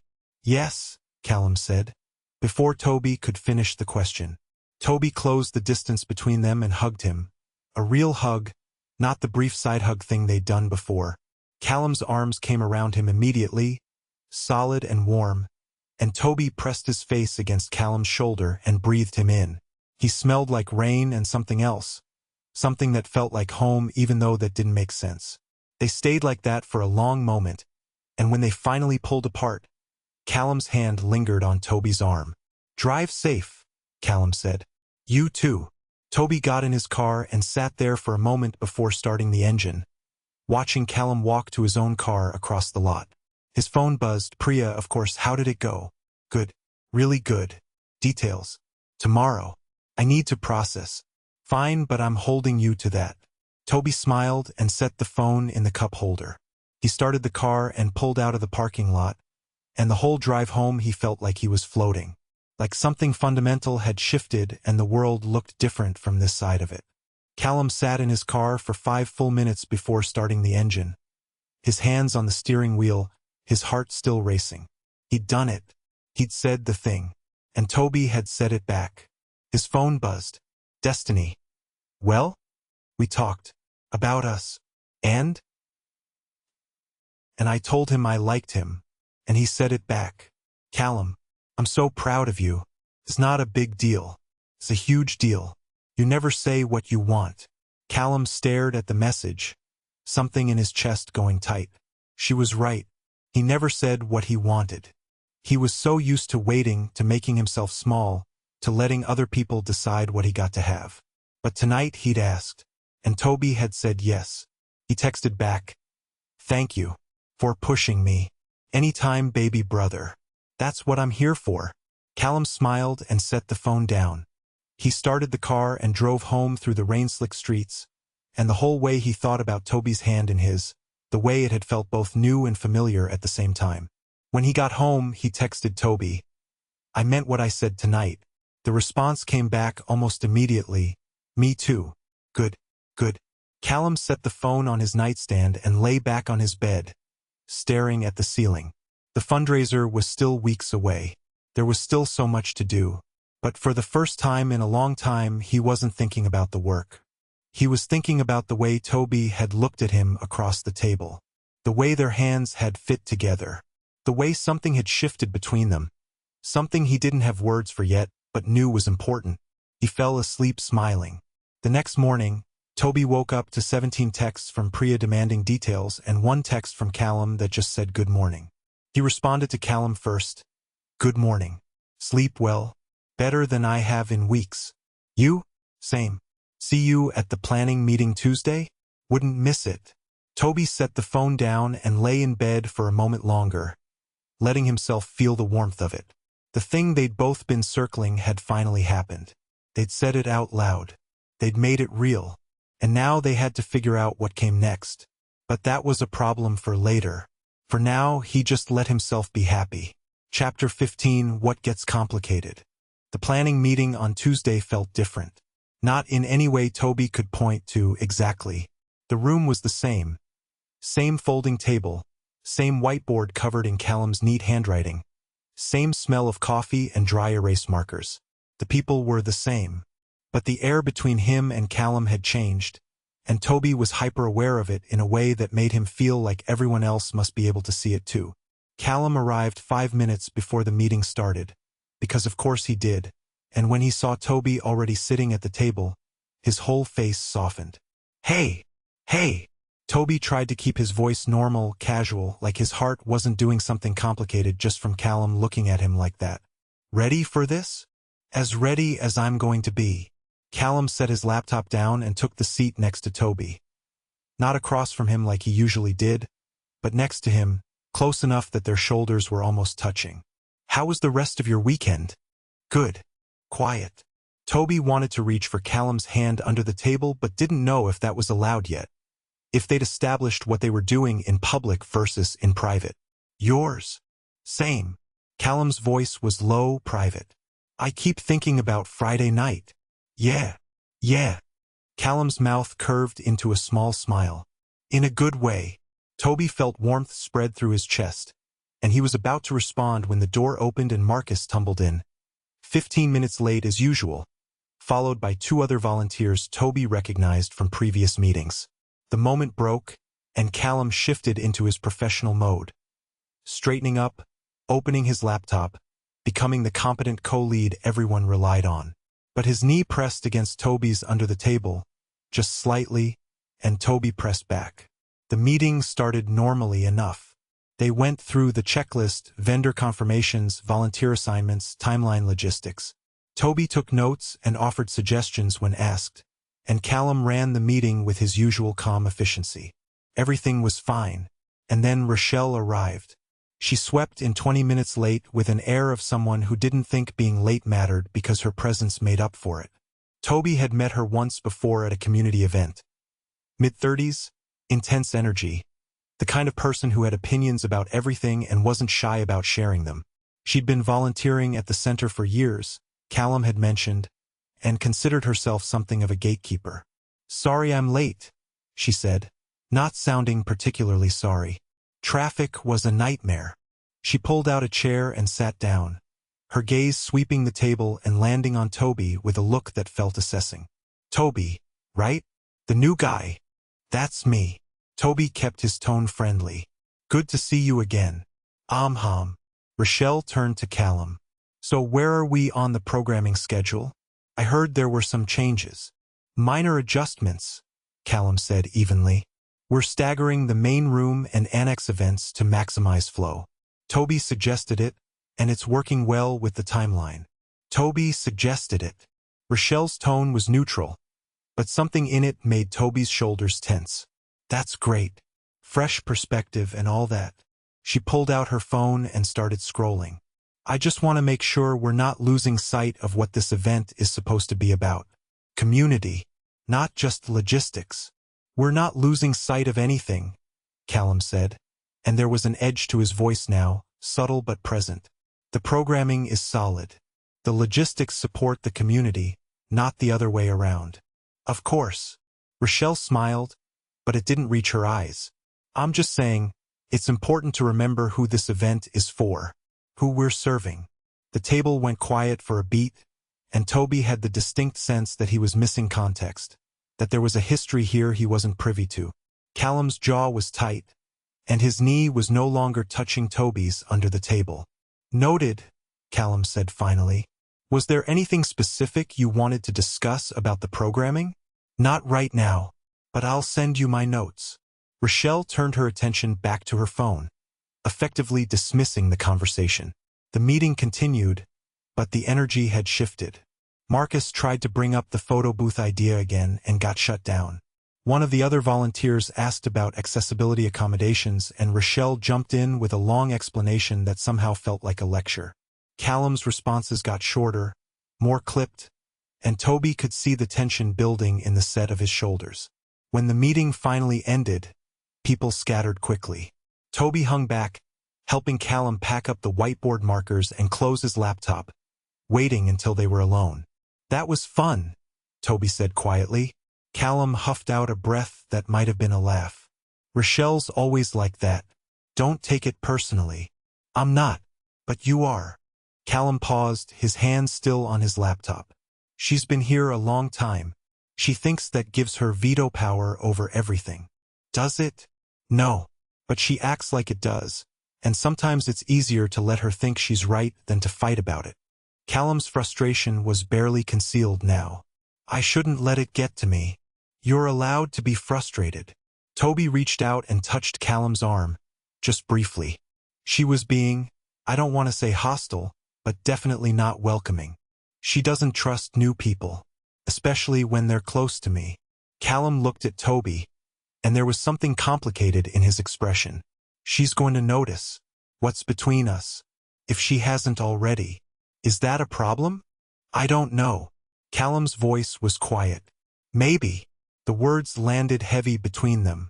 Tobi pulled his hand back, suddenly uncertain. Do you want to? Should we not? No. Callum said it quickly, firmly. I don't want to hide this. I don't want to pretend Friday night didn't happen. He paused, looking for the right words. I need to figure out how to navigate it. The fundraiser, the center, us. It's all connected, and I don't want to mess any of it up. You won't.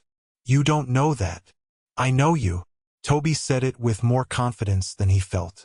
And I know you don't do anything halfway. You'll figure it out. Callum looked at him for a long moment, something in his expression softening. We'll figure it out. Yeah, we will.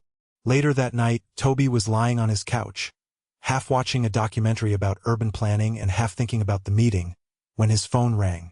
Priya's name lit up the screen. Finally, she said when he answered. I've been waiting for you to call me all day. I was going to call you tomorrow. It's been 4 days since your date, Tobi. 4 days. That's an eternity in gay time. Her voice was warm but insistent. Talk. Now. Details.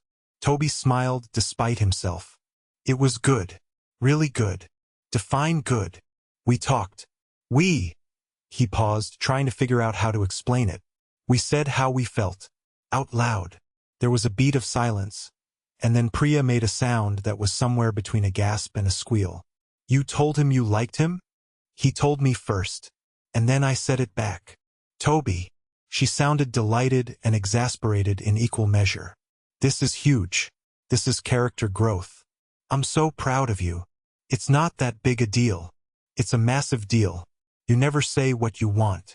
You always wait for other people to decide what you get. Her tone gentled. I'm really happy for you. How are you feeling about it? Tobi thought about it. Scared. Happy. Both. That's normal. What are you scared of? That I'm going to screw it up. That it's too fast. That I'm... He stopped, the words catching in his throat. That I'm reading too much into it. That familiarity thing I mentioned, where it feels like I know him already. What if that's just me projecting? What if I'm making him into something he's not? Okay. First of all, you're not making him into anything. He's a real person who likes you back. Priya's voice was firm. Second, the familiarity thing? That's not projection. That's connection. That's what it feels like when you meet someone who gets you. Maybe. Not maybe. Definitely. She paused. What else? There's this woman at the center, Rochelle. She was at the meeting today and she was, I don't know, territorial, I guess. Like she didn't like that I was there. Oh, I know Rochelle. Priya's tone shifted, becoming more careful. She's been around forever. Very invested in community politics. You know her? I've volunteered with her a few times. She's intense. Very protective of the center and very particular about who gets to be part of it. Priya hesitated. Has she said something to you directly? Not directly, but the vibe was clear. And Callum noticed too. He's worried about how to navigate it, the fundraiser, the center, us, everything being connected. That's valid. It is complicated. Priya was quiet for a moment. But you know what? It's also worth it. Don't let Rochelle's gatekeeping make you second-guess what you have with Callum. I'm not. Good. Because you deserve this, Tobi. You deserve to be with someone who makes you feel like yourself. Her voice was warm.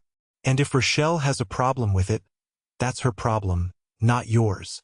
Tobi felt something in his chest ease. Thanks, Pri. Anytime.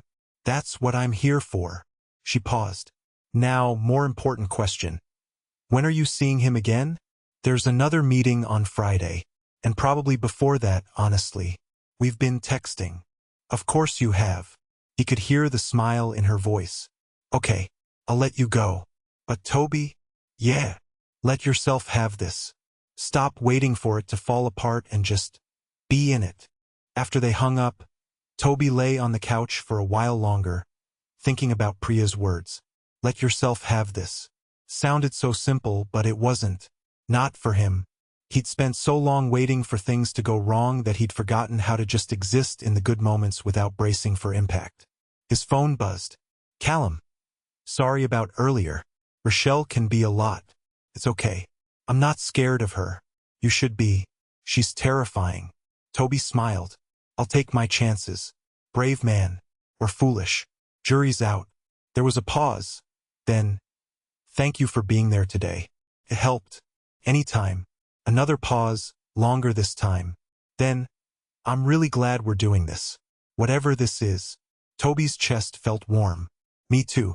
Good, good. He set the phone down and closed his eyes, letting himself feel it. The warmth, the possibility, the scary good feeling of wanting something and maybe, possibly, getting to have it. For tonight, that was enough. Chapter 16, Distance.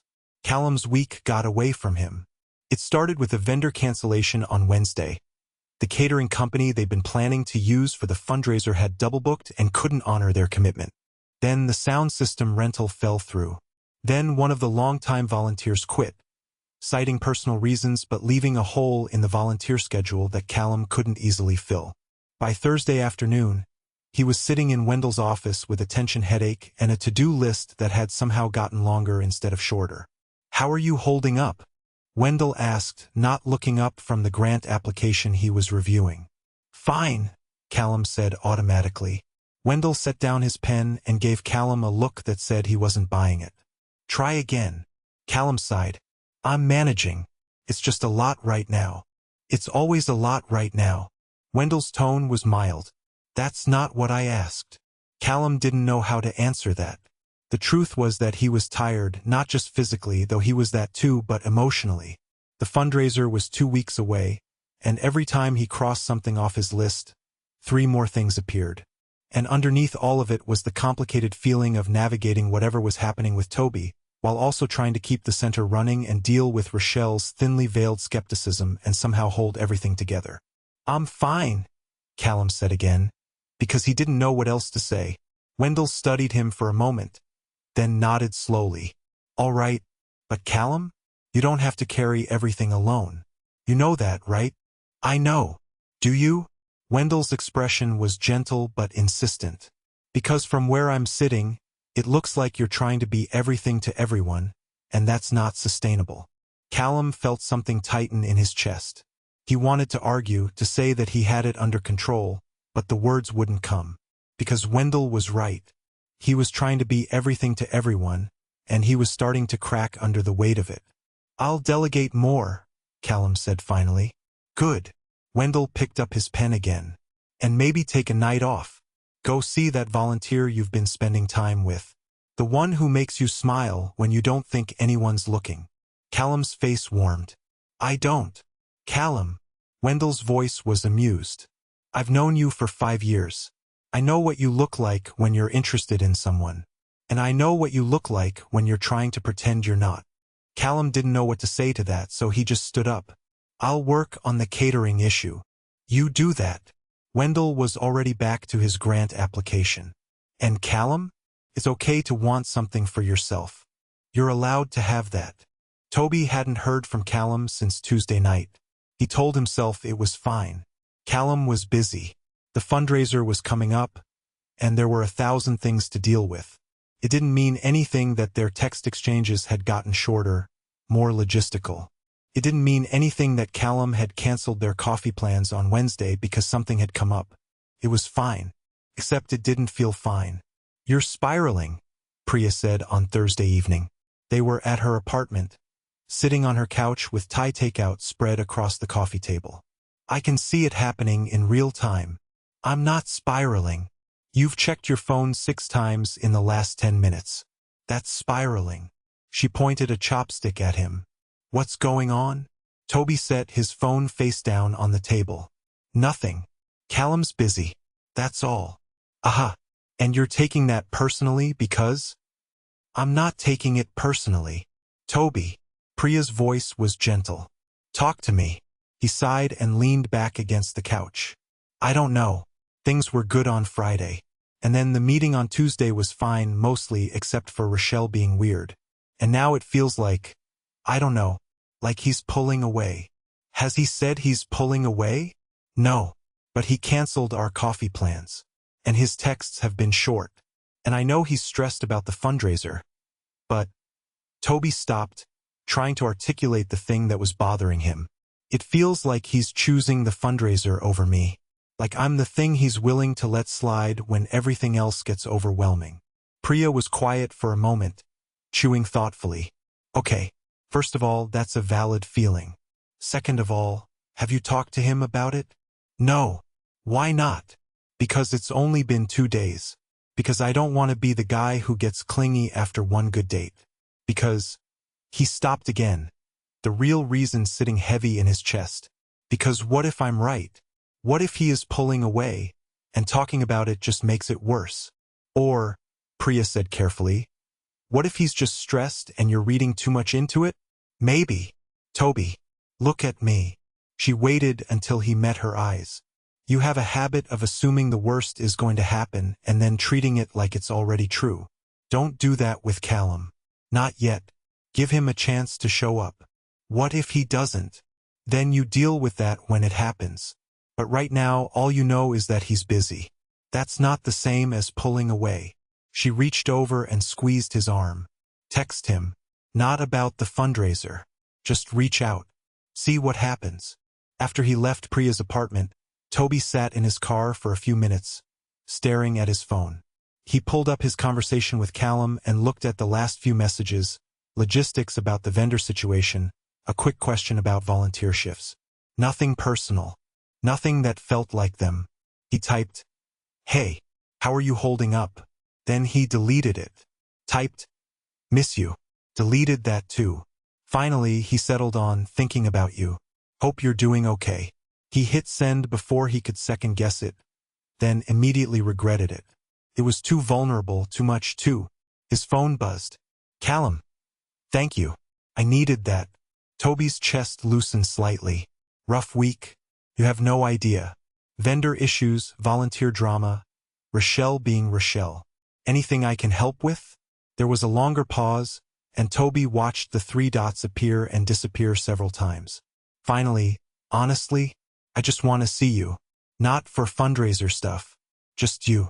Tobi smiled. "When? Tomorrow night? I know we said Friday for the meeting, but I was thinking maybe before that. Dinner? Yes. Definitely yes. Okay, good. I'll pick you up at 7? Sounds perfect." Tobi set the phone down and let out a breath he hadn't realized he'd been holding. Priya was right. He'd been spiraling, assuming the worst, treating his fear like it was fact.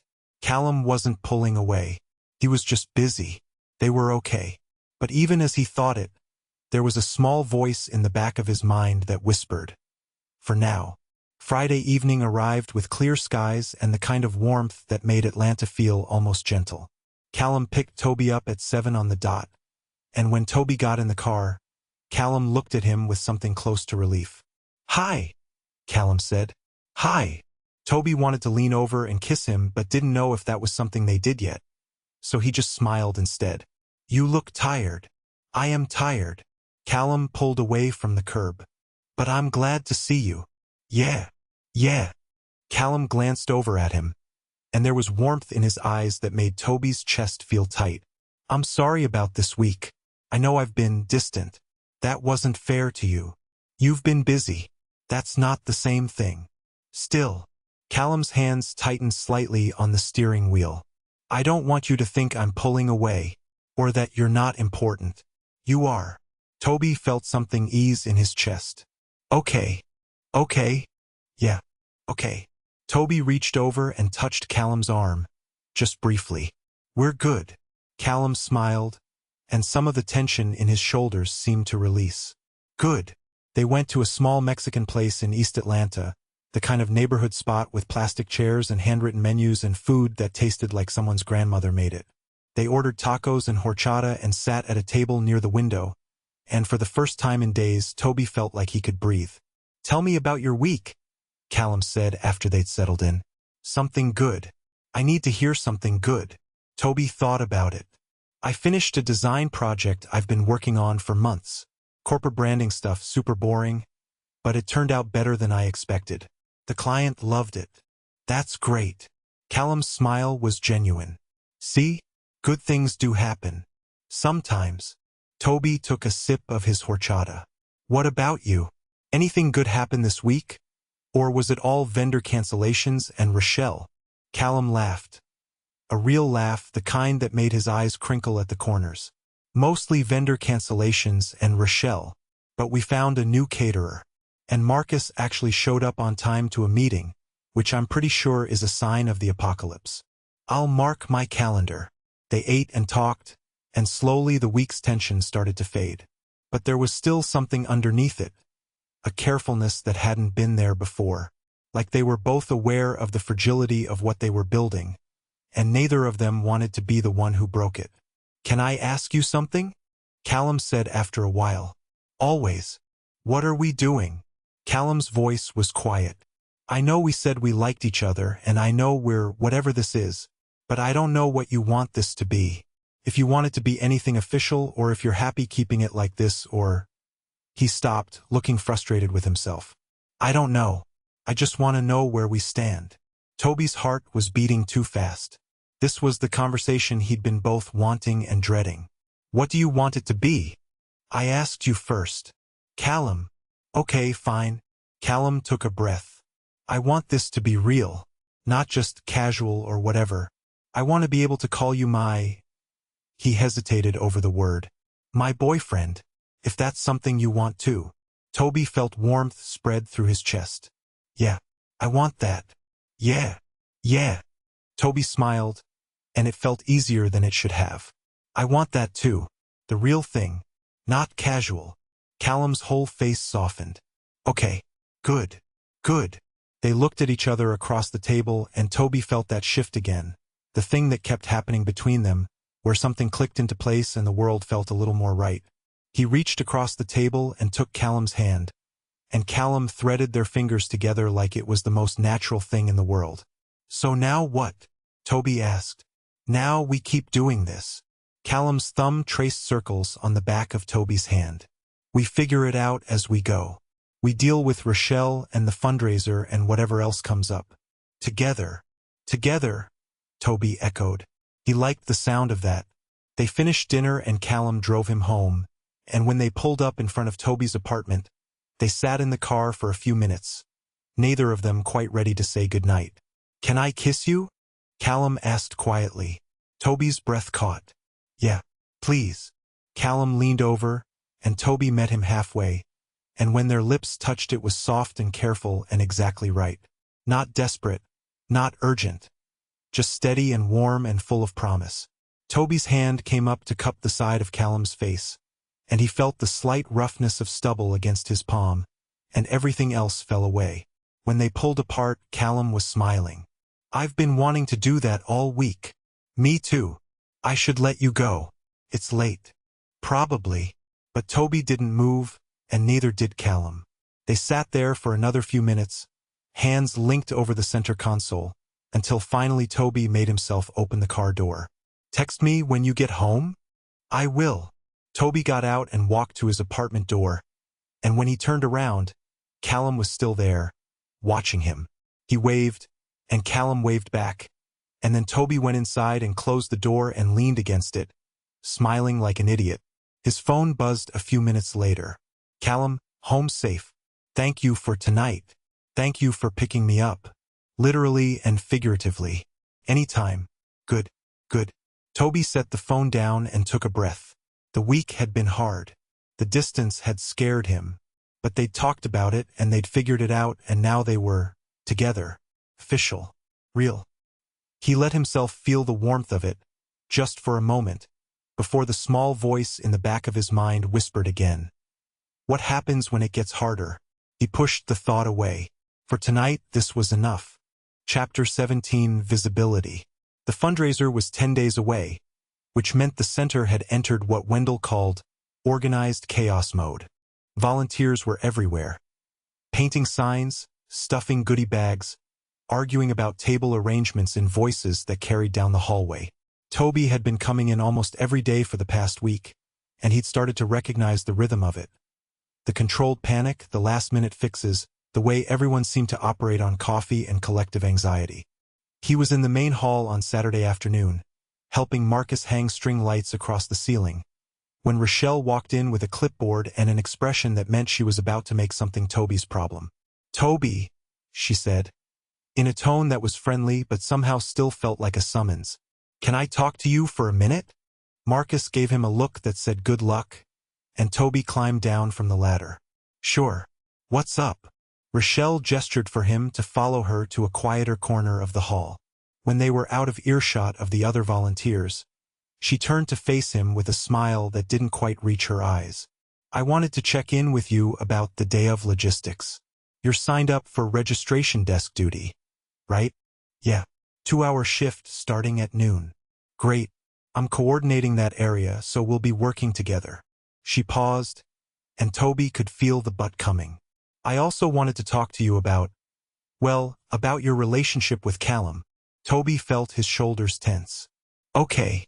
Look, I'm not trying to be intrusive. I care about this community, and I care about this center, and I want to make sure everyone's on the same page." Rochelle's tone was careful, measured. "You two seem close. Are you together? Like, dating?" Tobi hesitated. He and Callum hadn't exactly made a public announcement, but they also hadn't been hiding it. They'd been careful at the center, professional, appropriate, but people weren't blind. "Yeah, we are." "Okay, that's..." Rochelle paused, like she was choosing her words carefully. "That's great. I'm happy for you both. I just want to make sure it's not going to complicate things. The fundraiser is a big deal, and I need to know that you're both focused on the work, not on other things." There it was. The implication that their relationship was a distraction, a liability. Tobi kept his voice even. "We're both focused. This matters to both of us." "Of course. I'm not saying it doesn't." Rochelle's smile was still in place, but there was steel underneath it. "I'm just saying that optics matter. People are going to be watching. And when two people are working together and dating, it can raise questions about fairness, about favoritism." Favoritism. Tobi felt a flicker of anger. "I'm a volunteer. There's nothing to be fair about." "I know that, but perception is reality sometimes." Rochelle's tone softened, becoming almost sympathetic. "Look, I've seen this before. People get together, it's exciting, and then it becomes the focus. And the work suffers. I don't want that to happen here." Tobi wanted to argue, to tell her she was wrong, that she was making assumptions about something she didn't understand.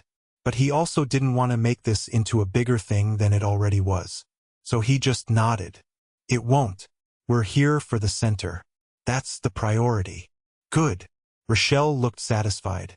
"I knew you'd understand. I'm not trying to be a buzzkill. I just care about this place, and I want the fundraiser to be about the community, not about drama." She walked away before Tobi could respond, leaving him standing there with a tight feeling in his chest, and the uncomfortable sense that he'd just been warned about something he hadn't realized was a problem. Marcus appeared next to him a moment later. "You good?" "Yeah. Fine." "Rochelle give you the speech?" Tobi looked at him. "The speech? The one where she implies that your relationship is going to ruin everything?" Marcus's tone was wry. "She did the same thing to another couple last year. They broke up 3 months later." "That's—" Tobi stopped, not sure what to say. "Why does she care?" Marcus shrugged. "Because she thinks it's her job to protect the center from anything that might disrupt it. Including people being happy, apparently." He clapped Tobi on the shoulder. "Don't let her get in your head. You and Callum are fine." But later, when Tobi was driving home, Rochelle's words kept circling back. "Optics matter. Perception is reality. I've seen this before."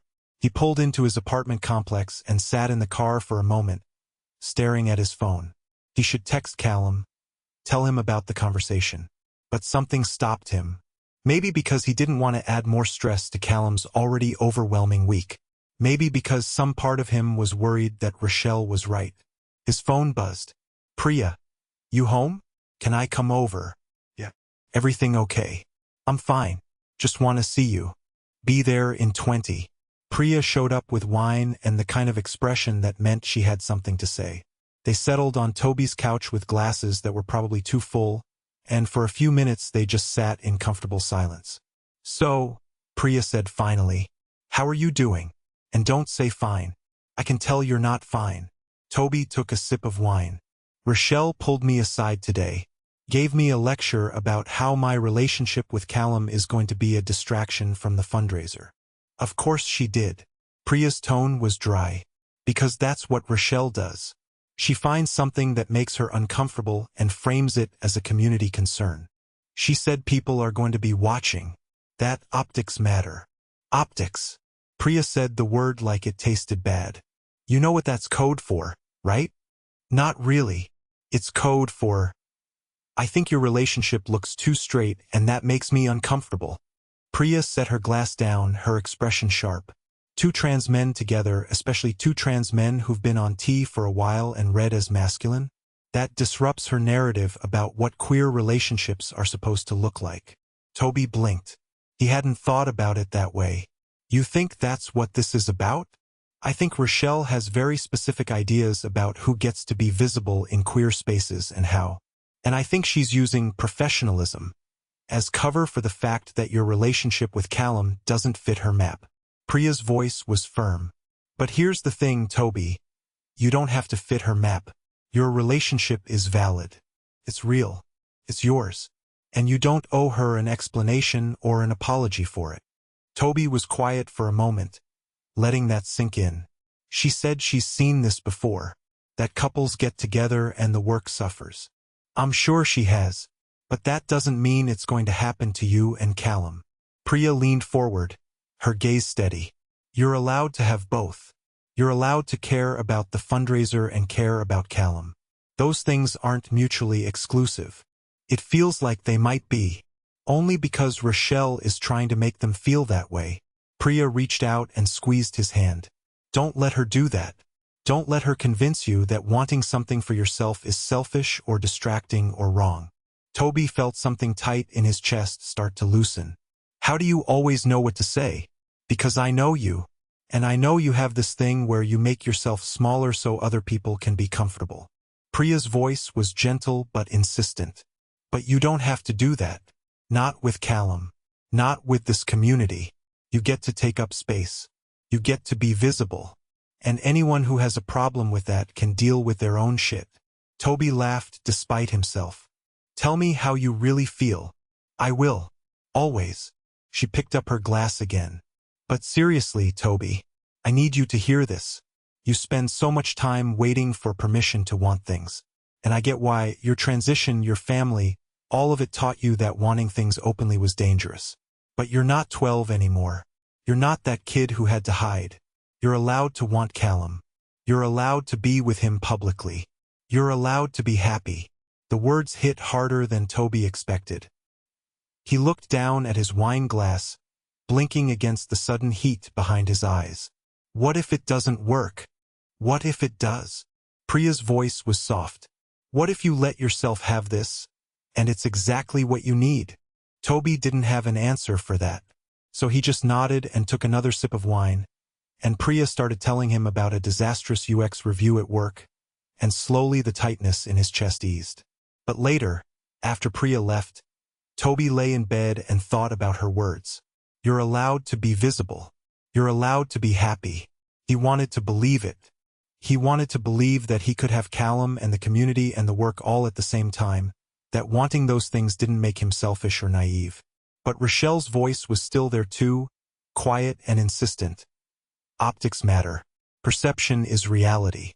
He picked up his phone and pulled up his conversation with Callum. Typed, "Can we talk tomorrow?" The response came back a few minutes later. "Of course. Everything okay? Yeah. Just want to see you.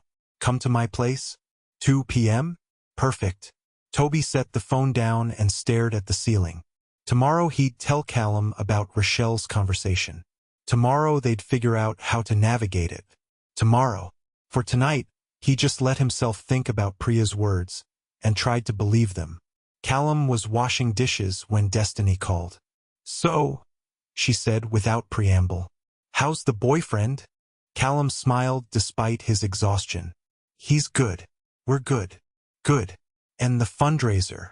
A nightmare, but a manageable nightmare." Callum dried a plate and set it in the rack. "Why do I feel like you're leading up to something?" "Because you know me." Destiny's tone shifted, becoming more serious. "I ran into Rochelle at the grocery store today." Callum's hand stilled. "Okay.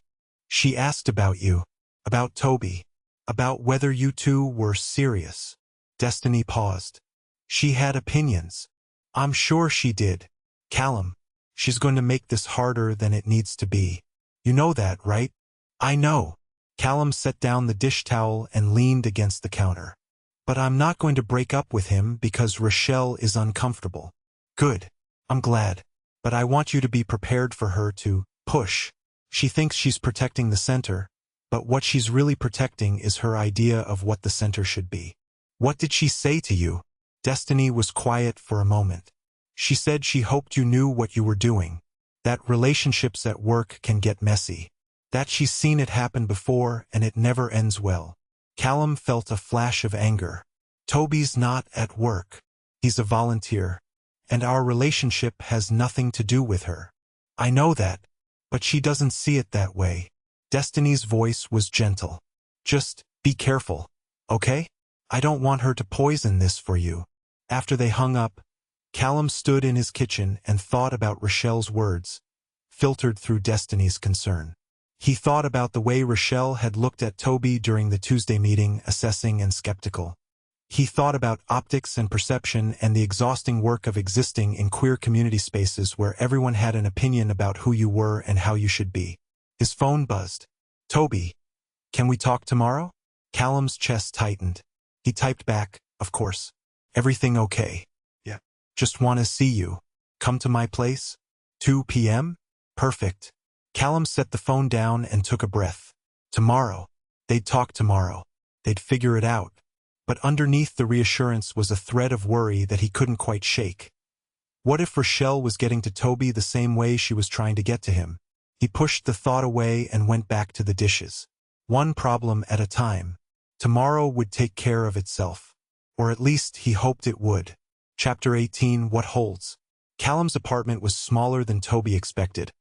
A studio in Midtown with exposed brick and windows that looked out onto a tree-lined street. It was neat in the way that felt deliberate rather than natural, like someone who'd taught himself to keep things organized because chaos felt dangerous. Tobi stood in the doorway for a moment, taking it in. A couch that doubled as a bed. A small kitchen area with a two-burner stove. Bookshelves crammed with cookbooks and novels and what looked like old volunteer training manuals. A desk in the corner with Callum's laptop and the ever-present binder full of fundraiser notes. "It's not much," Callum said, closing the door behind them. "But it's mine. I like it." Tobi meant it. The space felt like Callum, careful, considered, holding more than it first appeared to. "How long have you been here?" 3 years. It's too expensive for what it is, but the location's good for getting to the center. Callum moved to the kitchen area. Do you want something to drink? I have water, coffee, or... He opened the fridge. More water. Tobi smiled. Water's good. They settled on the couch with glasses of water that neither of them drank, and the afternoon light slanted through the windows in a way that made everything feel both intimate and exposed. Tobi could feel the weight of the conversation they needed to have sitting between them like a third person in the room. So, Callum said finally, what did you want to talk about? Tobi took a breath. Rochelle pulled me aside yesterday. At the center. Callum's expression shifted, becoming more guarded. What did she say? She wanted to make sure I was focused on the work and not distracted by us. Tobi tried to keep his voice neutral. She said optics matter, that people are going to be watching. Of course she did. Callum's jaw tightened. She cornered Destiny at the grocery store and gave her basically the same speech. She talked to Destiny? Apparently she hopes I know what I'm doing, because relationships at the center always get messy. Callum's tone was bitter, as if our relationship is any of her business. Tobi was quiet for a moment. Do you think she's right about it being messy? No. Callum said it quickly, firmly. I think she's protective of the center to the point of being controlling, and I think she doesn't like that we're together because it's something she can't manage or categorize. Priya said something similar, that Rochelle has specific ideas about what queer relationships are supposed to look like, and we don't fit her map. Priya's right. Callum turned to face Tobi more fully. Look, I know Rochelle can be a lot, and I know she has influence at the center, but I'm not going to let her dictate who I'm allowed to be with or how I'm allowed to be happy. Tobi felt warmth spread through his chest, but underneath it was still that thread of worry. What if she makes it harder? The fundraiser's in 10 days. What if she, I don't know, what if she starts undermining us? Making things difficult? Then we deal with it. Callum reached out and took Tobi's hand. Together, like we said we would. Callum, I know you're scared. Callum's voice was gentle. I am too, but I'm not going to let fear make my decisions for me. Not about this. Tobi looked down at their linked hands, at the way Callum's thumb was tracing small circles against his palm. I just don't want to make things harder for you. You already have so much on your plate. You're not making things harder. You're making them better. Callum squeezed his hand. And yeah, the fundraiser is stressful and Rochelle is being Rochelle, but none of that changes the fact that I want to be with you. That being with you makes everything else feel more manageable, not less. Tobi's throat felt tight. I want to believe that. Then believe it. Callum's expression was earnest. I know you have this pattern of waiting for things to fall apart. Priya told me, not in a gossipy way, just in a, this is something you should know about him way. And I get it. I have my own version of that. But we can't let that pattern run the show. We have to choose to trust this. To trust each other. Tobi felt something in his chest crack open. What if I mess it up? What if you don't? Callum echoed Priya's words from the night before, and Tobi almost laughed at the symmetry of it. What if we both just try and see what happens? Okay. Tobi took a breath. Yeah, okay. They sat like that for a moment, hands linked, the tension slowly easing out of the room. Tobi leaned his head back against the couch and looked at the ceiling, at the old exposed beams that had probably been there for decades. Can I tell you something? Callum said quietly. Always. I've never... Callum paused, searching for words. I've never felt this way about anyone before. This quickly, this intensely. It scares me sometimes. How much I want this to work. Tobi turned his head to look at him. Yeah. Callum's expression was vulnerable in a way Tobi had rarely seen. I keep waiting for you to realize that I'm not. That I'm too much work or too busy or too damaged from foster care or whatever. That you'll find someone easier and leave. Callum. Tobi shifted closer until their knees were touching. I don't want easier. I want you. Even with Rochelle making everything complicated? Even then. Tobi reached up and touched the side of Callum's face, his palm resting against Callum's jaw. I'm not going anywhere. Not because of Rochelle, not because of the fundraiser stress, not because of anything. Callum leaned into the touch, his eyes closing briefly. When he opened them again, there was something raw in his gaze. I need you to know that you matter to me, more than the fundraiser, more than the center, more than what anyone else thinks. I know. Tobi's voice was barely above a whisper. You matter to me too. Callum closed the distance between them and kissed him, and it was different from the careful kiss in the car after dinner. Deeper, more certain, like they were both finally letting themselves have this without reservation. Tobi's hand slid to the back of Callum's neck, and Callum's arms came around him, solid and warm, and for a few moments everything else fell away. When they finally broke apart, Callum rested his forehead against Tobi's, both of them breathing hard. Stay, Callum said quietly. For a while. We don't have to talk about the fundraiser or Rochelle or anything else. Just stay. Yeah, okay. Tobi smiled. I can do that. They ended up stretched out on the couch, Tobi's back against Callum's chest, Callum's arm around his waist. Callum put on a cooking show. Some competition thing where people made elaborate desserts under time pressure, and they watched in comfortable silence, occasionally commenting on the more absurd creations. I could make that, Callum said during a particularly ambitious chocolate sculpture segment. No, you couldn't. I could. It's just chocolate and physics. You told me your Bonzio turned into a disaster. That's different. Bonzio is about technique. This is just melting things. Tobi laughed and tilted his head back to look at Callum. You're ridiculous. Maybe. Callum pressed a kiss to Tobi's temple. But you like it. I do. Tobi settled back against him. I really do. They stayed like that through 2 episodes, and somewhere in the middle of the second one, Tobi felt himself start to drift. Not quite asleep, but close, that liminal space where everything felt soft and safe and possible. Callum's heartbeat was steady against his back, and the afternoon light had shifted to a warm gold. And for the first time in days, Tobi felt the tight, anxious knot in his chest completely unwind. Tobi, Callum's voice was quiet. Thank you for coming over. For talking about it instead of letting it sit. Thank you for making it easy to talk about. Is it easy? Tobi thought about that. Easier than I expected. With you, it's... He paused, trying to find the right words. I don't have to perform. I can just be. Callum's arm tightened around him slightly. Yeah, I feel that too. They fell back into silence, and Tobi let his eyes drift closed. He could hear the sounds of the city filtering in through the windows. Car horns, distant voices, the rhythmic whoosh of the MARTA train a few blocks away. Normal Atlanta sounds, the sounds of home. I'm glad I came back here, Tobi said, almost to himself. To Atlanta? Yeah, I didn't know what I was looking for when I moved back. Just something. The feeling, maybe. The sense that I was where I was supposed to be. He opened his eyes and looked around Callum's small apartment, at the cookbooks and the fundraiser binder and the way the light caught the dust motes in the air. I think I found it. Callum was quiet for a moment, and when he spoke, his voice was rough with emotion. I'm glad you found it. I'm glad you found me. Me too. They stayed on the couch until the light faded to dusk, and then Tobi reluctantly admitted that he should probably head home.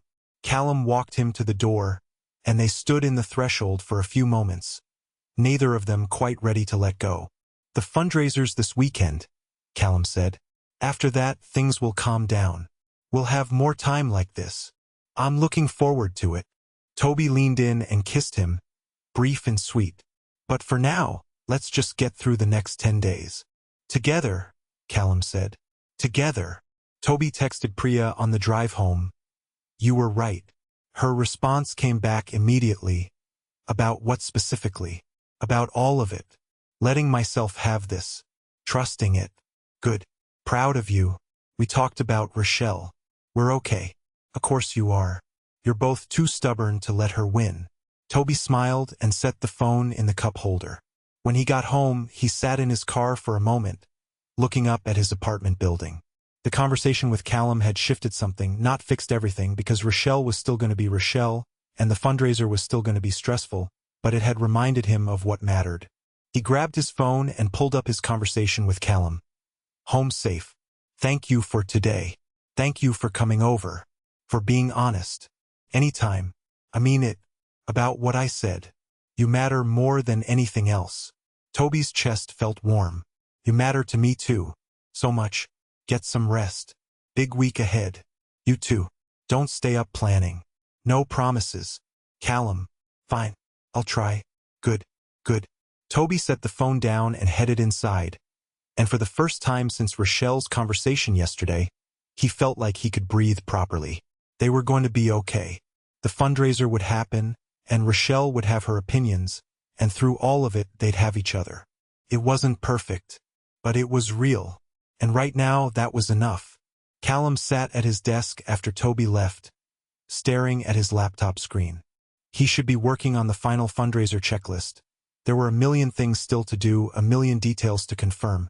But instead, he found himself thinking about the weight of Tobi against his chest, the way their breathing had synced up, the feeling of being exactly where he was supposed to be. His phone buzzed. Destiny. How'd it go? Good. Really good. You told him about Rochelle? He told me first. We talked it through. And we're not letting her make our decisions for us. Good. I'm proud of you. Everyone keeps saying that, because it's true. You're choosing yourself for once. It's growth. Callum smiled and set the phone down. He pulled up his fundraiser checklist and started working through it. But the anxiety that had been sitting on his chest for weeks felt lighter now. Not gone. There was still so much to do, so much that could go wrong, but manageable. He worked for another hour, crossing items off the list and adding new ones, until his eyes started to blur and he had to admit that he needed to sleep. He closed the laptop and got ready for bed. And when he lay down, he thought about Tobi's words. I don't have to perform. I can just be. That was it, wasn't it? The thing that made this different from anything else he'd experienced. With Tobi, he didn't have to be the competent co-lead or the reliable volunteer coordinator or the person who always had it together. He could just be Callum. Messy and tired and scared sometimes. And that was enough. He picked up his phone one last time. Thinking about you. Tobi's response came back almost immediately. Same.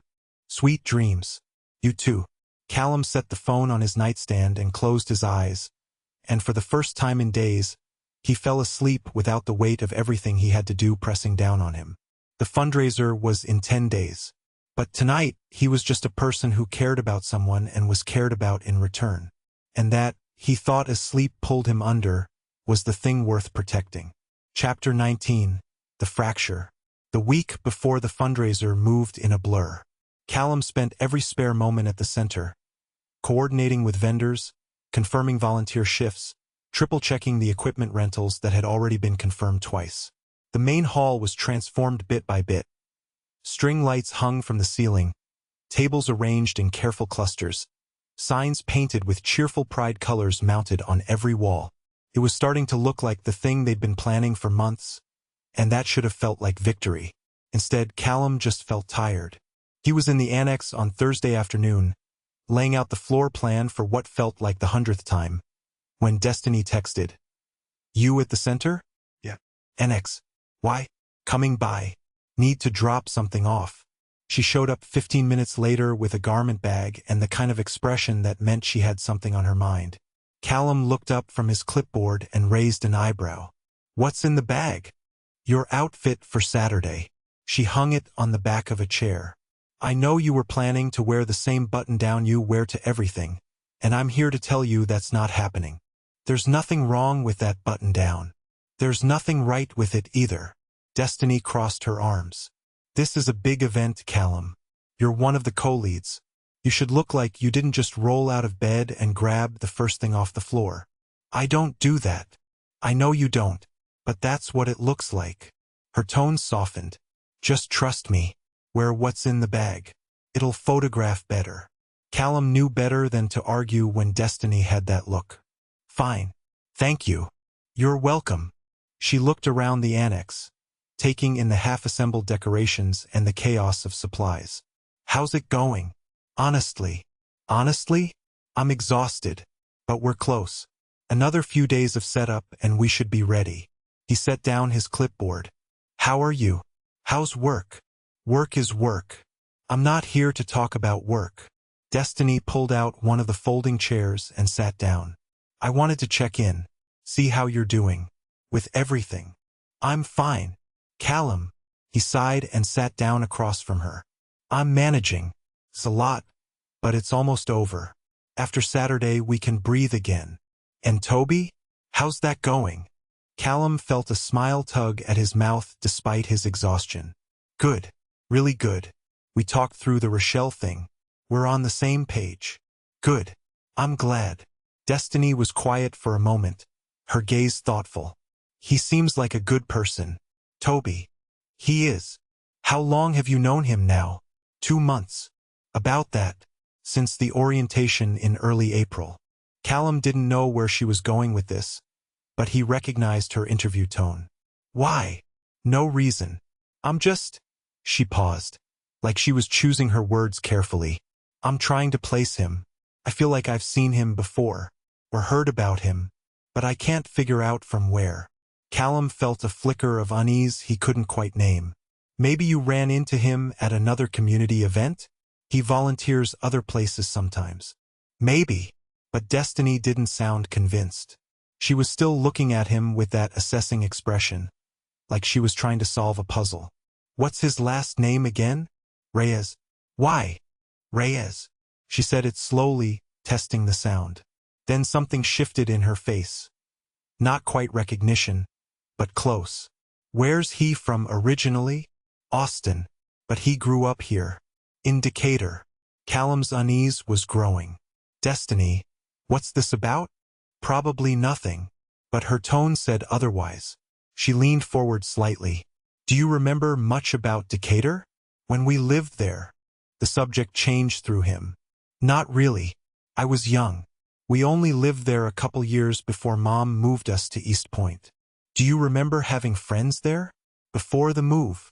Callum tried to reach back into those memories, but they were hazy and indistinct. He'd been 12 when they moved, right in the middle of everything falling apart. Mom getting sicker, the caseworker visits starting, the slow realization that their family was coming undone. The friends he'd had before that felt like they belonged to someone else's life. Not really, he said finally. Why? Destiny was watching him carefully. Did you ever know anyone named Reyes? A kid. Maybe around your age. I don't. Callum stopped, searching his memory. The name didn't mean anything to him. I don't think so. Why would you ask that? Because... Destiny hesitated, and Callum could see her weighing something. Then she shook her head. Never mind. It's probably just my brain making connections that aren't there. Destiny. I'm serious. It's nothing. She stood up, smoothing her hands over her jeans. I should let you get back to work. But wear the outfit on Saturday. Okay. I will. She started toward the door, then paused and turned back. Callum? How much do you remember about that last year in Decatur? Before we moved. Callum felt something cold settle in his chest. Not much. Like I said, everything was kind of falling apart. I was trying to keep my head down, keep you safe. I don't remember a lot of the details. He met her gaze. Why? No reason. But there was something in her eyes. Concern, maybe, or recognition of something he couldn't see yet. I'll see you Saturday. Try to get some sleep before then. After she left, Callum sat in the annex for a few minutes, staring at the floor plan without really seeing it. The conversation had left him unsettled in a way he couldn't articulate. Destiny didn't ask random questions. If she was digging into his childhood, there was a reason. His phone buzzed. Tobi, how's your day going? Callum looked at the message for a moment, then typed back. Long, but almost done. You? Same. Miss you. Miss you too. Dinner tonight? Can't. Promise Priya I'd help her with something. Tomorrow. Tomorrow works. Callum set the phone down and tried to shake off the strange feeling from Destiny's visit. It was probably nothing. She was probably just being protective, trying to make sure Tobi was who he said he was. That made sense. That was what Destiny did. But the question kept circling back. Did you ever know anyone named Reyes? And underneath it, quieter but more insistent. Why did that question feel important? The fundraiser run-through happened on Friday afternoon. It was organized chaos. Volunteers running through their assignments, Wendell checking sight lines from different parts of the room, Rochelle micromanaging the registration desk set up with an intensity that made everyone around her tense. Callum moved between stations, clipboard in hand, making notes and answering questions and trying to project a calm he didn't entirely feel. Tobi was there, of course. He'd been there all week, showing up whenever he wasn't at work, helping with setup and staying late to break down the day's progress. Right now he was in the main hall with Marcus, testing the sound system and arguing good-naturedly about whether the volume was too loud or not loud enough. Callum watched him for a moment. The easy way he moved through the space, the casual competence, the smile that seemed to come more naturally now than it had at the beginning. Something in Callum's chest went warm and tight at the same time. Callum! He turned to find Destiny standing behind him, and there was something in her expression that made his stomach drop. Hey, I didn't know you were coming today. I wanted to see the space before tomorrow. Her voice was carefully neutral. Can we talk for a minute?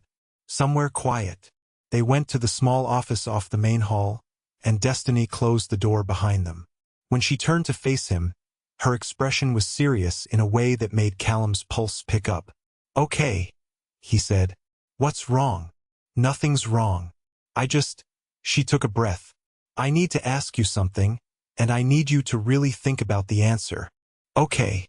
When we lived in Decatur, before the move, do you remember having a friend? A close friend? Someone you spent a lot of time with? Callum felt that cold sensation again. Stronger this time. Destiny, where is this going? Just answer the question. Please. He tried to think back. Those years were so blurred, so tangled up with everything that came after. He remembered the house on Maple Street, the small backyard, the way the neighborhood felt safe in a way that nowhere else had since. He remembered being 12 and trying to hold everything together while their mother got sicker. But specific friends? Specific people? I don't know, he said finally. Maybe? I'm sure I had friends. But I don't remember anyone specific. Destiny was watching him with an intensity that felt uncomfortable. Do you remember anyone who moved away? Right before we did. And there it was, a flicker of something. A memory so faint he wasn't sure if it was real, or if he was inventing it to satisfy her question. A kid who'd been in his class, maybe? Someone who'd left suddenly, and he'd felt. What? Sad? Confused? He couldn't grab hold of it. I don't know, he said again. Why are you asking this? Destiny was quiet for a long moment, and Callum could see her wrestling with something. Then she seemed to make a decision. I think... She stopped, shook her head. Never mind. It's probably nothing. It's clearly not nothing. You've been weird about this since yesterday. Callum's frustration was building. What's going on? I saw Tobi today, out in the hall. Destiny's voice was careful. And something about him, the way he moves, maybe, or the way he laughs. It reminded me of someone. Callum's chest tightened. Who? That's the thing. I don't know. I can't remember. But I know I've seen him before, or someone like him. And it was... She paused, searching for words. It was before. Back in Decatur. The room felt too small suddenly. Callum took a step back, leaning against the desk. That doesn't make sense. Tobi moved away from Decatur when he was 12. We moved when I was 12. The timing. He stopped. The timing. The same year. The same neighborhood. Maybe. The same. It's probably a coincidence, Destiny said quickly, seeing his expression. I could be completely wrong. Memory is weird, and I was 15 when we lived there. I barely paid attention to your friends. But you think you remember him. It wasn't a question. I think I remember someone who looked like him, or moved like him, or I don't know, Callum. I could be inventing the whole thing. She reached out and touched his arm. I shouldn't have said anything. I'm probably just tired and making connections that aren't there. You don't do that. Callum's voice was steady, but his heart was racing. You don't make things up. Destiny was quiet for a moment. Then, if I'm right, if there is a connection, would that change anything? I don't know. Callum looked at the door, thinking about Tobi in the hall. testing sound levels and laughing at something Marcus said. I don't know what it would mean. It might not mean anything. It might just be two people who grew up in the same place and found each other again without knowing it. Destiny squeezed his arm. But if you want to ask him about it. No. The word came out sharper than he intended. No, I don't want to ask him. Not yet. Not until. He stopped, not sure what he was waiting for. Can you just give me some time to figure out what I'm thinking? Of course. Destiny pulled him into a brief hug. I'm sorry. I shouldn't have brought it up before the fundraiser. It's okay. But it wasn't really, because now the question was there, sitting between him and everything else, and he didn't know what to do with it. After Destiny left, Callum stood in the office for a few minutes, trying to steady his breathing. Did you ever know anyone named Reyes? The question kept circling back, and now it had weight behind it. Context. He thought about Tobi's déjà vu, the way they'd both felt like they knew each other from the beginning. The familiarity that had felt like gift, like magic, like fate. What if it wasn't any of those things? What if it was just memory, buried so deep neither of them had recognized it? His phone buzzed. Tobi. Sound system is good to go. Marcus says to tell you it's chef's kiss, which I think he means as a compliment. Callum stared at the message for a long moment. Then he typed back, perfect. Thank you. He should go back out there. He should finish the run-through, make sure everything was ready for tomorrow. He should act normal. Instead, he stood in the office and tried to remember a 12-year-old version of himself in Decatur, and whether there had been someone who mattered. Someone who'd left. The memory was there, he thought, just out of reach, like a word on the tip of his tongue, or a name he couldn't quite place. He pushed it away and went back to work.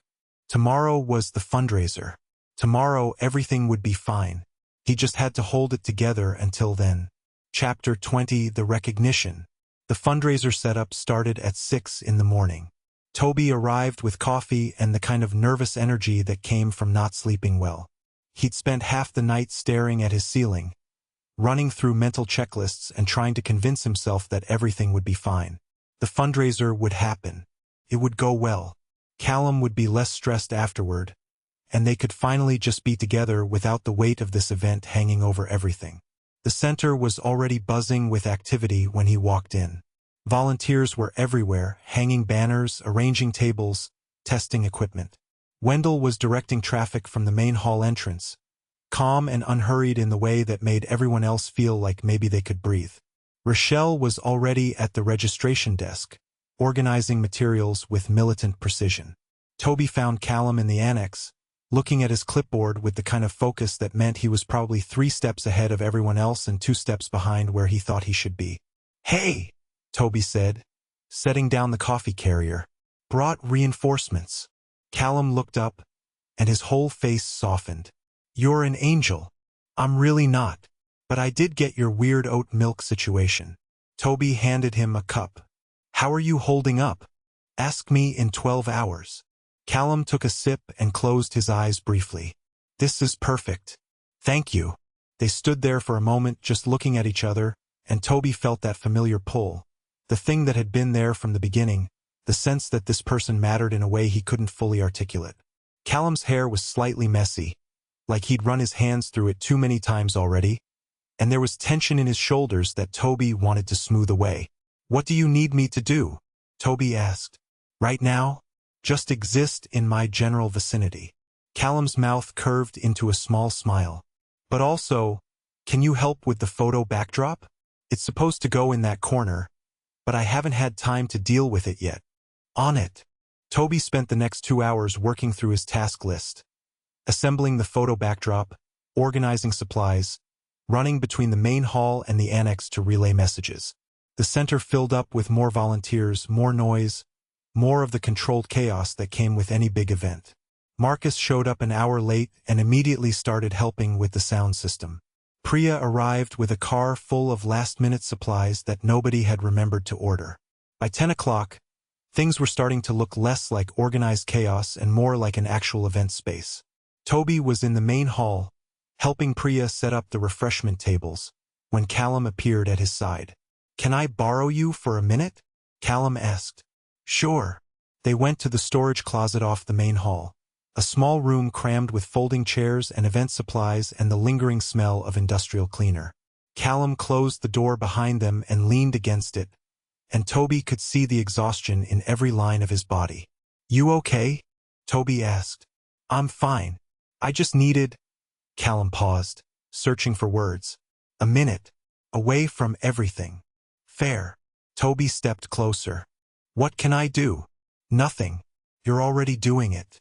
Callum reached out and took Tobi's hand, threading their fingers together. "I'm glad you're here. I know I've probably said that already, but I mean it. This would be so much harder without you." Tobi's chest felt tight. "I'm not going anywhere." "Good." Callum pulled him closer, until Tobi was standing between his legs, and wrapped his arms around Tobi's waist. They stayed like that for a moment, just breathing together, and Tobi let himself sink into it. The solid warmth of Callum's body, the steady rhythm of his heartbeat, the way they fit together like they'd been doing this for years instead of weeks. "We should get back out there," Callum said eventually, but he didn't let go. "Probably. In a minute." "Okay." When they finally emerged from the storage closet, Priya gave Tobi a look that was somewhere between knowing and amused, but she didn't say anything. They went back to work, and the morning blurred into afternoon, and slowly the space transformed into something that actually looked like what they'd been planning. At 2 o'clock, Wendell called everyone together for a final walkthrough. They gathered in the main hall, volunteers, coordinators, the handful of performers who'd arrived early, and Wendell went through the timeline for the evening, answering questions and radiating the kind of calm confidence that made everyone believe this was actually going to work.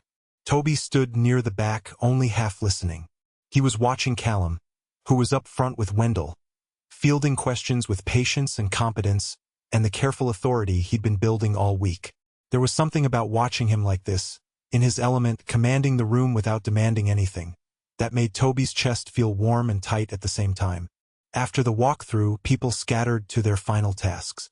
Tobi was helping Marcus with the last of the sound checks when Callum appeared at his side, holding a box of programs. "Can you help me distribute these?" Callum asked. "They need to go on every table." "Yeah, sure." They worked in comfortable silence, moving between tables, setting down stacks of programs. It was mundane work, the kind of thing that shouldn't have felt significant, but there was something soothing about it. Just the two of them working together, the late afternoon light slanting through the windows. They were at the last table when Callum handed Tobi the final stack of programs, and it happened. It was nothing, really, just Callum passing him something, the way he'd done 100 times before. But the gesture was so specific, the way he held the stack out with both hands, the slight tilt of his head, the small pause before letting go like he was making sure Tobi had a good grip. And Tobi went very still, because he knew that gesture. Not from Callum, not from now, but from before. From a different time, a different version of this person. A 12-year-old kid on a street in Decatur, handing him something. What? A comic book, maybe? A video game controller? Something small and important, passed between them with the same careful attention. The memory surfaced sharp and sudden, like breaking through ice. "Here, you can borrow it. But you have to give it back before I move. Okay?" Tobi's breath caught. "You okay?" Callum asked, and his voice sounded far away. "Yeah, fine." Tobi took the programs and set them down on the table, his hands moving automatically while his brain tried to catch up. "Just tired. It's been a long day. Tell me about it." Callum was already moving to the next task, checking something on his phone, and he didn't see the way Tobi's hands were shaking slightly, or the way his whole world had just tilted sideways. Tobi finished the setup on autopilot. He smiled at people. He answered questions. He helped carry boxes and move chairs and did all the things he was supposed to do. But underneath it all, there was a roaring in his ears that wouldn't stop. The way Callum handed him things, the tilt of his head, the careful, deliberate way he moved through space. He knew these things. He'd always known these things. Not because they'd met at orientation in April, but because he'd known Callum before. When they were both 12. When they both lived in Decatur. When Callum had been The name surfaced like a drowning person breaking the surface. Cal. Not Callum. Cal. The kid from down the street who'd been his best friend that last year before the move. The one who'd shared comic books and bad jokes, and the kind of easy companionship that Tobi hadn't found again until now. Until Callum. Oh God. Tobi. It was Priya, appearing at his side with a concerned expression. You look like you're going to pass out. When's the last time you ate? I'm fine. But his voice sounded wrong, hollow. I just need some air. Okay, go. Take 10 minutes. I'll cover for you. Tobi walked out of the center on legs that didn't feel entirely stable. He made it to his car and sat in the driver's seat with the door closed, and the feeling expanded until it filled his entire chest. Callum. Cal. The same person.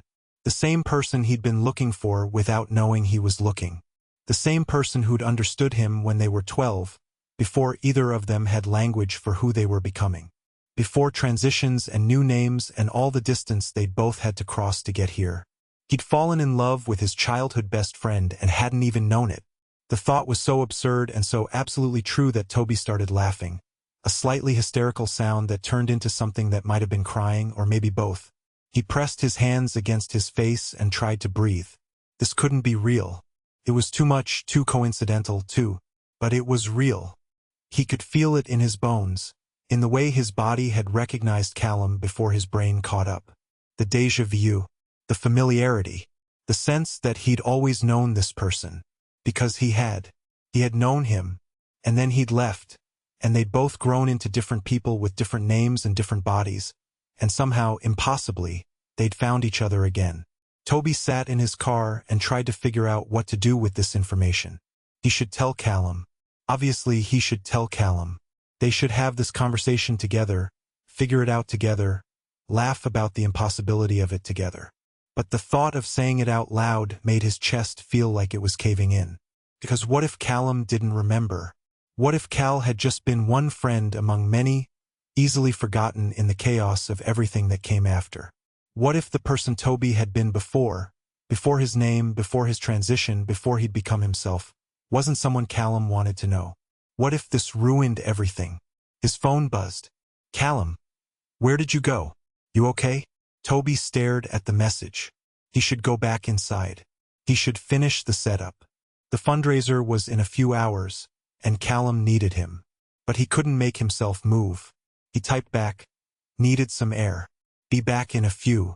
Okay, take your time. Tobi set the phone down and looked at the center through his windshield. He could see people moving inside, carrying boxes and hanging decorations and getting ready for the event they'd all been working toward. He could see Callum's silhouette in one of the windows, talking to someone, probably solving another problem. Cal. The name felt strange and familiar at the same time, like something he'd carried with him all these years without knowing it was there. He thought about the 12-year-old version of himself, scared and confused and desperate to be understood. He thought about Cal, who'd sat with him on the curb outside their houses and listened when nobody else did. Who'd made him laugh when everything else felt heavy. Who'd said see you later when Tobi's family moved, not knowing it would be 15 years before they saw each other again. And he thought about Callum now, patient and careful and so determined to do everything right. Who'd looked at Tobi on orientation day and felt something click into place. Who'd fallen for him without knowing they'd done this before. Tobi pressed his palms against his eyes and took a shaking breath.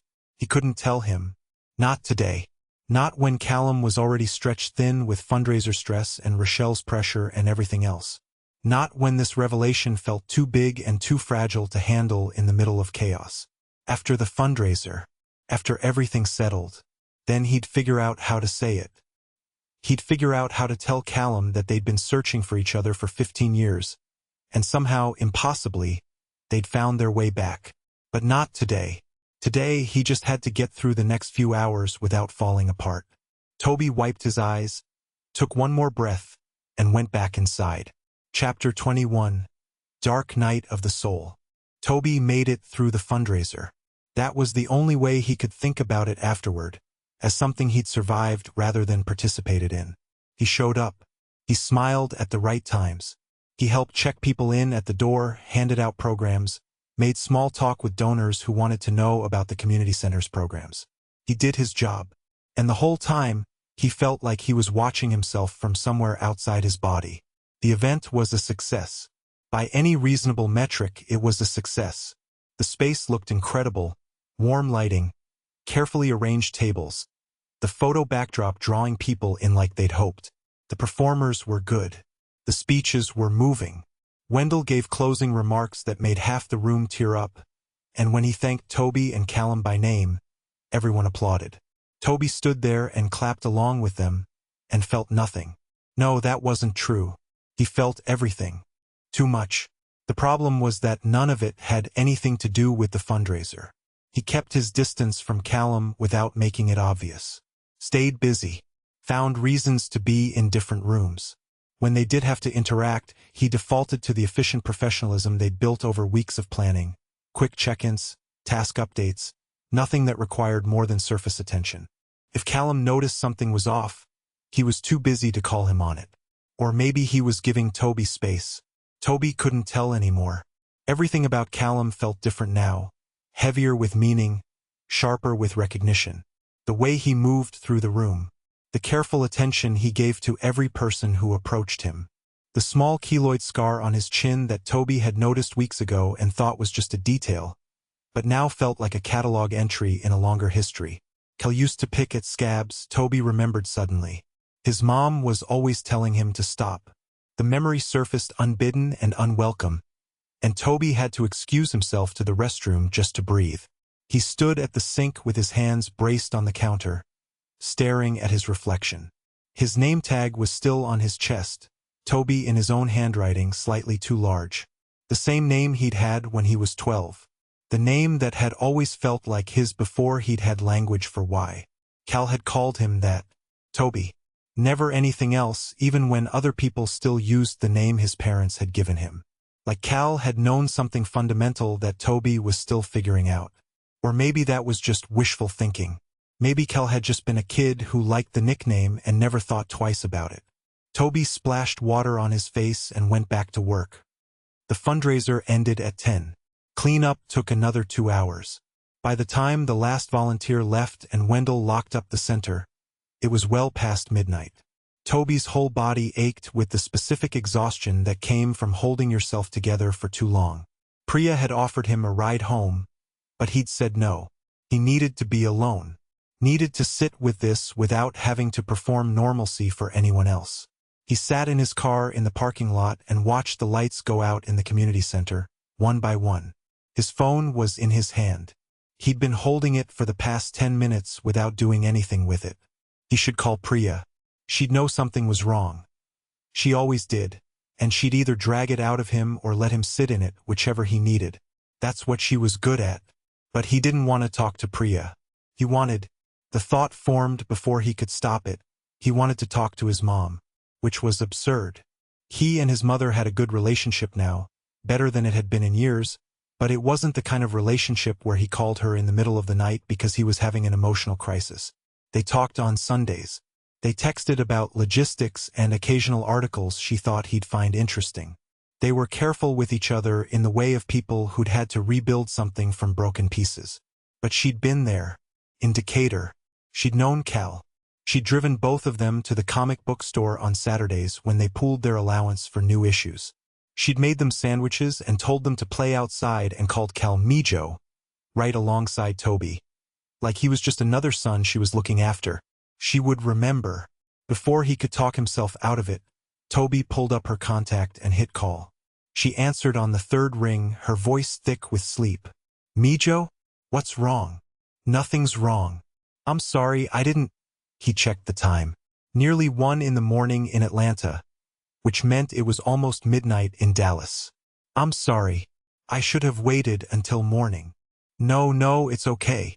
He heard rustling on the other end, the sound of her sitting up in bed. Are you all right? Yeah, I'm fine. He stopped, unsure how to explain. I found something, or remembered something. I don't know. What did you find? Tobi closed his eyes.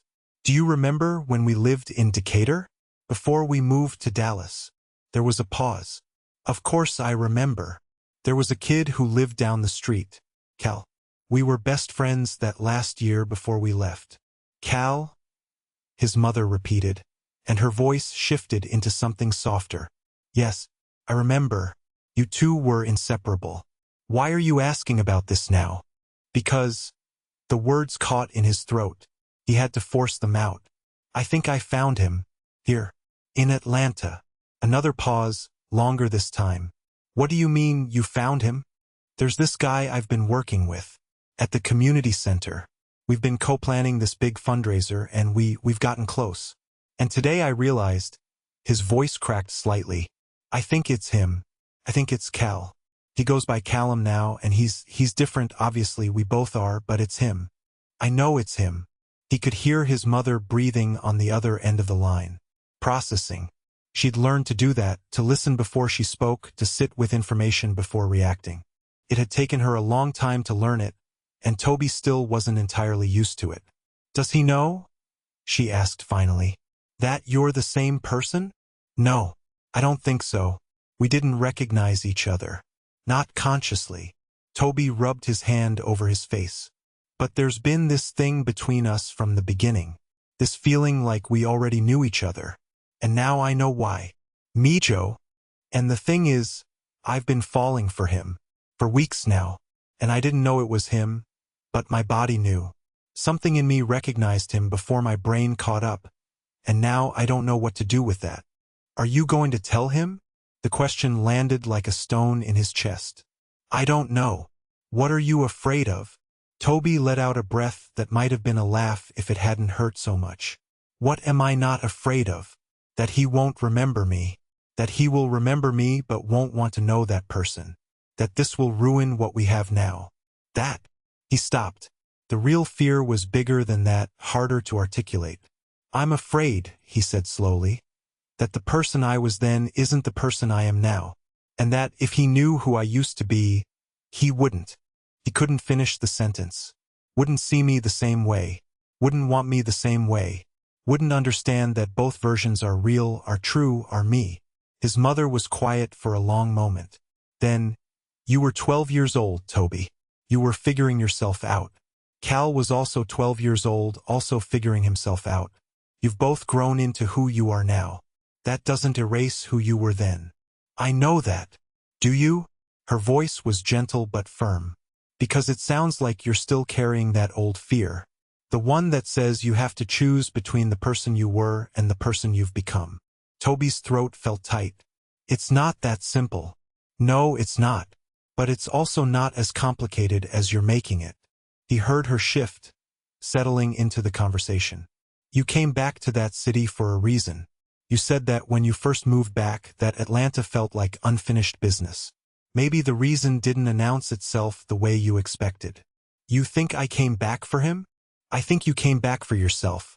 To see if the place you left could still hold you. But finding him again. She paused. That's not an accident, Mijo. That's something else. Tobi sat with that. The parking lot was empty now, the community center dark. Somewhere in the distance, a car alarm went off and then fell silent. I don't know how to tell him, he said finally. You'll figure it out. You always do. What if I mess it up? Then you mess it up. And you figure out what comes next. His mother's voice softened. But Tobi, if this person matters to you, and it sounds like he does, then he deserves to know the truth. All of it. Not just the version you think he wants to see. The knot in Tobi's chest loosened slightly. Not gone, but manageable. When did you get so wise? I've always been wise. You just stopped listening to me for a few years. There was warmth in her voice now, affection mixed with the gentle teasing. You should sleep, and then you should think about what you want to say to him. Yeah, okay. I love you, Mijo. Love you too, Mom. He ended the call and sat in the silence for a while longer. His hands had stopped shaking. His breathing had evened out. The panic that had been sitting on his chest all night had shifted into something quieter. Not gone, but transformed. Grief, maybe, or anticipation, or both at once. He thought about the 12-year-old version of himself. The kid who'd sat on the curb with Cal and felt understood in a way he'd never felt before or since. The kid who'd climbed into the moving truck with his parents and waved goodbye to his best friend, not knowing it would be 15 years before he saw him again. That kid had been trying so hard to figure out who he was. Scared and confused and desperate to find someone who got it. Who got him. And Cal had gotten it. Cal had seen something in him that even Tobi hadn't had words for yet. Had used the name that felt right without being asked. Had treated him like the person he was becoming rather than the person everyone else saw. Tobi remembered one afternoon in particular. They'd been maybe 11. Sitting in Cal's backyard with a bag of chips between them. Cal had been talking about something, some movie he wanted to see, and he'd said, "You and me, we should go," with such casual certainty. Like Tobi was just Tobi, no questions asked. No need to categorize or explain. Just you and me. That had been the first time Tobi had felt like maybe he wasn't fundamentally wrong. Like maybe the thing he couldn't name wasn't something broken, just something that hadn't grown into its shape yet. And then they'd moved. And Tobi had spent the next decade becoming himself in a different city, with different people, carrying that certainty forward like a seed Cal had planted without knowing it. The name had been part of it. Tobi. Short for Tobias, the name his parents had given him that had always felt too formal, too heavy. But Tobi, that had been his from the start. When he'd come out to his college roommate at 19, when he'd started testosterone at 22, when he'd changed his legal name at 24, he'd kept Tobi. Because it was already his. Because Cal had known that before Tobi did. Except Cal hadn't known. Not consciously. He'd just been a kid who liked nicknames, who'd probably called half his friends by shortened versions of their names without thinking twice about it. But it had mattered to Tobi. It still mattered. He wondered if Callum remembered that. If somewhere in his memory, there was a kid named Tobi who'd moved away. Or if that whole year had been swallowed up by everything that came after, the move to Atlanta, his own transition, the decade of becoming himself. Tobi hoped he remembered. But he also hoped Callum had forgotten just enough that the person sitting in front of him now could be a surprise. A choice made new, rather than an echo of something old. Tobi pressed his hand against the anchor tattoo on his forearm. He'd gotten it because he needed something that meant staying. Something that said he wouldn't run again. But maybe staying didn't just mean staying in one place. Maybe it meant staying with the hard conversations. Staying with the truth even when it was messy. Staying with someone who'd already known him once, in a different shape, and might be willing to know him again. His phone was still in his hand. He pulled up Callum's contact and stared at it for a long moment. Then he started typing. The message went through 3 drafts. The first was too long, trying to explain everything at once. The second was too casual, like he was asking to grab coffee instead of having a conversation that would change everything. The third was just, "Can we talk? After the fundraiser is done and things settle down?" He stared at it. Added one more line. "There's something I need to tell you." Then deleted that line because it sounded too ominous. Put it back. Deleted it again. Finally, he just left it at the question. "Can we talk? After the fundraiser?" His thumb hovered over the send button. He thought, "I have been waiting my whole life to be met exactly as I am." And then so has he.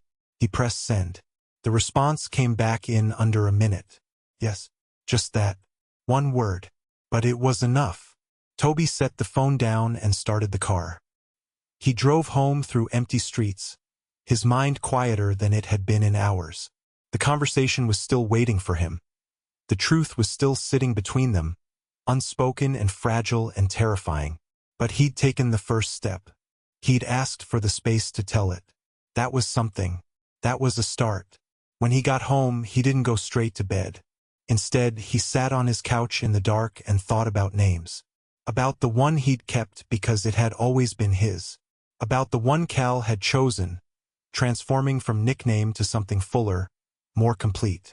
About the way they'd both crossed distances to become themselves, separately, carrying pieces of each other without knowing it. 2 trans men in their late 20s, meeting again after 15 years. Both of them finally fully themselves. The symmetry was almost funny. Or it would be, once he stopped feeling like he was standing on the edge of something that could go either way. Tobi pulled out his phone one more time and scrolled back through his conversation with Callum. Weeks of messages, planning notes and logistics, and the slow accumulation of familiarity. Jokes that landed just right. Moments of unexpected tenderness. The gradual building of something that felt inevitable in retrospect. He could see it now, the ghost of their childhood friendship underneath everything. The way they'd fallen into rhythm so easily. The déjà vu that had dogged them from orientation day. The sense that they were picking up a conversation they'd started years ago and never finished. And underneath all of it, the person Callum was now. Patient and careful and so determined to do everything right. Who made Tobi laugh and made him feel steady and made him want things he'd convinced himself he didn't need. That was the person Tobi had fallen for. Not the ghost of Cal, but Callum. The adult who'd grown out of that childhood, who'd crossed his own distance to get here. Both things were true. The history and the present. The boy who'd understood him and the man who was choosing him now, without the weight of that old knowing. Tobi set the phone aside and closed his eyes. Tomorrow he'd figure out how to say it. How to bridge the gap between who they'd been and who they were. How to tell Callum that they'd been searching for each other all this time, in ways neither of them had realized. But tonight he just sat with it. The grief and the relief. The fear and the hope. The strange, impossible gift of finding something he didn't know he'd lost. He thought about the way Callum had looked at him during orientation, that first day. The flicker of recognition that neither of them could name. The way their hands had fit together when they shook like muscle memory from a different lifetime. He thought about all the small moments since then.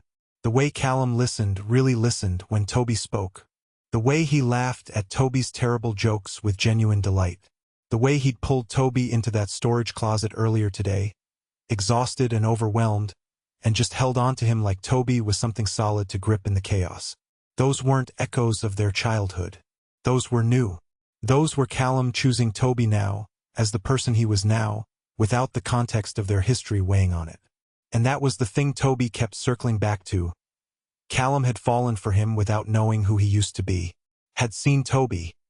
Trans, guarded, quick with a joke and slow to trust, and decided he was worth the effort.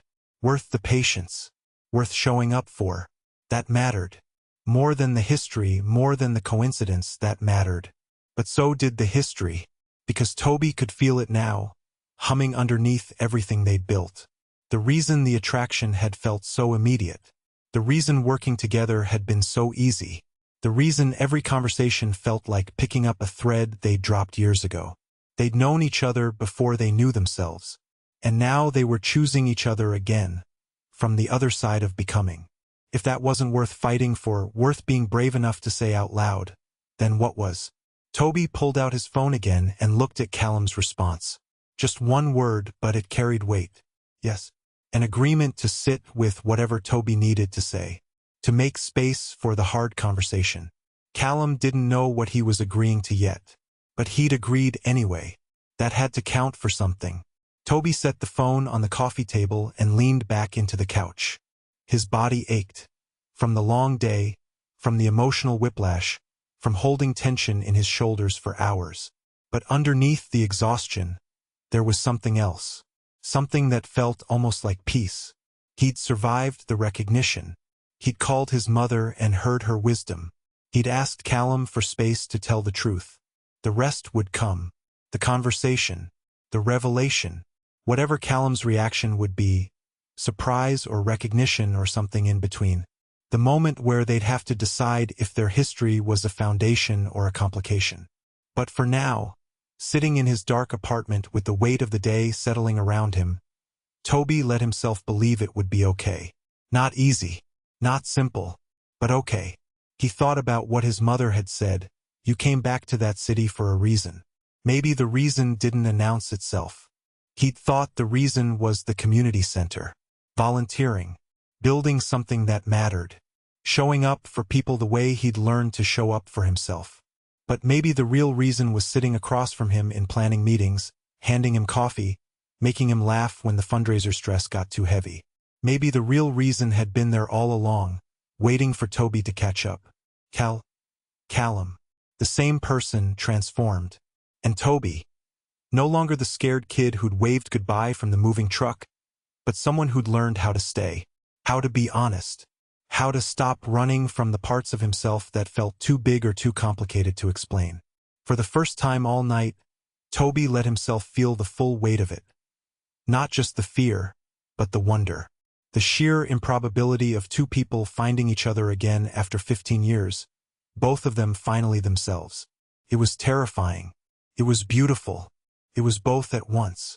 And tomorrow, or the day after, or whenever they sat down to have the conversation, he'd tell Callum all of it.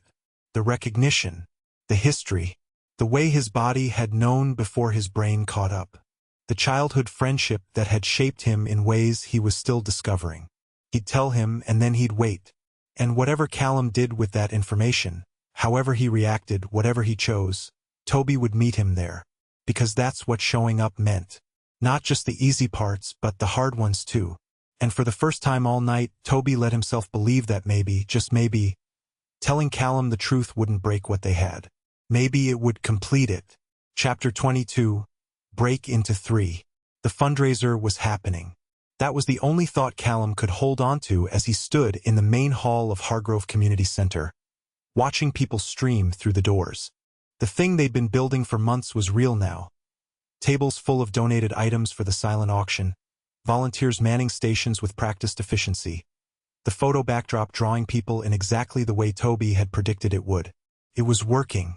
Against all odds, despite every small crisis and moment of doubt, it was actually working. Callum checked his phone for the time. 7:15. The official program didn't start until 8, but people had started arriving at 6:30, eager to claim good seats and browse the auction items. The turnout was already better than they'd projected. He should have felt victorious. Instead, he just felt like he was holding his breath. "Hey!" Wendell appeared at his elbow, coffee cup in hand despite the late hour. "You doing all right?" "Yeah, fine. Just monitoring." Callum gestured vaguely at the room. "Hum." Wendell's tone was dry. "You know the whole point of delegating is that you let other people do the monitoring, right?" "I know. I'm working on it." "Work faster. You're making the volunteers nervous." Wendell's expression softened. "Everything's running smoothly. Your job right now is to be visible, not vigilant. People want to see you enjoying this." Callum nodded, but his shoulders didn't relax. Wendell studied him for a moment longer, then clapped him on the back and moved on to greet a cluster of donors near the door. Callum scanned the room, cataloging details.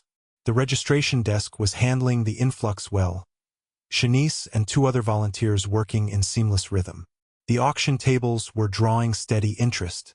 The refreshment station. He stopped. Tobi was at the refreshment station, helping Priya refill the coffee urns. He was wearing the dark green button-down Callum had complimented 3 weeks ago. Sleeves rolled to his elbows, and he was laughing at something Priya said. His left hand drifted to his forearm, the anchor tattoo, and then dropped away as he reached for another coffee container. Callum felt something in his chest shift. Not anxiety this time. Something else. Something that felt like certainty without knowing what it was certain about. Tobi looked up, like he'd felt Callum watching, and their eyes met across the crowded room. Tobi's smile shifted into something quieter, more private. A smile just for him. Callum smiled back before he could think about whether he should be this obvious in front of 200 people. Then Rochelle was in his line of sight, clipboard in hand, and the moment broke. "Callum, we need to talk about the timing for Wendell's speech. He's saying 8:30, but the schedule has him at 8:45. Callum pulled his attention away from Tobi and focused on the spreadsheet Rochelle was showing him. They talked through the timeline, made adjustments, confirmed that the performers knew their revised call times. It was fine. Everything was fine. Except it wasn't quite, because Tobi had been distant last night during the final setup. Not cold exactly, but careful, like he was holding something back. And when Callum had asked if he was okay, Tobi had said yes with the kind of yes that meant we'll talk about it later. There hadn't been time for later. There still wasn't. "Callum?" Rochelle was looking at him expectantly. "Sorry. Yes. 8:30 works. I'll let Wendell know." She made a note and walked away, and Callum exhaled. He pulled out his phone and sent a quick text to Tobi. "You look good." The response came back almost immediately, "You too. Stop worrying." "I'm not worrying. You're always worrying. It's going well. Just breathe." Callum smiled despite himself and pocketed the phone. Tobi was right. He needed to breathe. Needed to let himself actually experience this instead of just managing it. He was making his way toward the annex to check on the overflow seating when Destiny intercepted him. "Hey!" She touched his arm lightly. "Can I talk to you for a minute?" Something in her tone made Callum's stomach tighten. "Is everything okay? Do you need?" "Everything's fine. I just—" She glanced around at the crowd. "Can we go somewhere quieter?" They ended up in the small storage room off the main hall. The same one where Callum had pulled Tobi aside yesterday for a moment of quiet in the chaos. Destiny closed the door behind them, and when she turned to face him, her expression was serious in a way that made Callum's pulse pick up. "What's wrong?" he asked. "Nothing's wrong. At least, I don't think it is. But I need to tell you something, and I need you to hear me out before you react." Callum leaned against the wall, arms crossed. "You're kind of freaking me out." "I know. I'm sorry. I just—" Destiny took a breath, like she was steadying herself. "I've been trying to figure this out for the past week. Whether to say something, how to say it. And I kept going back and forth. But watching you two tonight, I realized, you need to know." "Need to know what?" Destiny looked at him with something that might have been sympathy or might have been apology. "I think I know who Tobi is." Callum blinked. "What do you mean, who he is?" "He's Tobi. You've met him." "I mean, I know who he was. Before." She paused. "When we lived in Decatur." The storage room felt suddenly airless. Callum pushed off from the wall, his hands dropping to his sides. "What are you talking about? Do you remember that kid you used to hang out with? That last year before we moved?" Destiny's voice was gentle, careful. "You talked about him all the time. You were inseparable for a while." Callum's mind was spinning, trying to catch up. I barely remember Decatur. You know that." "I know. But I remember. I remember Mom asking about him when he moved away. You were upset. More upset than you'd been about anything in a long time. And I remember the name because it was unusual. Well, the nickname was unusual." Callum's heart was beating too fast. "What was the name?" "Tobi." Destiny said it simply. "His family moved to Dallas right before everything fell apart with Mom. Right before we moved to East Point. You lost touch. But you'd been close. Really close, that whole year." The floor felt unsteady beneath Callum's feet. He heard himself say, "That doesn't mean. There are lots of people named Tobi. Not that many. And not that many who moved from Decatur to Dallas as kids and then came back to Atlanta as adults." Destiny's expression was soft with understanding. "I wasn't sure at first. But then I saw him tonight, laughing at something Priya said. And it clicked. The way he moves. The way he talks. Even some of his mannerisms, they're the same. Or similar enough that I can't unsee it." Callum's brain was trying to process this and coming up blank. "You're saying Tobi, my Tobi, is the same person I knew when I was 12? "I think so. Yeah. That's—" Callum stopped, unable to find words. Impossible felt wrong. Coincidental felt insufficient. Why wouldn't he say something? If he knew. That's the thing. Destiny stepped closer, her voice dropping. "I don't think he does know. I don't think he recognizes you." "How could he not recognize me?" "Callum." Destiny's tone was patient but firm. "You were 12. You looked different. You had a different name. You were—" She paused, choosing her words carefully. "You were still figuring out who you were. Both of you were." The weight of what she was implying hit him all at once. "He transitioned. You both did." Destiny reached out and took his hand. "You were kids. You had different names, different bodies, different lives. And now you've found each other again. And neither of you realized because you're both exactly who you were supposed to become." Callum couldn't breathe. His mind was racing through memories he'd buried under years of survival and transition and rebuilding. That last year in Decatur. The kid who'd lived a few houses down. The one who'd made everything feel less heavy just by being there. What had he called himself back then? Callum couldn't remember, couldn't grab hold of it. But there had been someone. Someone who'd understood things without needing them explained. Someone who'd made Callum feel less alone in a way no one else had managed. And then they'd moved away. And Callum had been so deep in the chaos of his mother's illness and the caseworker visits and destiny trying to hold them all together that he'd pushed that loss down with everything else. But Tobi had been grieving too. Had lost his best friend right when he needed someone most. "Oh God," Callum said, and it came out rough and strained. Destiny squeezed his hand. "I know." "He doesn't know." Callum looked at her, panic starting to edge in. "He doesn't know it's me? I don't think so." "But Callum," she hesitated.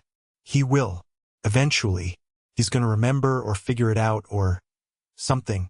And when he does, I have to tell him first." The realization came with absolute clarity. "Before he figures it out on his own. I have to."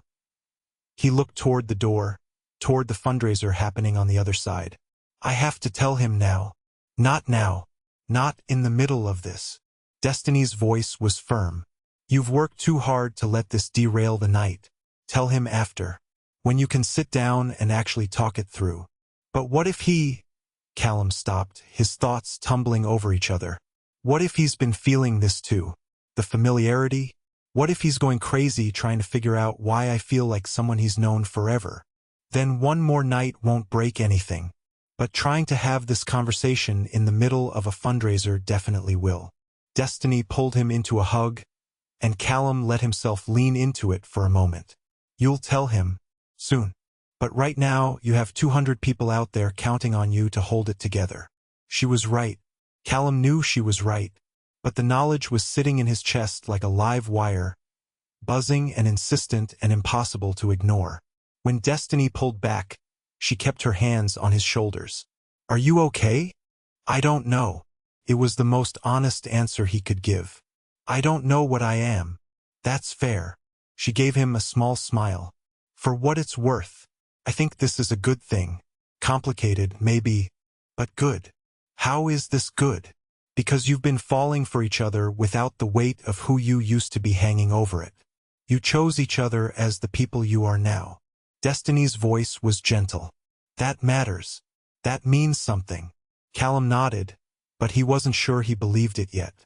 His mind was still spinning through implications. Tobi had been his best friend. Before either of them had transitioned. Before either of them had found their names. They'd known each other in the before, and now they'd found each other in the after, and neither of them had realized. The symmetry was almost unbearable. "I need to get back out there," Callum said, pulling himself together through sheer force of will. "The program starts in 20 minutes. You sure you're okay?" "No, but I will be." He straightened his shoulders, took a breath. "Thank you for telling me. I'm sorry it had to be now. Better now than later." Callum managed a weak smile. "Or worse, better now than never." Destiny hugged him again, quick and fierce, then opened the door. The noise of the fundraiser flooded in, voices and laughter and music from the DJ warming up in the annex. Normal sounds. The sounds of a community gathering. Callum stepped back into it and tried to remember how to be the person everyone expected to see. He made it through the next hour on autopilot. Wendell's opening remarks were warmth and wisdom wrapped in Southern cadence, and the crowd responded exactly the way they'd hoped. Engaged, emotional, ready to give. The performers were good. The auction was drawing serious bids. Everything was going according to plan. Callum moved through it all with the muscle memory of months of preparation, but his awareness kept snagging on Tobi. Watching him help at the registration desk. Watching him laugh with volunteers. Watching him move through the crowd with that easy confidence that made people gravitate toward him. That was the kid who'd understood him when they were 12. Who'd sat with him on the curb and made stupid jokes and listened when Callum needed to talk. Who'd been there during the hardest year of Callum's childhood and then vanished like he'd never existed. Except he had existed. He still existed. He was right here, 20 feet away, smiling at a donor and looking so perfectly himself that Callum's chest ached with it. Their eyes met across the room again, and this time Callum saw it. The flicker of something in Tobi's expression. Recognition that wasn't quite recognition. The ghost of a memory trying to surface. He knows, Callum thought, or he's starting to know. But then Tobi's phone buzzed, and he looked down at it, and whatever moment they'd been hovering on the edge of passed. Callum excused himself from the conversation he was having. Something about next year's programming. He'd lost the thread, and headed for the annex. He needed a minute. Just a minute to breathe and think and figure out how he was going to do this. The annex was quieter, only about 20 people scattered among the tables. Callum stood near the back and pulled out his phone, staring at his conversation with Tobi. He should text him, should say we need to talk, should give him some warning that everything was about to shift. But what would he say? Hey, so funny story. We used to know each other as kids, and I just found out. And also I'm in love with you, but now I don't know if that's because of who you are or who you were or if it even matters. His phone buzzed. Tobi, where are you? Callum looked up. Tobi was standing in the doorway to the annex, scanning the room. When his eyes found Callum, his whole posture relaxed. Hey, Tobi said, crossing to where Callum stood. You disappeared. Everything okay? Yeah, just needed a minute. Callum's voice sounded normal. He had no idea how he was managing that. It's a lot. It is, but it's good. It's going really well. Tobi's hand drifted to his forearm, the anchor tattoo, and then dropped. I'm proud of us, of what we built. The word sat between them, heavy with meaning Tobi didn't know yet. Yeah, Callum said. Me too. They stood there for a moment, the noise of the fundraiser filtering in from the main hall, and Callum thought, I could tell him now, right now, just say it and see what happens. But before he could find the words, Priya appeared in the doorway, waving frantically. Tobi, I need you. Auction table crisis. Tobi grimaced. I'll be right back. Don't go anywhere. I won't. Callum watched him go, then leaned back against the wall and closed his eyes. He had to tell him. Tonight, after the fundraiser ended and the crowd dispersed and they had space to actually talk. He'd pull Tobi aside and say, What? There was no good way to start this conversation. No version that didn't sound absurd. Remember that best friend you had when you were 12? Surprise, it's me. His phone buzzed again. Tobi, can we talk after this? There's something I need to tell you. Callum stared at the message, his heart climbing into his throat. He knows, or he's figured something out. Or, he typed back, Yes, I need to talk to you too. The response came almost immediately. Good. My place or yours? Yours. I'll come over after we finish cleanup. Okay. See you then. Callum pocketed the phone and took a shaking breath. They were going to have this conversation. Tonight. Both of them carrying the same realization to the same conclusion. But first, he had to get through the next 2 hours. Had to smile and thank people and pretend his entire world hadn't just tilted sideways. He pushed off from the wall and headed back to the main hall. The fundraiser ended at 10. Cleanup took another 90 minutes. By the time the last volunteer left and Wendell locked up the center, Callum's whole body was vibrating with exhaustion and anticipation and something that felt dangerously close to panic. Destiny found him in the parking lot, leaning against his car. You're going to tell him? It wasn't a question. Yeah. He texted earlier. Said he needs to talk to me too. Callum looked at his sister. What if he already knows? What if he's figured it out and I'm about to walk into? Then you walk into it together. Destiny pulled him into a hug. You're both adults. You've both been through hard things. You'll figure it out. What if this ruins everything?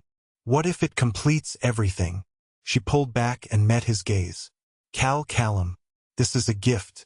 A weird, complicated, slightly terrifying gift. But a gift. Callum nodded, even though he wasn't sure he believed it yet. Call me tomorrow, Destiny said. Or tonight if you need to. I'll be up. Okay. She kissed his cheek and headed to her car, and Callum stood in the parking lot for another moment, gathering his courage. Then he got in his car and drove to Tobi's apartment. The whole drive, his mind kept cycling through fragments of memory. The kid from Decatur, the curb where they'd sat and talked, the comic books they'd traded, the easy companionship that had made everything feel less impossible. And underneath all of it, the bone-deep certainty that Tobi had mattered then, that Tobi mattered now, that somehow, across 15 years and 2 transitions and all the distance they'd both had to cross, they'd found their way back to each other. Callum parked outside Tobi's building and sat in the car for a moment, his hands shaking slightly on the steering wheel. Then he pulled out his phone and texted, "I'm here." The response came back immediately. "Come up. Doors open." Callum got out of the car and headed inside, each step feeling heavier than the last. This was it. The conversation that would either change everything or confirm what they'd both been feeling all along. He knocked on Tobi's door, 2 quick raps, and pushed it open when he heard, "Come in," from inside. Tobi was standing in the middle of his living room, still in the green button-down from the fundraiser. His expression when he saw Callum was complicated, nervous and hopeful and scared all at once. "Hey," Tobi said. "Hey." Callum closed the door behind him and stayed near it, suddenly unsure. "So, you wanted to talk?" "Yeah, but..." Tobi took a breath. "You said you needed to talk too. Maybe you should go first." Callum's heart was pounding so hard he could feel it in his throat. "I don't know how to start this. That makes 2 of us." Tobi's attempt at a smile didn't quite land. "Maybe just jump in? Say the thing." "Okay." Callum took a step forward, then stopped, took a breath. "My sister told me something tonight. About you. About us." Tobi went very still. "What did she tell you?" "That she thinks..." Callum's voice cracked slightly. He cleared his throat and tried again. "She thinks we knew each other. Before. When we were kids. In Decatur." The color drained from Tobi's face. "She thinks what?" "She remembers you. From when we lived there. She says you were..." Callum's throat was tight. "She says you were my best friend. Before either of us transitioned. Before we moved away." Tobi didn't say anything. He just stood there, staring at Callum, his expression cycling through shock and recognition and something that might have been grief. Then, very quietly, he said, "Cal." Callum's breath caught. "You knew. I figured it out this afternoon. During setup." Tobi's voice was rough. "The way you hand people things. It's the same as when we were 12. And I knew." They stood there, 5 feet apart, the weight of 15 years sitting between them. "I was going to tell you tonight," Tobi said. "After the fundraiser. I didn't know how, but I was going to..." He stopped, his hands flexing at his sides. "And you already knew. Destiny told me about an hour ago. I've been trying to figure out how to..." Callum gestured helplessly. "How to say this without it sounding insane." "It does sound insane." Tobi let out a shaky laugh. "We found each other again. After everything. And we didn't even know." "No, we didn't." Callum took another step forward. "But I know now." "Yeah." Tobi's eyes were bright, his voice thick with emotion. "Me too." The silence stretched between them, not uncomfortable but weighted with everything they weren't saying yet. All the questions that would need answers. All the history that would need unpacking. All the grief for the versions of themselves who'd lost each other and never understood why. But right now, in this moment, there was just recognition. Callum looked at Tobi, really looked at him. Saw the 12-year-old who'd understood him. Saw the 28-year-old who'd chosen him. Saw both versions at once, layered and real and impossibly present. "Hi," Callum said, and it came out softer than he meant it to. Tobi's expression crumpled slightly, then reformed into something that might have been a smile or might have been the prelude to tears. "Hi." They stood there, not touching, not moving, just looking at each other like they were learning each other's faces all over again. And in the silence, something settled. Something that felt like the end of searching and the beginning of understanding. They had found each other. Against all odds, across all that distance, they had found each other. Now they just had to figure out what came next. Chapter 23. The Truth. Toby's apartment had never felt smaller. He'd lived here for 8 months. Long enough to know which floorboards creaked, which window let in the best light in the morning, how the whole place smelled faintly of the Indian restaurant downstairs. He'd made it his, filled the bookcases, hung art on the walls, turned it into the kind of space that felt like coming home. But right now, with Callum standing in the middle of the living room looking like he was about to deliver news that would change everything, the walls felt like they were closing in. "So," Toby said, trying for lightness and landing somewhere in the vicinity of strained. "You wanted to talk." Callum was still in his fundraiser clothes, dark slacks, a button-down shirt the color of deep water that made his skin look like it was glowing from within. He'd rolled the sleeves to his elbows sometime during cleanup, and there was still tension in his shoulders that hadn't released even though the event was over. "Yeah." Callum's voice was rough. "But you said you needed to talk too. Maybe you should go first." Toby's stomach dropped. He'd been rehearsing this conversation in his head all night, trying to find the right words, the right approach. How do you tell someone you've been falling in love with that you used to know them? That you've been searching for them for 15 years without knowing it? "Actually," Toby stopped, his hand drifting to the anchor tattoo on his forearm. "I think maybe you should go first. Because I have a feeling." He swallowed hard. "I have a feeling we might be about to talk about the same thing." Something shifted in Callum's expression. Hope, maybe, or fear, or both at once. Yeah. Toby gestured to the couch. "Should we? Do you want to sit down?" "I don't know if I can sit right now." Callum ran his hand over his head. A nervous gesture Toby had seen maybe 3 times in all the weeks they'd known each other. I'm kind of holding myself together by force of will here." "Okay. That's okay." Toby sat down anyway, because his legs felt unsteady and he needed something solid beneath him. "Just tell me. Whatever it is, just say it." Callum looked at him for a long moment, and Toby could see him working through something, deciding how to start. Then he took a breath and said, "My sister told me something tonight. About you. About us." Toby's heart was pounding so hard he could feel it in his throat. "What did she tell you?" "She said..." Callum's voice cracked slightly. He cleared his throat and tried again. "She said she thinks we knew each other. Before. When we were kids." The room tilted. Toby heard himself say, "Decatur." "Yeah." Callum took a step closer, his hands flexing at his sides like he didn't know what to do with them. "She remembers you. From when we lived there. She says..." He stopped, and when he continued, his voice was barely above a whisper. "She says you were my best friend. That last year before we moved." Toby couldn't breathe, couldn't think. All he could do was stare at Callum and watch his whole world rearrange itself into a shape he'd been trying to find for weeks. "Cal," he said, and it came out broken and reverent at the same time. Callum's eyes went wide. "You knew. I figured it out today. This afternoon." Toby's hands were shaking. He pressed them against his thighs to make them stop. "During setup. The way you handed me something, it was the same. Exactly the same as when we were 12. And I knew. Why didn't you say anything? Why didn't you?" Toby let out a sound that might have been a laugh if it hadn't hurt so much. "I was terrified. I didn't know if you'd remember. I didn't know if you'd want to know." Callum crossed the distance between them in 2 steps and dropped to his knees in front of the couch, his hands reaching for Toby's. "Of course I'd want to know. Of course His voice broke. "Toby, I've been trying to remember you all night, trying to grab hold of those memories.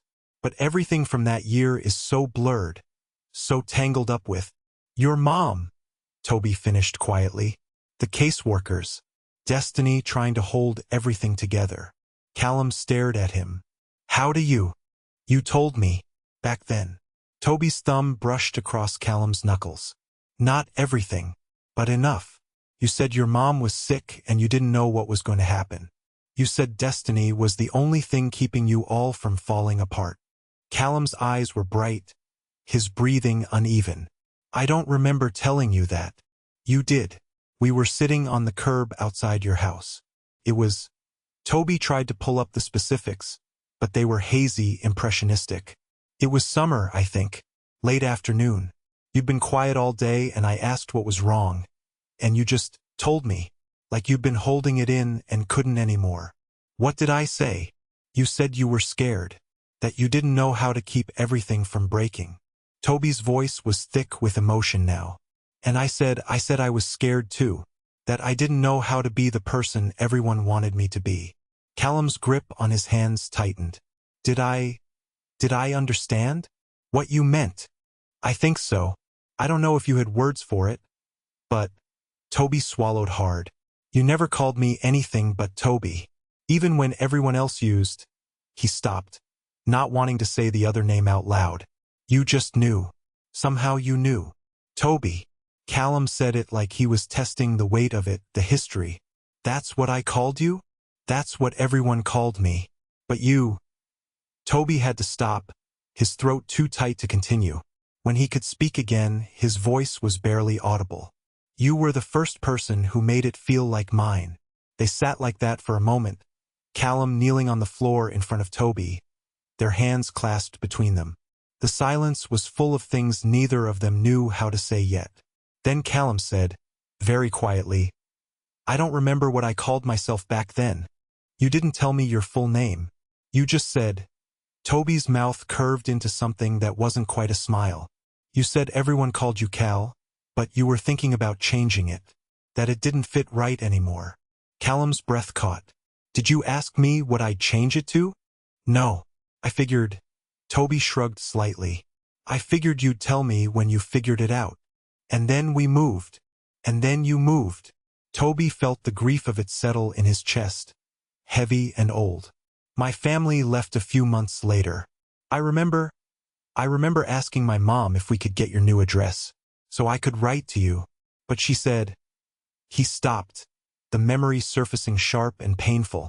She said it was better to make a clean break, that it would be easier to settle in Dallas if I wasn't still holding on to Georgia. Callum's expression was stricken. I'm so sorry. It's not your fault. Tobi squeezed his hands. We were 12.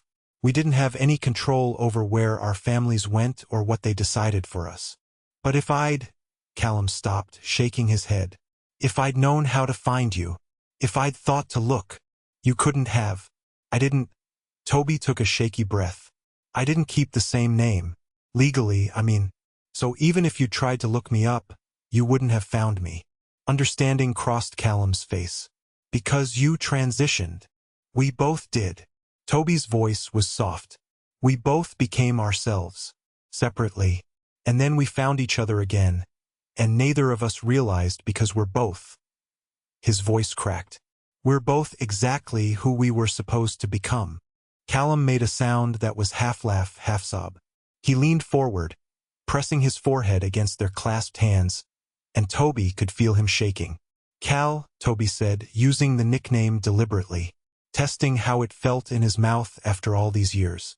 Callum, are you okay? I don't know. Callum's voice was muffled. I don't know what I am right now. Yeah, me neither. They stayed like that. Callum on his knees, Tobi on the couch, both of them holding on like the other might disappear if they let go.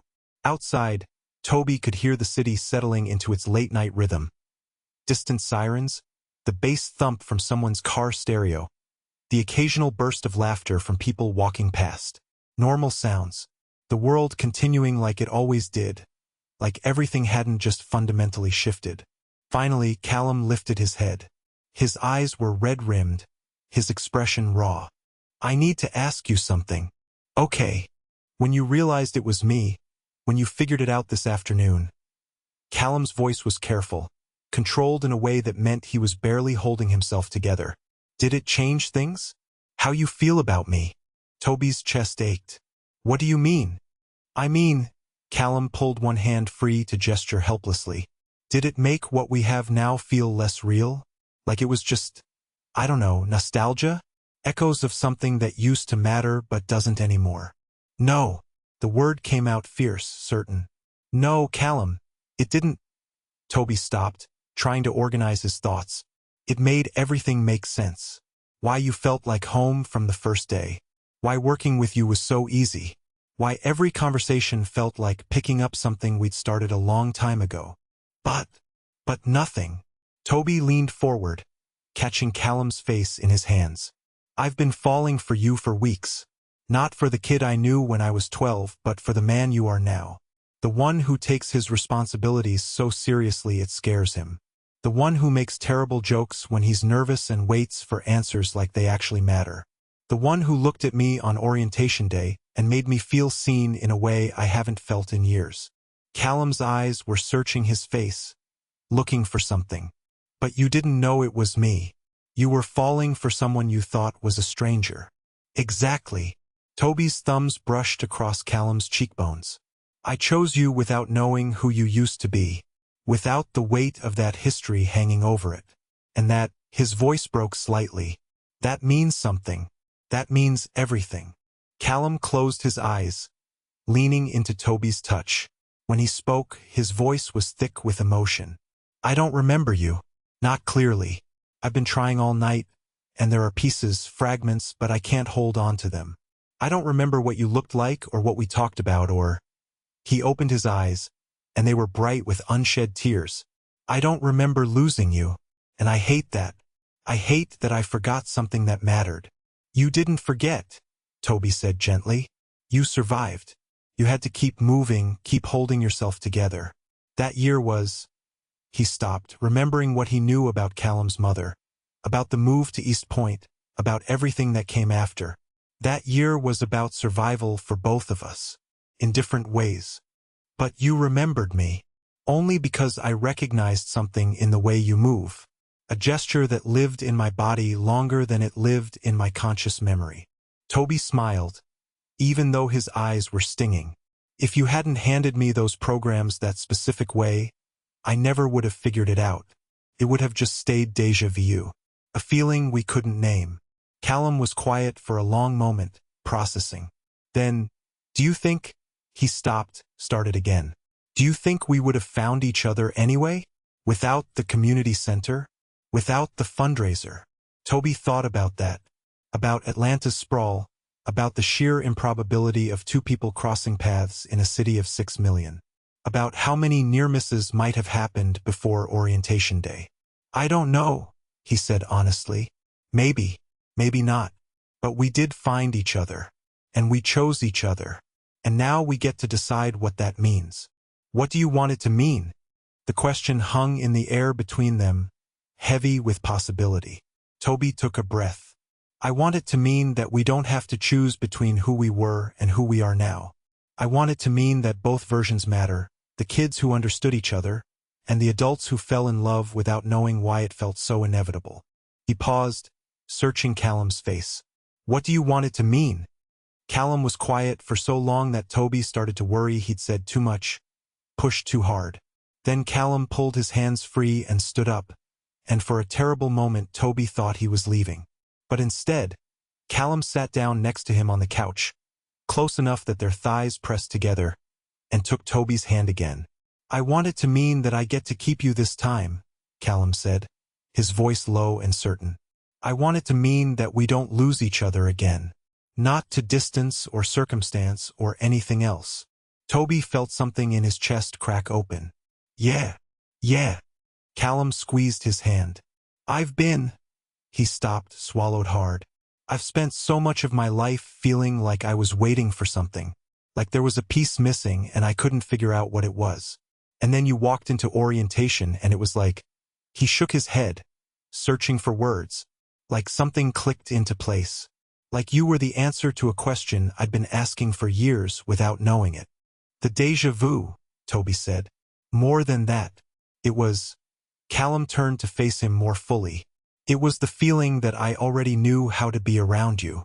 That I didn't have to explain myself or perform or be anything other than exactly who I am. And I thought... His voice cracked. I thought it was just chemistry, connection. Something new we were building from scratch. But it wasn't from scratch. No, it was... Callum let out a shaky breath. It was coming home to someone who'd been waiting there the whole time, even though neither of us knew it. Tobi couldn't speak, couldn't do anything but look at Callum and feel the full weight of what they'd found. what they'd lost and found again. "I'm scared," Callum said quietly.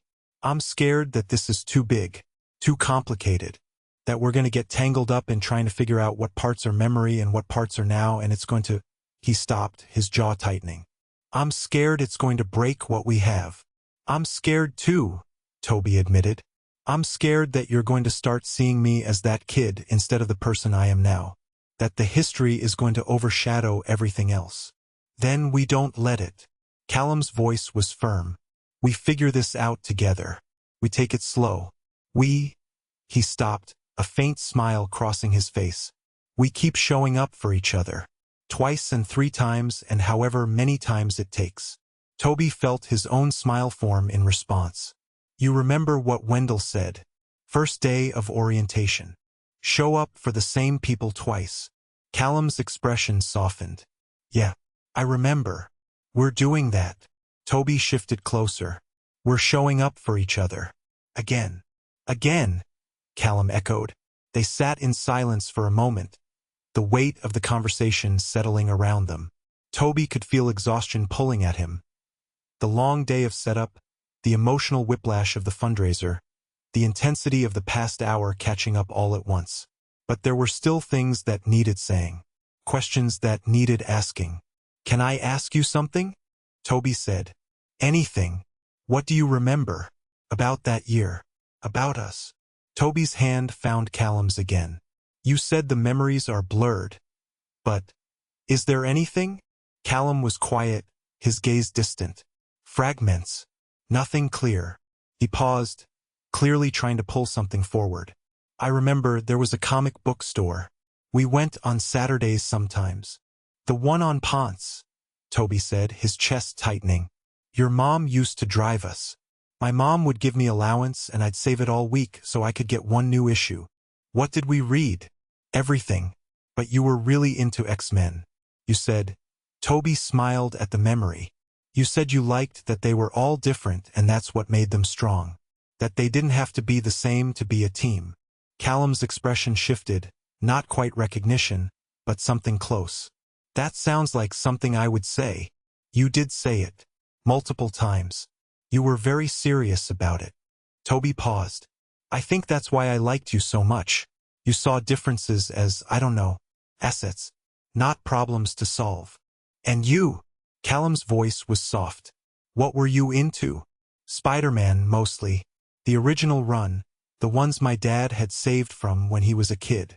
Tobi felt the ache of it, the simplicity of those Saturdays, the easy companionship. "I liked that Peter Parker was just a regular kid who got dealt something impossible and had to figure out how to live with it." "That makes sense," Callum said quietly. "For who you were then. For what you were carrying." They were both quiet for a moment, the weight of those childhood selves sitting between them. Two kids who hadn't had words yet for what they were feeling, what they were becoming, but who'd found each other anyway. "What else?" Tobi asked. "What else do you remember?" Callum's brow furrowed in concentration. "There was a tree, a big one with low branches. We used to climb it." "In your backyard," Tobi confirmed. "You'd dare me to climb higher than you, and I'd always do it because I was terrified of you thinking I was scared." "Were you?" "Scared. Terrified. Of heights, of falling, of everything." Tobi laughed softly. "But I'd rather fall out of a tree than admit it." "I'm sorry." Callum's voice was rough. "I didn't know. You were 12. I didn't tell you." Tobi squeezed his hand. "But you always made sure the branches were sturdy before we climbed. You always went first. You were looking out for me without even knowing why you needed to." Callum swallowed hard. "I wish I could remember more." "You don't have to remember everything for it to have mattered." Tobi shifted closer. "We're both here. We both survived everything that came after. And we found each other again. That's—" His voice cracked. "That's enough." "Is it?" Callum looked at him, his expression vulnerable. "Because I feel like I'm supposed to have this flood of recognition, this clear memory of who you were, and I don't. I just have you, the person in front of me, the one I've been falling for. Then that's what matters." Tobi brought Callum's hand to his chest, pressing it against his heart. This version. The one who's here now. Callum's eyes were bright. What if we'd never figured it out? What if destiny hadn't said anything? What if you hadn't recognized that gesture? Would we have just gone on, never knowing? Maybe. Tobi considered it. But I think we would have kept feeling it. That familiarity. That sense of coming home. Even if we never put words to why. Would that have been enough? I don't know. Tobi was being honest. Maybe we would have just built something new on top of the old foundation without ever seeing what was underneath. He paused. But I'm glad we know. Even though it's terrifying and complicated. I'm glad we know. Me too, Callum said. Then, quieter, I think. Tobi smiled despite himself. You think. I don't know what I think. My brain feels like... Callum gestured vaguely. Like everything I thought I knew about us just got rearranged. Like I'm trying to see two pictures at once and they won't quite line up. The kid I was and the man I am? Yeah. And the same for me. Callum's voice was strained. I don't know how to hold both versions in my head at the same time. You don't have to. Not tonight. Tobi pulled him closer. Tonight you just have to sit here with me and drink terrible chamomile tea and accept that this is weird and big and we're gonna figure it out together. Callum leaned into him, his head resting against Tobi's shoulder. When did you get so wise? I'm not wise. I'm just really good at pretending I have a plan. Tobi pressed a kiss to the top of Callum's head. Ask me again tomorrow and I'll probably be a complete mess. Can I ask you something? Callum's voice was muffled against Tobi's shoulder. Yeah. That last day, before your family moved. Do you remember it? Tobi felt his chest tighten. Yeah, I remember. What happened? Tobi had to stop, the memory pressing against something tender. We sat on your front steps. The moving truck was already loaded. My parents were inside your house saying goodbye to your mom and Destiny. And we just sat there, not talking. Both of us knowing it was the last time. Did I say anything? You said, Tobi's voice cracked. He took a breath and continued. You said, see you later. Not goodbye. Just see you later. Like it was temporary. Like we'd find each other again. Callum pulled back to look at him, his eyes wide. And we did. Yeah. Tobi smiled through the tightness in his throat. 15 years later, but yeah, we did. See you later, Callum repeated softly, testing the words. Not goodbye. Never goodbye. They sat with that for a moment. The promise 12-year-old Callum had made without knowing if he could keep it. And the way the universe had bent around them until it came true. Can I?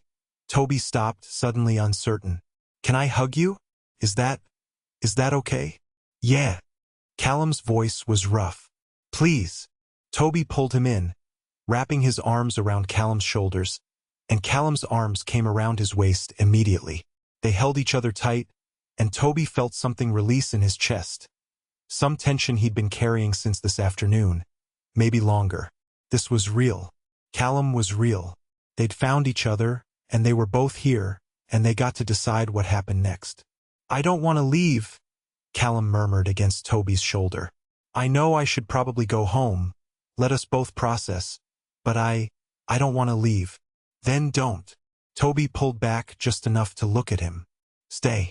We don't have to talk more tonight if you don't want to. We can just exist. Together. Callum's expression was complicated. Relief and uncertainty and something that looked like hope. You sure? I'm sure. Tobi stood up, pulling Callum with him. Come on. I'll make tea. Or we can watch something terrible on TV. Or we can just sit and be quiet. Whatever you need. Tea sounds good, Callum said.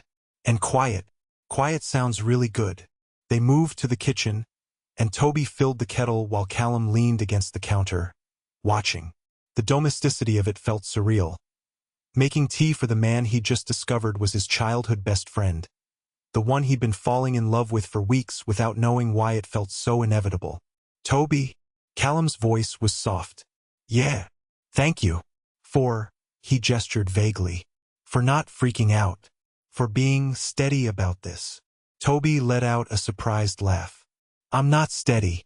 I'm held together by duct tape and sheer stubbornness right now. You could have fooled me. That's the performance.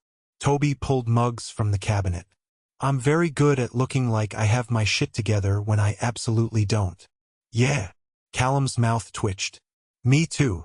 They looked at each other, and something about the mutual admission made Tobi laugh. A real laugh this time, startled and genuine. Callum joined in, and for a moment they were just two people laughing in a kitchen at midnight. The weight of the revelation temporarily lifted. The kettle whistled. Tobi poured water over tea bags. Chamomile, because if either of them was going to sleep tonight, they'd need all the help they could get. And handed Callum a mug. To finding each other, Callum said, raising his mug slightly. To finding each other, Tobi echoed. Again. They touched mugs, a gentle clink, and drank in comfortable silence. And for the first time since the recognition hit, Tobi let himself believe that maybe this wasn't going to break them. Maybe it was going to be the thing that made them whole. Chapter 24. The recognition in full. Tobi. They ended up on the couch with their tea, sitting close but not touching, both of them still processing. The chamomile was too hot to drink yet, so they just held the mugs and let the steam rise between them. Tobi kept looking at Callum and seeing double, the man he'd been falling for, and the ghost of the 12-year-old underneath. It was disorienting, like trying to see a magic eye picture, where if you stared long enough the hidden image would pop into focus. This is so weird, Tobi said finally. Callum let out a surprised laugh. Yeah, it really is. Like, I keep trying to see you as you were then, but I can't. I can only see you now. Tobi set his mug down on the coffee table. Is that bad? Should I be remembering more? I don't know. I don't think there are rules for this. Callum's voice was tired but steady. I keep trying to remember what you looked like, what we talked about, but it's like, he gestured vaguely, like trying to hold water. The harder I grab for it, the faster it slips away. Maybe that's okay, Tobi said. Maybe we're not supposed to remember everything. Maybe just knowing is enough. Is it? Callum looked at him, his expression uncertain. Because I feel like I'm supposed to have this big emotional reaction, this flood of memory, and instead I just feel... He stopped, searching for words. Confused. Yeah. And also, Callum's mouth twisted into something that wasn't quite a smile. Also kind of relieved? Tobi blinked. Relieved. Because it explains everything. The déjà vu. The way you felt familiar from day one. The sense that I already knew how to be around you. Callum set his own mug down and turned to face Tobi more fully. I've been going crazy trying to figure out why you felt like coming home. And now I know. It's because you were home. Before I even knew what that word meant. Tobi's chest felt tight. Callum.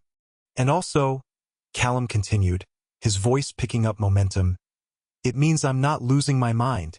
I've been falling for you so fast it scared me, and I couldn't figure out why it felt so inevitable. But it's because we've done this before. Not the falling in love part, but the recognizing each other. The easy companionship. The sense that this person gets me in ways that don't require explanation. We were 12, Tobi said gently. We didn't have the language then for what we were both going through. But we had each other. And now we have each other again. Callum reached for Tobi's hand. With language. With names that fit. With bodies that are actually ours. Tobi threaded their fingers together and held on. Is it too much? Too big? Probably. Callum's smile was wry. But I don't want to run from it. I want to... He paused, considering. I want to figure out what it means. Together. Yeah.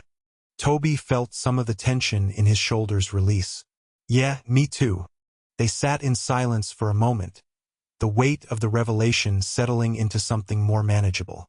Outside, Tobi could hear the bass thump of music from a passing car, the distant wail of a siren. Normal Saturday night sounds. The world continuing. Can I ask you something? Callum said. Always.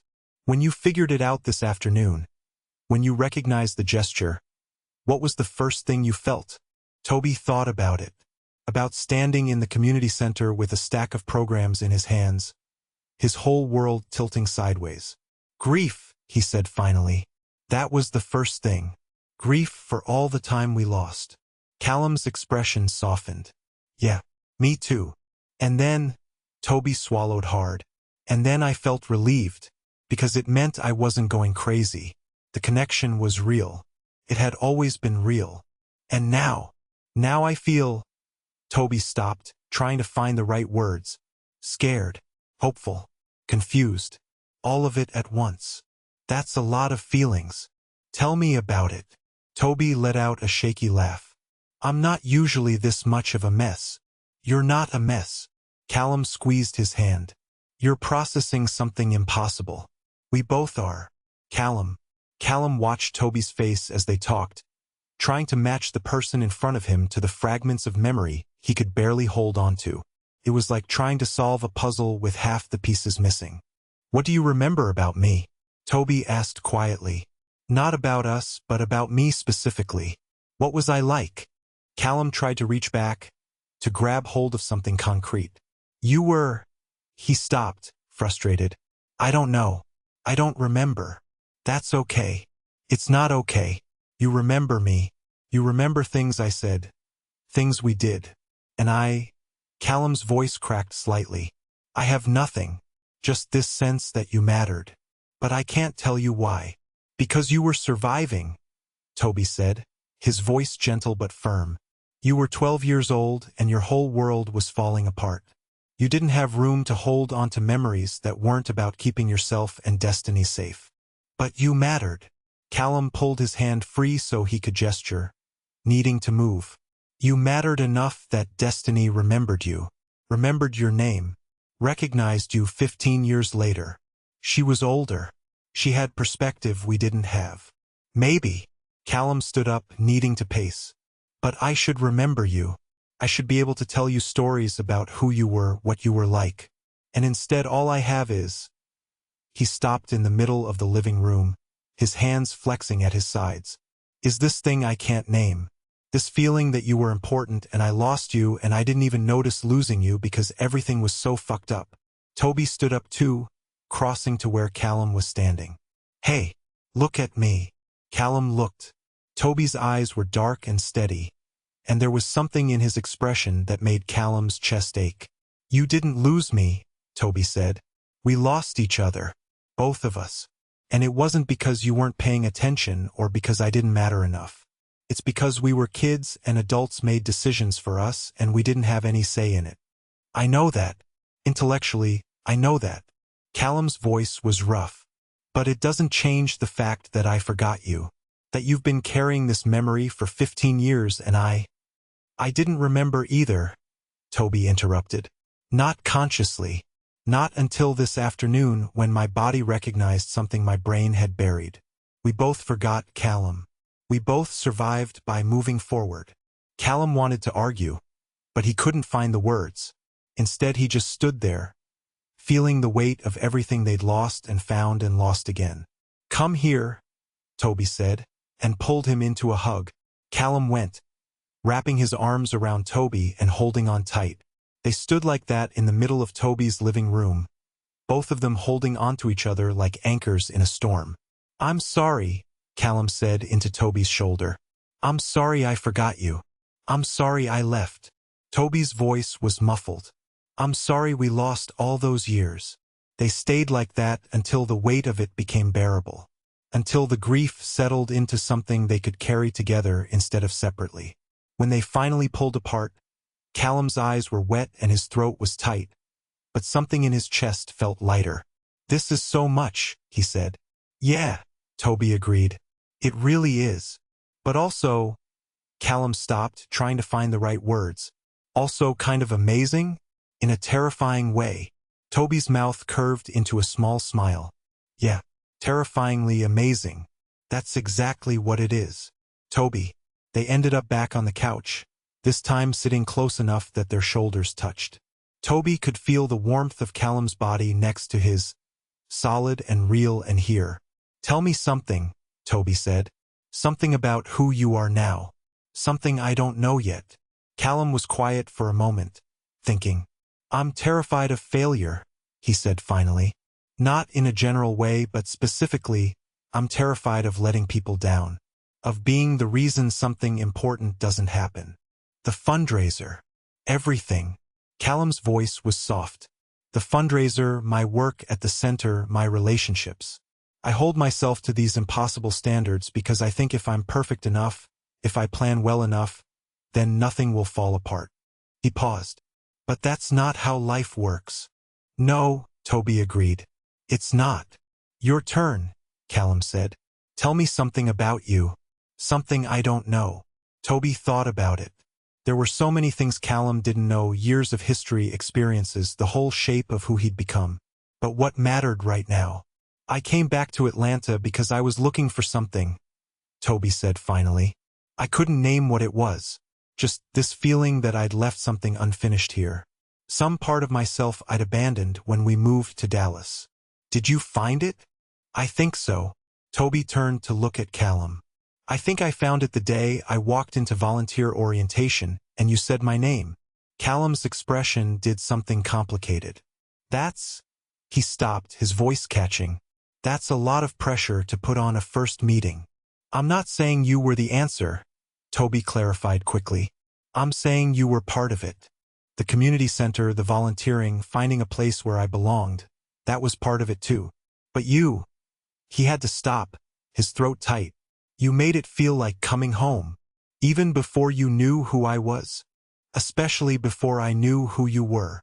Tobi reached for Callum's hand again. Because it meant my instincts were right. My body recognized what my brain had forgotten. And that, he swallowed hard. That means something. They sat with that for a moment, the weight of it settling between them. I have a terrible confession, Callum said suddenly. Tobi felt a flicker of anxiety. Okay.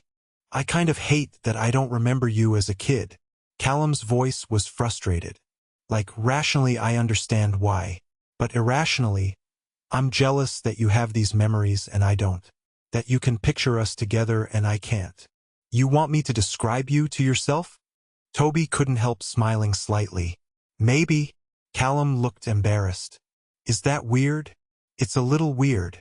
Tobi's smile widened. But I'll do it anyway. He thought back, trying to pull up the clearest image he could. You were skinnier then. All elbows and knees. You had this way of moving that was careful, deliberate, like you were already thinking 3 steps ahead. That tracks, Callum muttered. You had a nervous habit of picking at your cuticles when you were anxious. Your mom was always telling you to stop. Tobi paused, remembering. And you had this laugh, this surprised laugh that you tried to hold back, like you didn't want people to know you found something funny. But it would burst out anyway. Callum was very still, listening. And you were kind, Tobi continued, his voice softer now. Not in a showy way. You just noticed when people needed things. When I was having a bad day, you'd suggest we go to the comic shop or climb the tree. You never made a big deal about it. You just knew. And now, Callum's voice was barely audible. Am I still like that? Yeah. Tobi squeezed his hand. You're still all of those things. Just grown up. More confident. More yourself. Callum was quiet for a long moment. Then, thank you for seeing me, then and now. Thank you for letting me. Callum. The conversation kept circling back to the same questions, the same uncertainties. What did this mean? How did they move forward? Could they be both things at once, the men they were now and the kids they'd been then? I keep thinking, Callum said, about that last day, when your family moved. You said I told you see you later. Yeah. Did I know? Callum's voice was urgent. Did I know somehow that we'd find each other again? Tobi considered it. I don't think so. I think you just couldn't say goodbye. It felt too final. But we did find each other again. We did. Tobi's smile was complicated, sad and hopeful at the same time.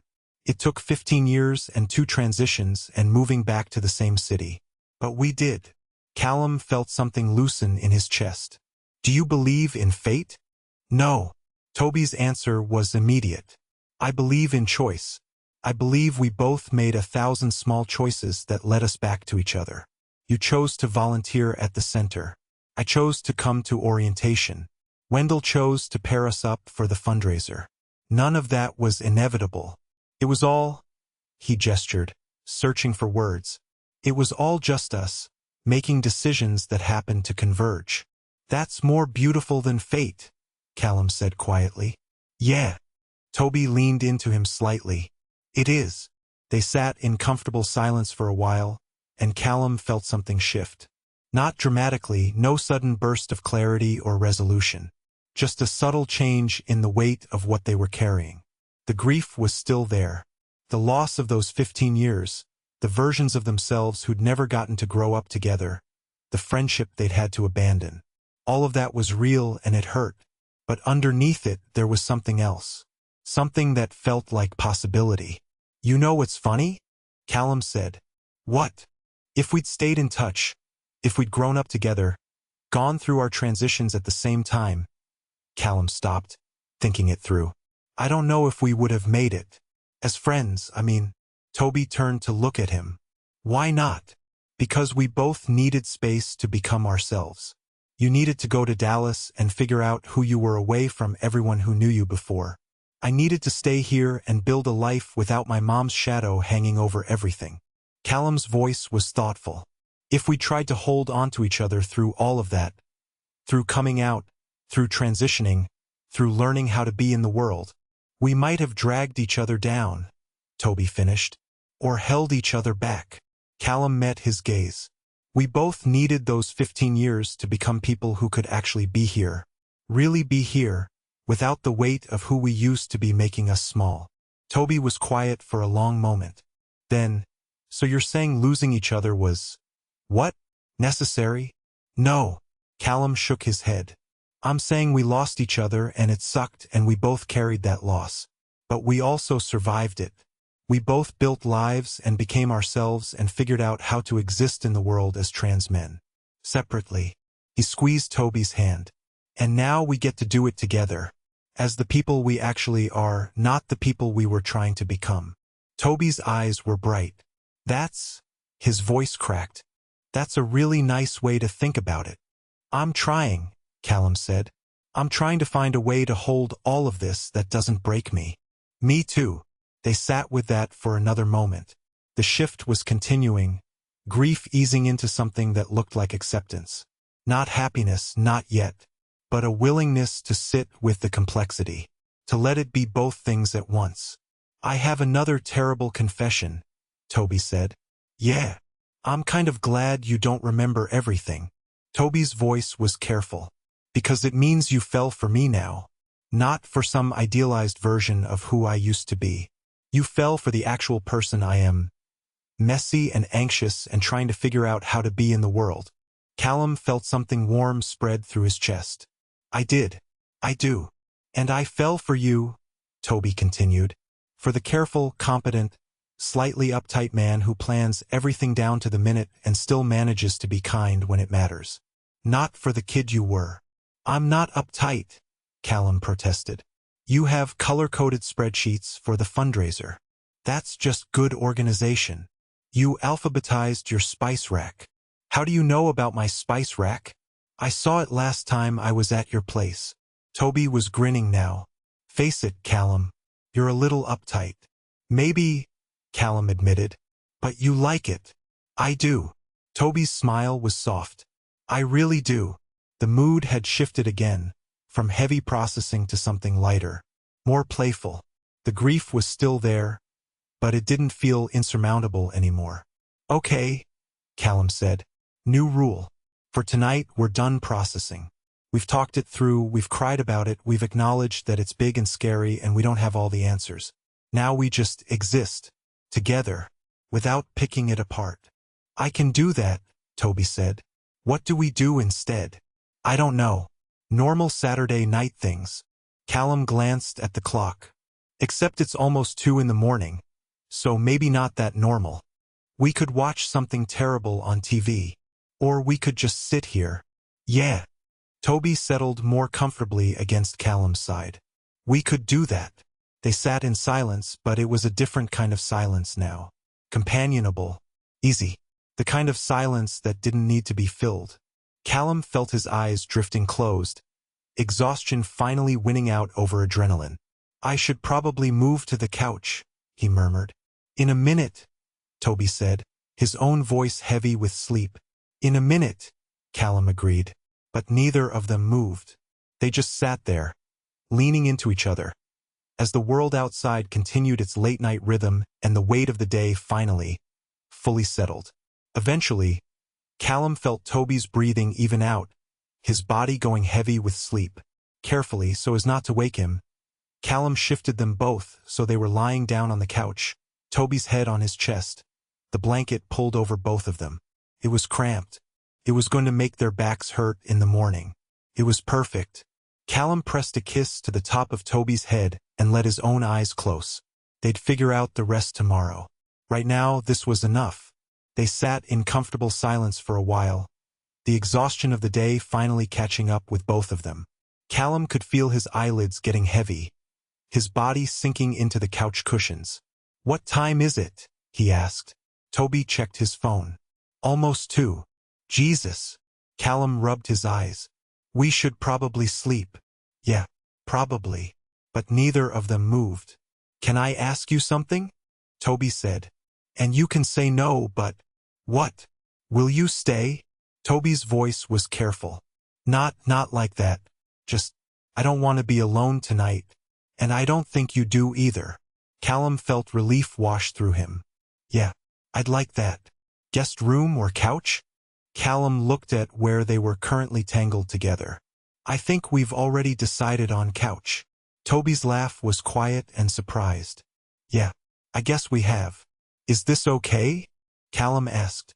"I don't want to." "It's okay." Tobi's voice was soft. "It's more than okay." They adjusted slightly, getting more comfortable. Tobi's head was on Callum's chest. Callum's arm wrapped around his shoulders. The blanket pulled up over both of them. It was warm and close and felt startlingly right. "Callum?" Tobi's voice was barely audible. "Yeah. I'm glad it's you. I'm glad the person I found again was you." Callum's throat was tight. "Me too." "Good night, Cal," Tobi murmured, already half asleep. Callum's breath caught. That name, the old one, the one he'd left behind, sounded strange and familiar at the same time coming from Tobi's mouth. "Good night, Tobi," he whispered back. And lying there in the dark, with Tobi warm and solid against him, Callum finally let himself believe that maybe this was going to be okay. Maybe they'd found each other for a reason. Not fate, like Tobi said, but choice. 1,000 small choices that had led them back to the same place. And now they got to choose what happened next. Tobi woke up sometime later, couldn't have been more than an hour or two, with Callum still solid and warm beneath him. He could hear Callum's steady breathing, feel the rise and fall of his chest. He should probably move, go to his actual bed, let Callum stretch out properly on the couch. But he didn't want to move, didn't want to break this moment. His mind was quieter now, still processing but without the frantic edge from earlier. The revelation had settled into something he could hold without it overwhelming him. Callum was Cal, his childhood best friend, the first person who'd ever really seen him, and he'd fallen in love with him all over again without even knowing it. The symmetry was still almost unbearable, but it was also beautiful, in a complicated, impossible way. Tobi shifted slightly, getting more comfortable, and Callum's arm tightened around him in sleep. An unconscious gesture, a claim, a reassurance. We found each other, Tobi thought. After everything, we found each other. And lying there in the dark, listening to Callum breathe, Tobi finally let himself feel the full weight of it. Not just the grief, but the relief, the wonder, the absolute impossibility of it that had somehow become real. Tomorrow they'd have to talk more, figure out the logistics, decide what this meant for their relationship going forward. But tonight they just needed to be here, together. Two people who'd been looking for each other without knowing it, finally in the same place at the same time. Tobi closed his eyes and let himself drift back towards sleep. The last thing he felt before he went under was Callum's heartbeat, steady and sure beneath his ear. "See you later," 12-year-old Cal had said. And somehow, impossibly, he'd been right. Chapter 25, Being Known. Callum woke up on Tobi's couch with his neck at an angle that would definitely make itself known later, and Tobi's weight warm and solid against his chest. For a moment he didn't move, just lay there, listening to Tobi breathe, watching the early morning light filter through the windows. The apartment was quiet except for the ambient sounds of Sunday morning. Distant traffic, someone's muffled TV through the walls, the building's pipes creaking to life. His mind felt clearer than it had last night. Less raw. The shock had settled into something he could actually think around instead of just feel. Tobi was Cal's friend. Cal was Callum. They'd known each other as children and lost each other and found each other again as completely different people who were somehow, impossibly, exactly the same. It was still absurd. Still impossible. But in the morning light it also felt manageable. Like something they could actually build from instead of something that would crush them. Tobi stirred, making a small sound, and Callum felt him start to wake up. His breathing changed rhythm. His hand, which had been loose on Callum's chest, curled slightly into a fist. "Hey!" Callum said softly. Tobi's head came up, his eyes bleary. "Hey!" He looked around, registering where they were. "We fell asleep." "Yeah." "On the couch." "Yeah." Tobi pushed himself up, wincing. "My back is going to hate me for this." "Mine too." Callum sat up, rolling his shoulders. "What time is it?" Tobi checked his phone. "Almost 8. Jesus. I should probably—" Callum stopped, not sure what he should probably do. Go home? Stay? Pretend last night hadn't happened and go back to normal? None of those felt right. "Coffee?" Tobi offered. "Coffee sounds good." They moved to the kitchen, both of them stiff and quiet. Tobi got the coffee started while Callum leaned against the counter, watching. The domesticity of it was surreal. Making coffee together the morning after the most emotionally intense night of his life. Like they were an established couple instead of two people still figuring out what they were. "So," Tobi said, not looking at him, "how are you doing?" "I don't know." Callum rubbed his hand over his head. "Tired. Overwhelmed. But also—" He stopped, searching for the right word. "Less freaked out than I was last night." "Yeah." Tobi pulled mugs from the cabinet. "Me too." "Do you regret it?" Callum asked. "Figuring it out?" Tobi turned to look at him. "No." "Do you?" "No." Callum was certain about that much. "It explains too much. And I'd rather know than keep circling around this feeling that something was off." "Not off," Tobi corrected gently. "Just unresolved." "Yeah." The coffee finished brewing. Tobi poured 2 cups, added sugar to his own, and handed Callum his black. They stood in the kitchen, drinking in comfortable silence. "I should probably go home," Callum said finally. "Give us both some space to process. And also," he gestured at himself, "change clothes, shower, act like a human." "Okay." Tobi's voice was neutral, but something in his expression looked uncertain. "When do you want to? I mean, should we talk later? Or do you need time?" "I need to think," Callum admitted. "Not about us, just about everything. But I don't want to disappear. I don't want you to think I'm running." "I don't think that." Tobi set his mug down. "Take the time you need. I'll be here." Callum felt something in his chest ease. "Thank you. Text me later? When you're ready." "Yeah, I will." They stood there for another moment, neither of them quite ready to end this. Then Callum stepped forward and pulled Tobi into a hug. Tobi's arms came around him immediately, holding tight. "We're going to be okay," Tobi said into Callum's shoulder. "Yeah," Callum agreed. "We are." Callum drove home through quiet Sunday streets, his mind already turning over the pieces of what he knew, trying to fit them together into something coherent. He'd known Tobi as a child. They'd been best friends. They'd lost touch. And now they'd found each other again, both of them fully themselves in ways they hadn't been back then. It should have felt like fate, like destiny, like something that had been waiting to happen.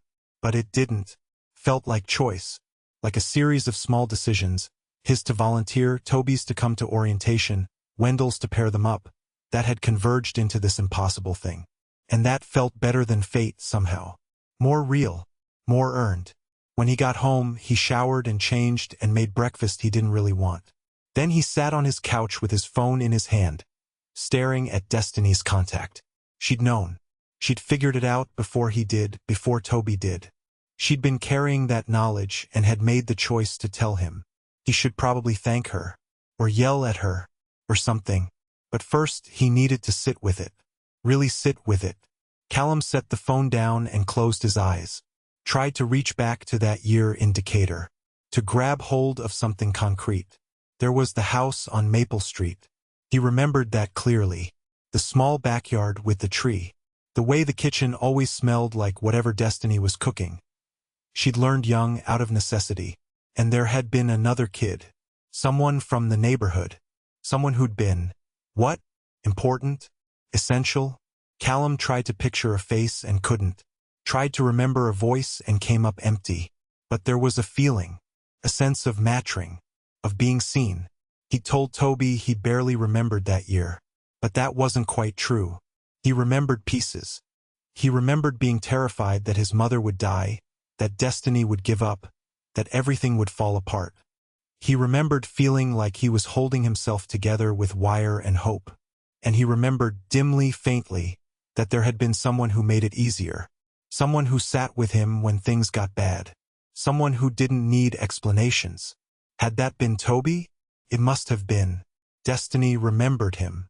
Recognized him 15 years later. That meant he'd been significant. Present. Real. So why couldn't Callum hold on to it? The answer, he knew, was trauma. That whole year, that whole period of his life was tangled up with survival. With keeping himself and Destiny afloat while everything else sank. He'd learned to move forward by not looking back. By not letting himself dwell on what was lost. And apparently, Tobi had been part of what was lost. Callum felt his throat tighten with grief. For the kid he'd been. For the friend he'd lost without even knowing he'd lost him.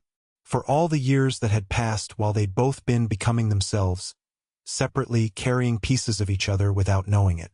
But underneath the grief there was something else. Something that felt like recognition of a different kind. He thought about Wendell's question. What's the difference between being recognized and being known? Callum had spent years making sure people recognized him correctly. Saw him as a man. As trans. As someone who belonged. He'd gotten good at presentation, at projecting the right version of himself. But with Tobi, even before knowing about the childhood connection, he'd felt different. Less performed. More real. Tobi had seen him. Not just recognized his transness or his competence or his place in the community. But seen him. The perfectionism that masked anxiety. The careful planning that was really about control.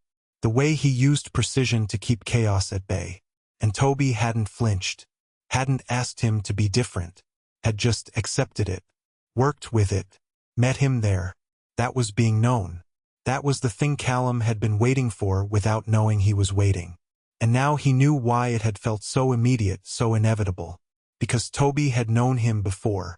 Before names, before transitions, before. Either of them had language for what they were. Tobi had known the essential parts of who Callum was, and that knowledge had lived in his body even after his conscious mind forgot. They'd recognized each other on a level deeper than memory. Callum opened his eyes and picked up his phone. He should probably thank her, or yell at her, or something. He hit call. She answered on the second ring. Hey, how are you? I don't know, Callum said honestly. That's why I'm calling. Wanna come over? Or I can come to you. Can you come here? I don't think I can do public right now. Give me 30 minutes. She showed up in 25, carrying a bag from the bagel place down the street. You sounded like you needed carbs, she said, setting the bag on his counter. You're not wrong. They settled on his couch with bagels and coffee, and for a few minutes they just ate in silence. Destiny knew better than to push. She was waiting for him to start. Finally, Callum said, he knew. When I told him last night, he'd already figured it out. Destiny's eyebrows went up. When? Yesterday afternoon. During setup. Callum set down his bagel. He recognized something in the way I handed him something. A gesture. Something that lived in his body longer than it lived in his memory. And you? What do you remember? Nothing concrete. Just fragments. Feelings. Callum's voice was frustrated. He remembers us sitting on the curb and me telling him about Mom. He remembers the comic book store, the tree in my backyard. And I can't. He stopped, his throat tight. I can't grab onto any of it. It's all just this blur. Because you were surviving, Destiny said gently. You were 12 and everything was falling apart, and you didn't have room to hold on to anything that wasn't essential. But he was essential. He mattered. Callum looked at his sister. You remembered him. Why can't I? Because I wasn't the one going through it. I was watching you go through it. And I was older.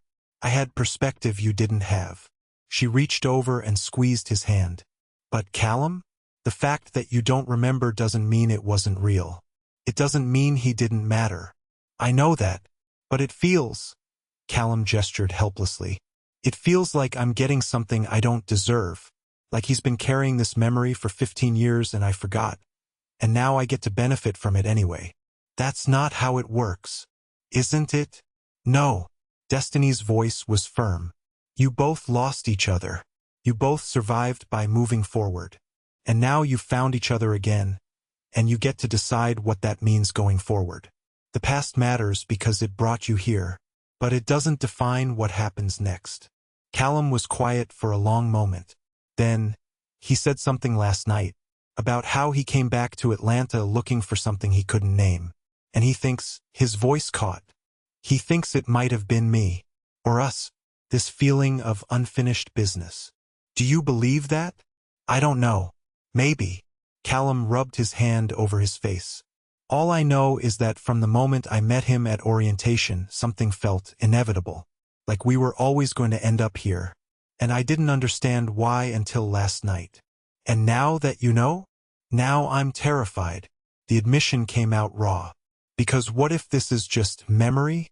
What if the feelings aren't real? They're just echoes of something that used to matter. What if we're confusing nostalgia with actual connection? Destiny was quiet for a moment. When she spoke, her voice was careful. Are you asking me? Or yourself? Both. Neither. Callum stood up, needing to move. I don't know what I'm asking. Okay, then let me ask you something. Destiny set down her coffee. When you think about Tobi, the man you met at orientation, the one you've been working with for months, what do you feel? Callum thought about it. About Tobi's laugh. The way he made people feel comfortable. The careful attention he paid to details. The way he'd looked at Callum across the fundraiser and made everything else fall away. I feel... He stopped, searching for words. Like I've been waiting for him. Not consciously. But like some part of me recognized something essential and went. There. That's the person. That's the one who matters. And that's not nostalgia, Destiny said quietly. That's connection. Real, present-day connection. But how do I know? How do I separate what I feel now from what I might have felt then? Does it matter? Destiny's voice was gentle but challenging. Does it matter if part of what draws you to him is rooted in something that happened when you were 12? Or does what matter is that you chose him now? As the people you both are now. Callum sank back down onto the couch. I don't know. Well, figure it out. Destiny wasn't unkind, but she wasn't coddling either. Because that man deserves to know what he means to you, not what he might have meant to some version of you that doesn't exist anymore, but what he means now, today. What if I can't separate the two? Then don't. Destiny leaned forward. Callum, listen to me. You've spent your whole life trying to be seen as exactly who you are. As Callum. Not as who you used to be, not as some idea of what trans men are supposed to be. Just Callum. Yeah. So stop doing the same thing to Tobi. Her voice was firm. Stop trying to separate him into the kid he was and the man he is. He's both. You're both. And that's okay. That's actually, she paused. That's actually kind of beautiful. You knew each other before you had words for yourselves. And you chose each other again after you found those words. Both things can be true. Callum felt something settle in his chest. Not resolution exactly, but clarity. When did you get so wise? He asked. I've always been wise. You just don't always listen. Destiny smiled. Now, what are you going to do? I don't know yet, but Callum pulled out his phone. I think I need to talk to Wendell first. Wendell, there's something he said. A long time ago. I need to understand it better. Destiny nodded. Okay. And then I'll talk to Tobi. Callum felt the certainty of it. And we'll figure out what comes next. Wendell answered on the third ring. Callum, how are you holding up? Callum stopped, surprised. How did you know I needed to talk? Because I've known you for 3 years and I watched you at the fundraiser last night. Wendell's voice was warm. You want to come by the center? Or we can meet somewhere else. Center's fine. Are you there now? I will be in 20 minutes. Callum drove to Hargrove, his mind turning over what he wanted to say, what he needed to understand. Wendell was in his office when Callum arrived, coffee mug already in hand. He gestured to the chair across from his desk. Sit. Talk. Callum sat. For a moment, he didn't know where to start. Then, you said something. At orientation. Back in April. I say a lot of things at orientation. You said community is showing up for the same people twice. Callum leaned forward. What did you mean by that? Wendell was quiet for a moment, considering. I meant that showing up once is easy. It's showing up again. After the initial excitement fades, after things get complicated, after you've seen the messy parts, that's when it counts. But what if? Callum stopped, trying to organize his thoughts. What if you show up for someone and then you lose them? And then years later you find them again. But they're different and you're different and nothing is the same. Then you decide if you're going to show up for who they are now. Not who they were. Not who you remember. Wendell set down his coffee. This is about Tobi. It wasn't a question. Callum nodded anyway. You two figuring things out? Wendell's voice was carefully neutral. We're trying. Callum rubbed his hand over his head. It's complicated. Most things worth figuring out are. Callum was quiet for a moment. Then, can I ask you something else? Always. What's the difference between being recognized and being known? Wendell's expression shifted into something thoughtful. Why are you asking?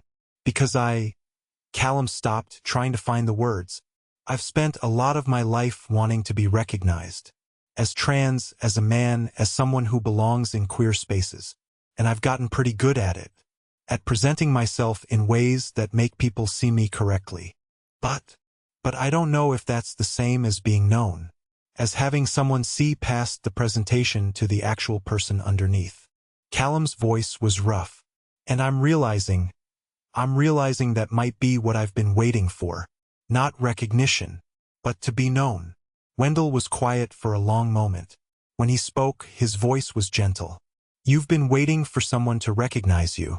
I don't think that's the same as being known. Callum felt the words land, settle into something that had been waiting for them. Yeah, he said quietly.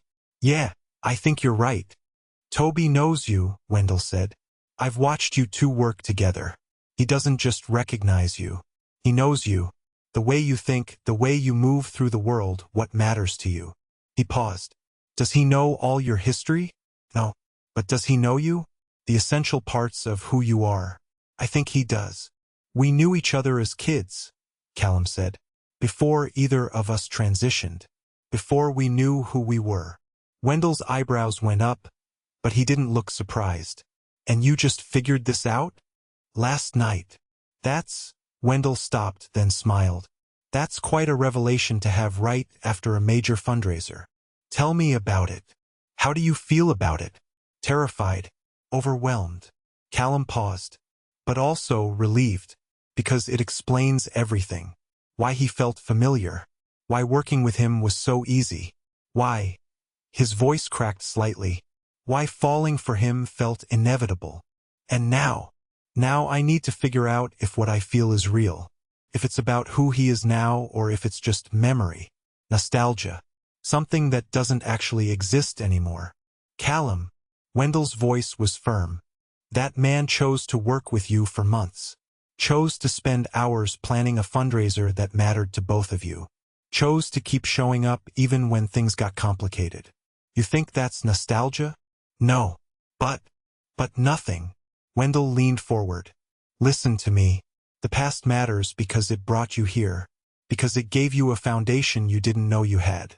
But what you build from here, that's a choice you both get to make. Fresh. Based on who you are now. Callum felt his throat tighten. What if I mess this up? Then you mess it up. And you figure out what comes after. Wendell's smile was kind. But Callum? I don't think you're going to mess this up. I think you're going to show up. For him. For yourself. And you're going to figure it out together. Callum nodded, not trusting his voice. Now. Wendell picked up his coffee. You going to sit here processing all day? Or are you going to go talk to him? I'm going to go talk to him. Callum stood up. Thank you. For everything. Anytime. That's what I'm here for. Callum was almost to the door when Wendell called his name. He turned back. Callum? For what it's worth. Wendell's expression was warm. I'm proud of you. For how you handled the fundraiser. For how you're handling this. For showing up even when it's hard. Callum felt his eyes sting. Thanks, Wendell. Go get him. Callum sat in his car in the center's parking lot and pulled out his phone. Come over? The response came back almost immediately. Now? Yeah. If you're free, give me 20 minutes. Callum drove home, his heart beating faster than it should. This was it. The next conversation. The one where they figured out what all of this meant going forward. He was terrified. He was ready. He was both at once. When he got home, he paced his apartment, trying to figure out what he wanted to say, how to start, how to explain what he was feeling. But then there was a knock on his door, and Tobi was standing there in the hallway, and all of Callum's careful planning disappeared. Hi, Tobi said.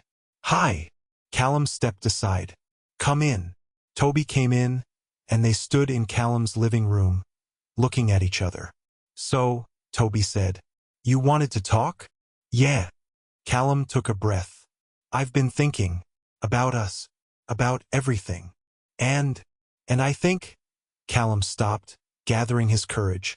I think we need to do this properly. The introduction. The starting over. All of it. Tobi's expression was complicated. Hope and uncertainty mixed together. What does that mean? It means I want to tell you who I am. Really tell you. Not the version from when we were 12. Not the polished version I show everyone. Just me, Callum, as I am right now. Okay, Tobi said quietly. I'd like that. And I want you to do the same. Tell me who you are. Not who you were. Who you are now. And then we decide what comes next. Callum's voice was steady. Together. Based on who we actually are. Not who we remember or who we think we should be. Tobi's smile was slow and real. Yeah, okay. I can do that. Good. Callum felt something settle. Because I don't want to lose you again. Not to memory or fear or anything else. I want to choose you, properly, with full knowledge of what that means. I want that too, Tobi said. So much. They stood there for a moment longer, the weight of everything shifting into something that felt like possibility. Come here, Callum said, and pulled Tobi into his arms. Tobi held on tight. We're really doing this. Yeah, Callum agreed.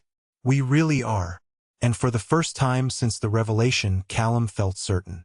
Not about what came next exactly, but about the fact that whatever it was, they'd figure it out together. Because that's what showing up meant. Not just once, but twice, and 3 times, and however many times it took. Chapter 26. The Introduction. Tobi arrived at Callum's apartment 20 minutes after the text, his heart doing something complicated in his chest. He'd spent those 20 minutes trying to figure out what he wanted to say, how to approach this conversation, what it meant that Callum wanted to do this properly. But standing in Callum's hallway now, knocking on the door, he realized he didn't have a plan. He just had the certainty that whatever happened next, they'd figure it out together. Callum opened the door. He'd changed since this morning. Clean clothes, hair still slightly damp from a shower. He looked nervous and hopeful and exactly like himself. "Hi," Callum said. "Hi." Tobi stepped inside. "So, you wanted to talk?" "Yeah." Callum closed the door and they stood in the entryway, looking at each other. "I've been thinking about us, about everything. And I think," Callum stopped, gathering his courage. "I think we need to do this properly. The introduction, the starting over, all of it." Tobi felt his chest tighten. "What does that mean?" "It means I want to tell you who I am. Really tell you. Not the version from when we were 12. Not the polished version I show everyone. Just me, Callum, as I am right now." "Okay," Tobi said quietly. "I'd like that. And I want you to do the same. Tell me who you are. Not who you were. Who you are now. And then we decide what comes next." Callum's voice was steady. "Together, based on who we actually are. Not who we remember or who we think we should be." Tobi's smile was slow and real. "Yeah, okay. I can do that."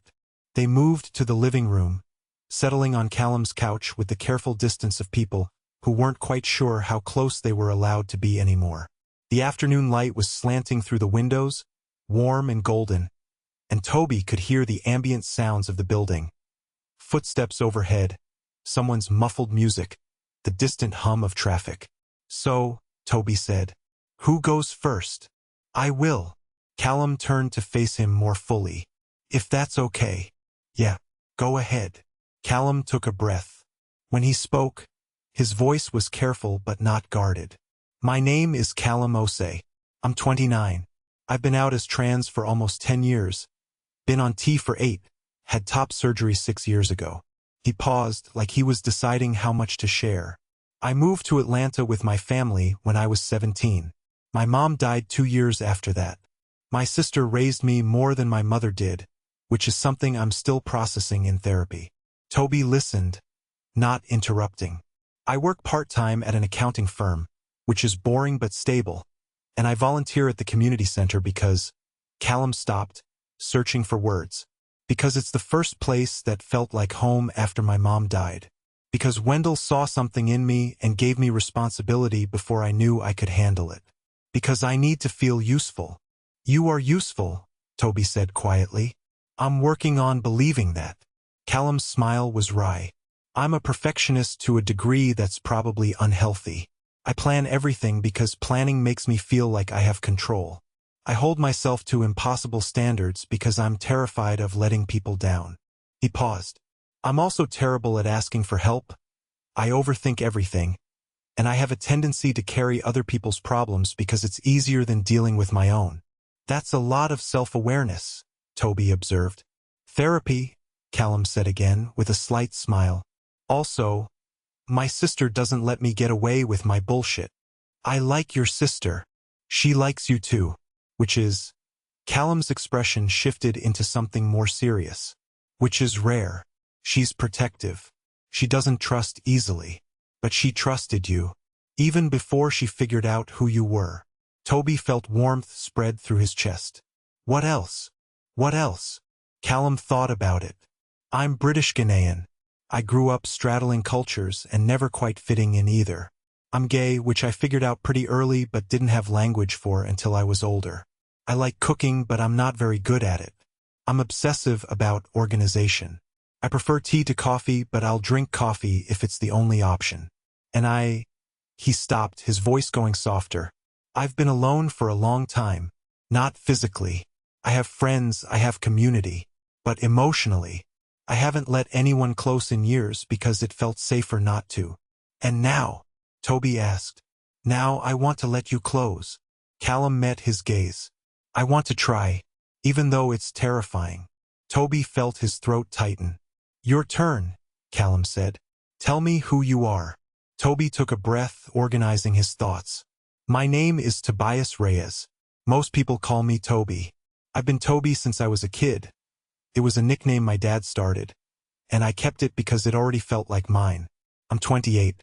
I came out at 19, started T at 22, had top surgery at 24. He could feel Callum listening, really listening. I'm Mexican-American. My family is Catholic, Tobi paused, which made things complicated when I came out. My mom struggled with it. Took her 4 years to really accept it. We're okay now, but there's this gap between us that I don't know how to cross. Like we love each other across this distance we can't quite name. That sounds hard, Callum said. It is, but it's better than it was. And I'm grateful for that. Tobi shifted slightly, getting more comfortable. I'm a freelance copywriter, which means I work from home in my pajamas and have zero work-life balance. I'm messy in ways that would probably drive you crazy. I start projects and don't finish them. I'm impulsive and I overthink things simultaneously, which is exhausting. Callum's mouth twitched. Sounds familiar. Yeah. Tobi smiled. I don't let people in easily. I'm good at making people think I'm open, but I keep the real stuff close. I've had a lot of friendships, but not many where someone actually knows me. Priya's the exception. She's been my person since college. She seems great. She is.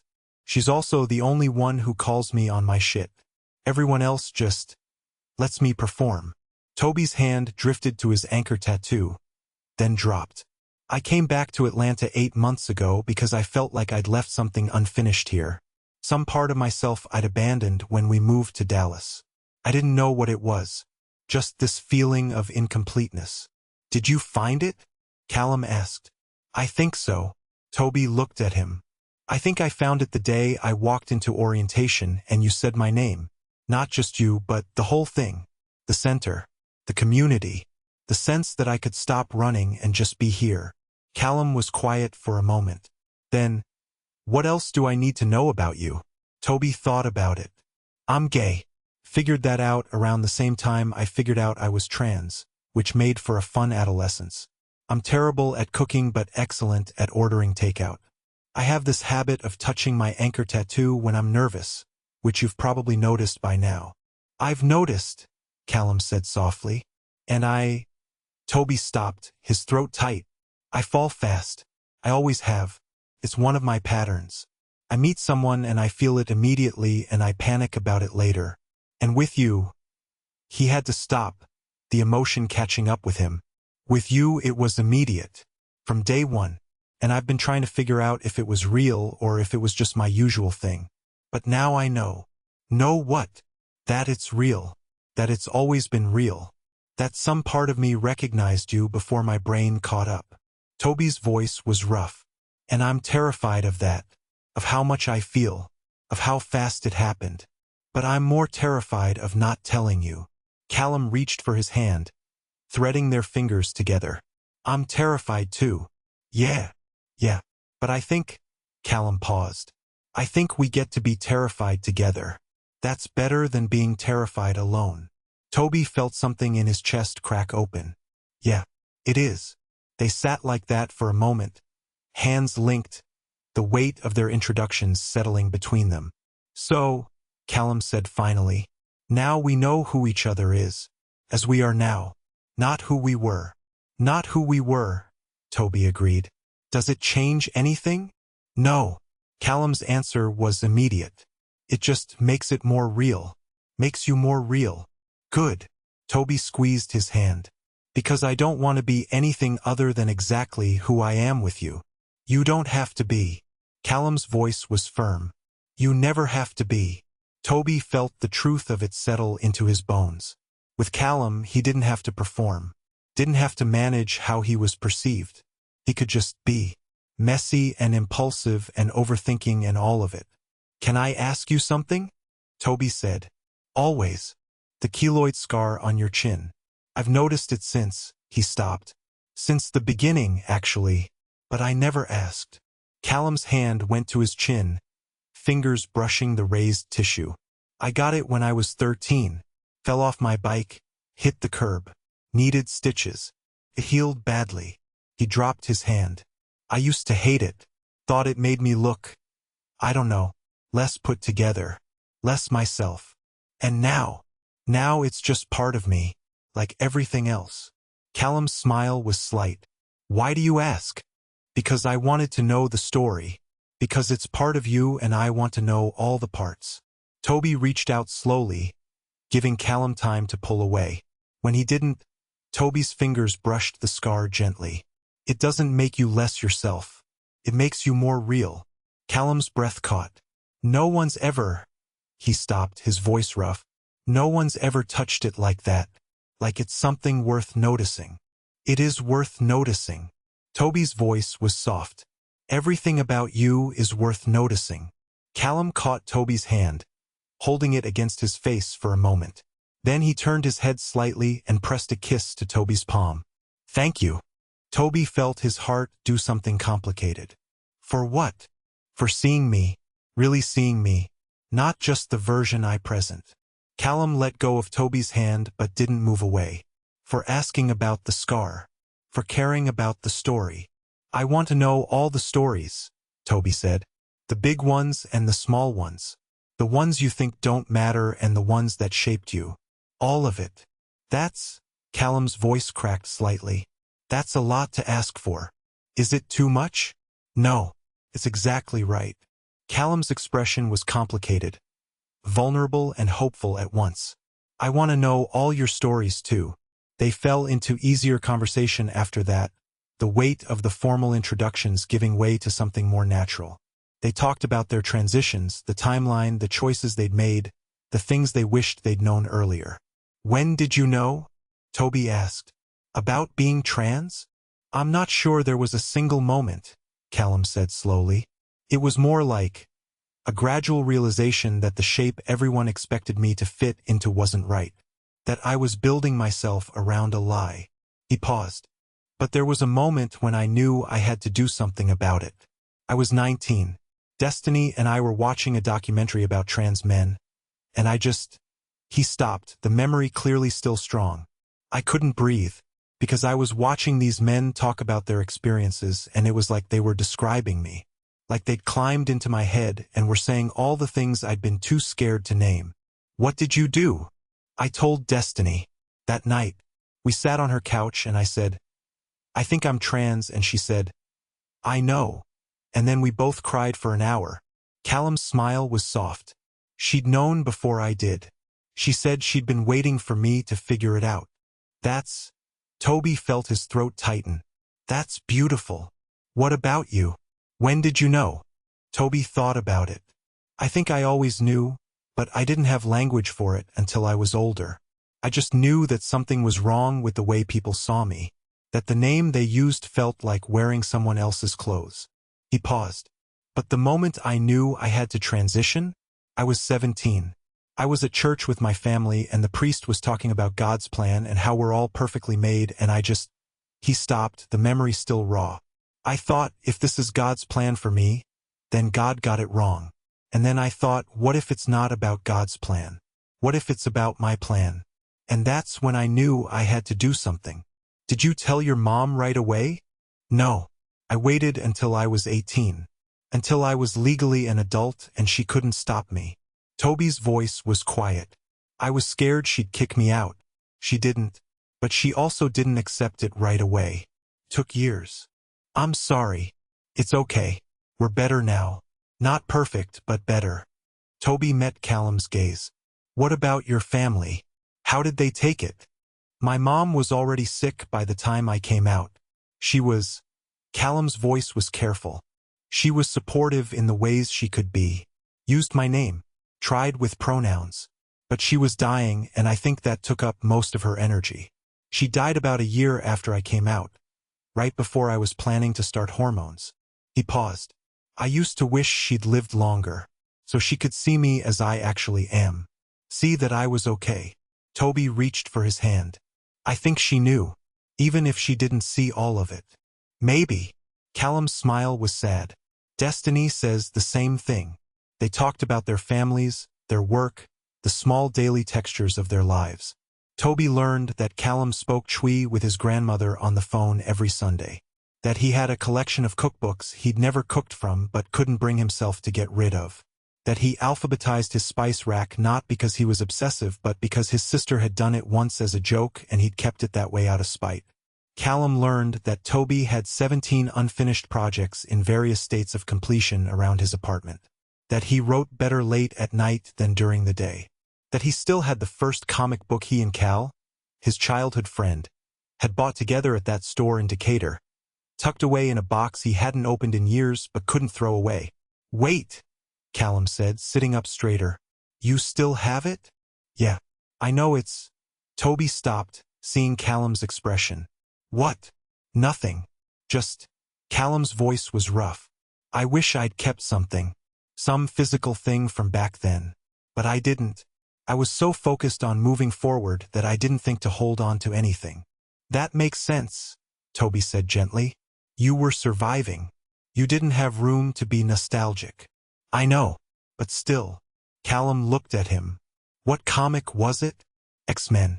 Issue number 141. Tobi smiled at the memory. "Days of Future Past. You insisted we needed to get that one specifically because it was about time travel and alternate timelines." "That sounds like something I would say." "You did say it. Very seriously. You had this whole theory about how the X-Men were basically about being different and that being your strength, not your weakness." Callum was quiet for a long moment. Then, very softly, "I still believe that." "I know you do." Tobi squeezed his hand. "That's one of the things that hasn't changed. You still see difference as an asset.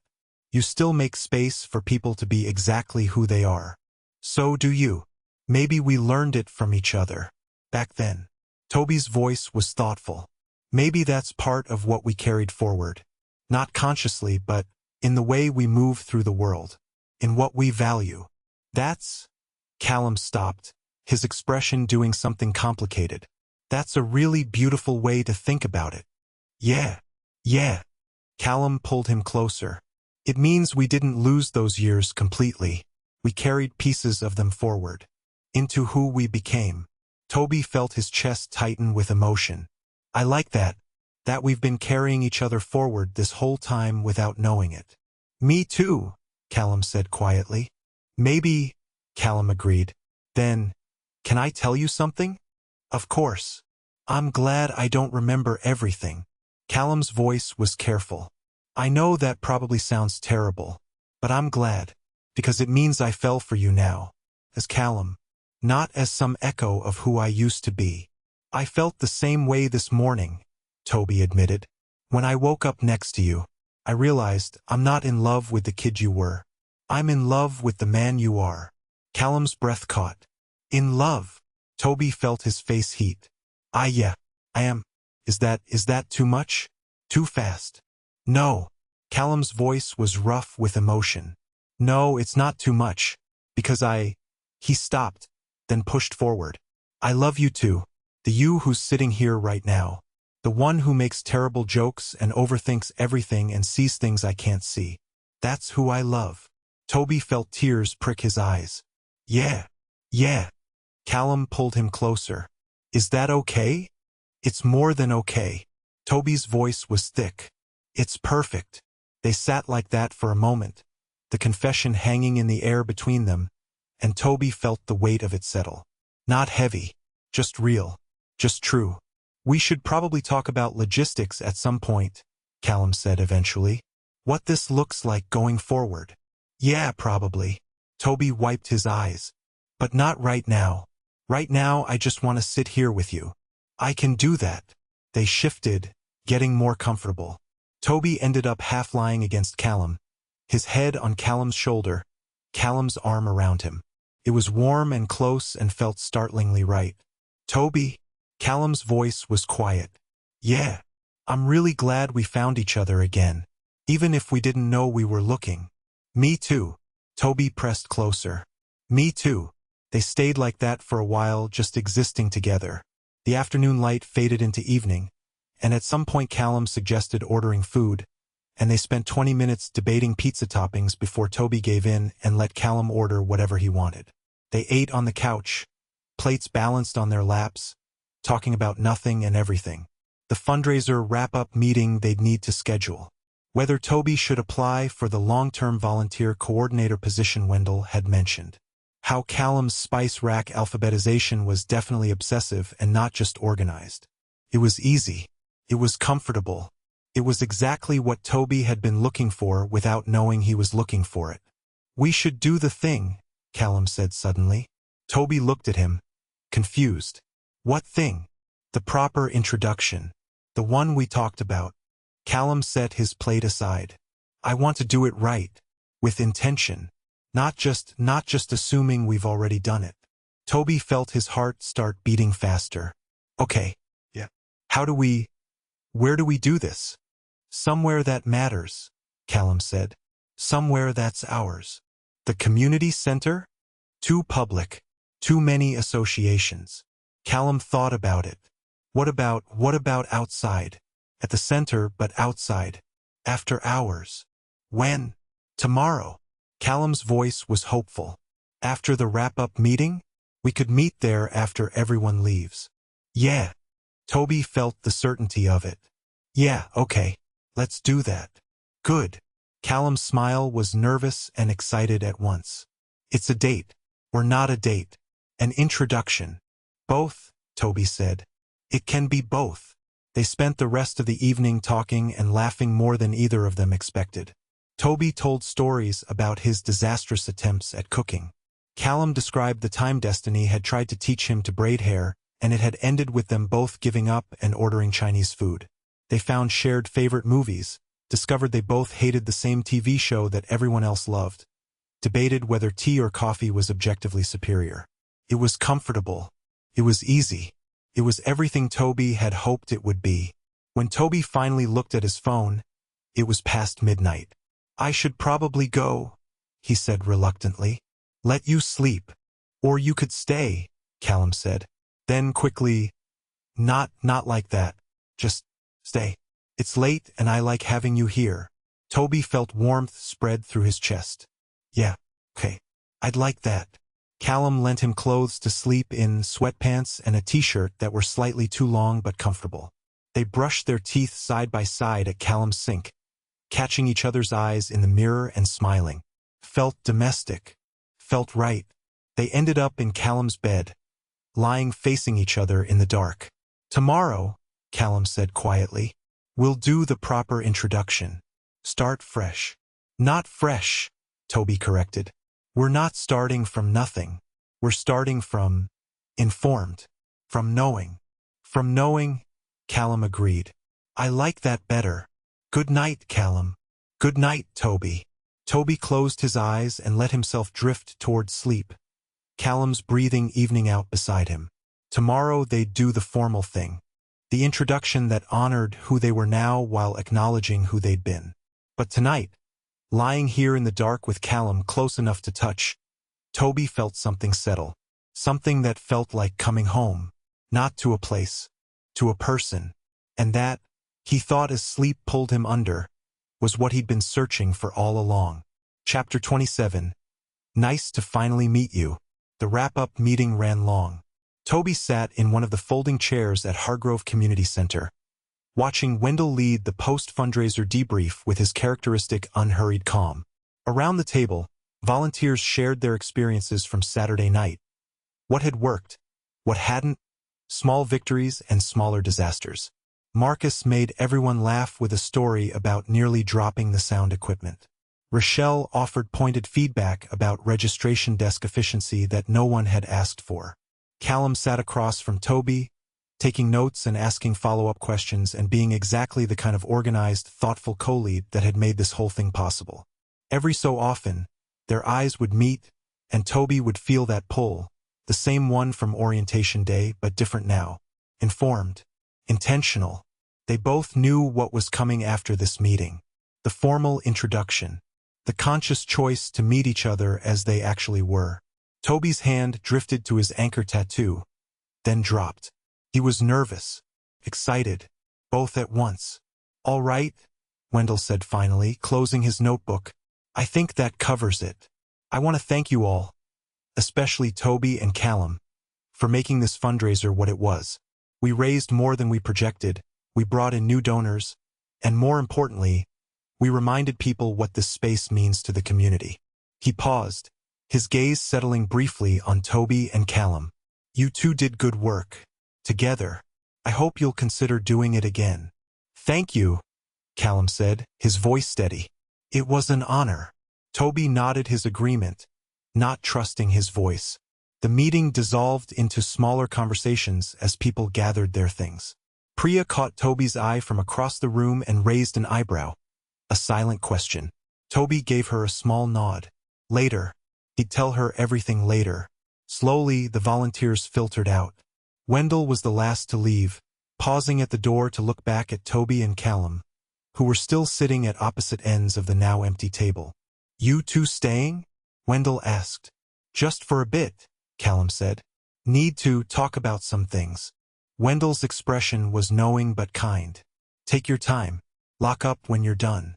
You know where the key goes. And then he was gone, and it was just the two of them in the meeting room, the late afternoon sun slanting through the windows. Tobi stood up. Should we? Outside? Yeah.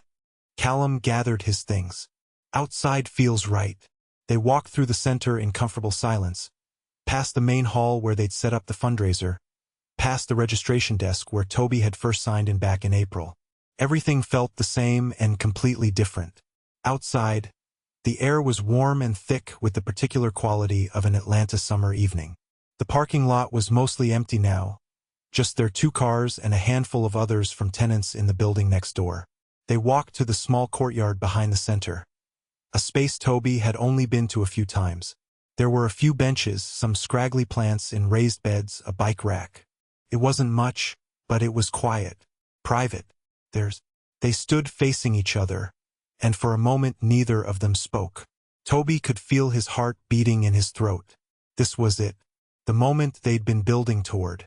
The formal introduction that honored who they'd been while celebrating who they were. Then Callum smiled, nervous, hopeful, and extended his hand. Hi, he said, and there was weight in that single syllable. I'm Callum Osei. I'm 29 years old. I've been living in Atlanta for 12 years, and I volunteer here at Hargrove because this is the first place that felt like home after my mother died. Tobi felt his chest tighten with emotion, but he took Callum's hand. His palm was warm, just like it had been that first day at orientation. Hi. I work at an accounting firm, which is boring, and I'm a perfectionist to a degree that drives everyone crazy, including myself. Callum's voice was steady but vulnerable, like he was offering up pieces of himself he usually kept hidden. I plan everything because it makes me feel like I have control, and I hold myself to impossible standards because I'm terrified of letting people down. Tobi squeezed his hand gently, encouraging him to continue. I'm British Ghanaian. I speak Twi with my grandmother every Sunday, and she still calls me by a name that isn't mine anymore, but I let her because she's 83 and I love her. Callum's smile was soft and sad at once. I've been out as trans for almost 10 years, and I'm still figuring out how to exist in the world without apologizing for taking up space. You don't have to apologize, Tobi said quietly. Not to me. Not to anyone. I'm working on believing that. Callum took a breath. I alphabetized my spice rack as a joke that became real. I collect cookbooks I never cook from because I like the idea of being the kind of person who cooks elaborate meals, even though I mostly eat takeout. I like tea more than coffee, but I'll drink coffee if someone makes it for me because I don't want to be difficult. Tobi felt his throat tighten at that detail, the small way Callum made himself smaller for others. And I've been waiting my whole life to feel the way I feel when I'm with you. Callum's voice dropped lower, more intimate. Like I don't have to be perfect. Like I can mess up and it won't change how you see me. Like I can just be. And be enough. You are enough, Tobi said, his voice rough with emotion. You're more than enough. You're everything. Callum's smile was shaky but real. Your turn. Tobi took a breath, organizing his thoughts. This was the moment. The introduction that acknowledged their history while celebrating their present. Hi, he said, and his voice was steadier than he expected. I'm Tobias Reyes. Everyone calls me Tobi. I'm 28. I grew up in Decatur, the house on Maple Street, and my family moved to Dallas when I was 12. I came back to Atlanta 8 months ago because it felt like unfinished business. Like I'd left something here I needed to find. He could feel Callum listening, really listening the way he always did, The way he'd listened when they were 12, when Tobi hadn't had words for what he was feeling but Callum had understood anyway. I'm Mexican-American. My family's Catholic, and that made things complicated when I came out. My mom took 4 years to really accept that I'm trans, and we're okay now, but there's still this distance between us I don't know how to cross. Tobi's hand was warm in Callum's, grounding him. She loves me.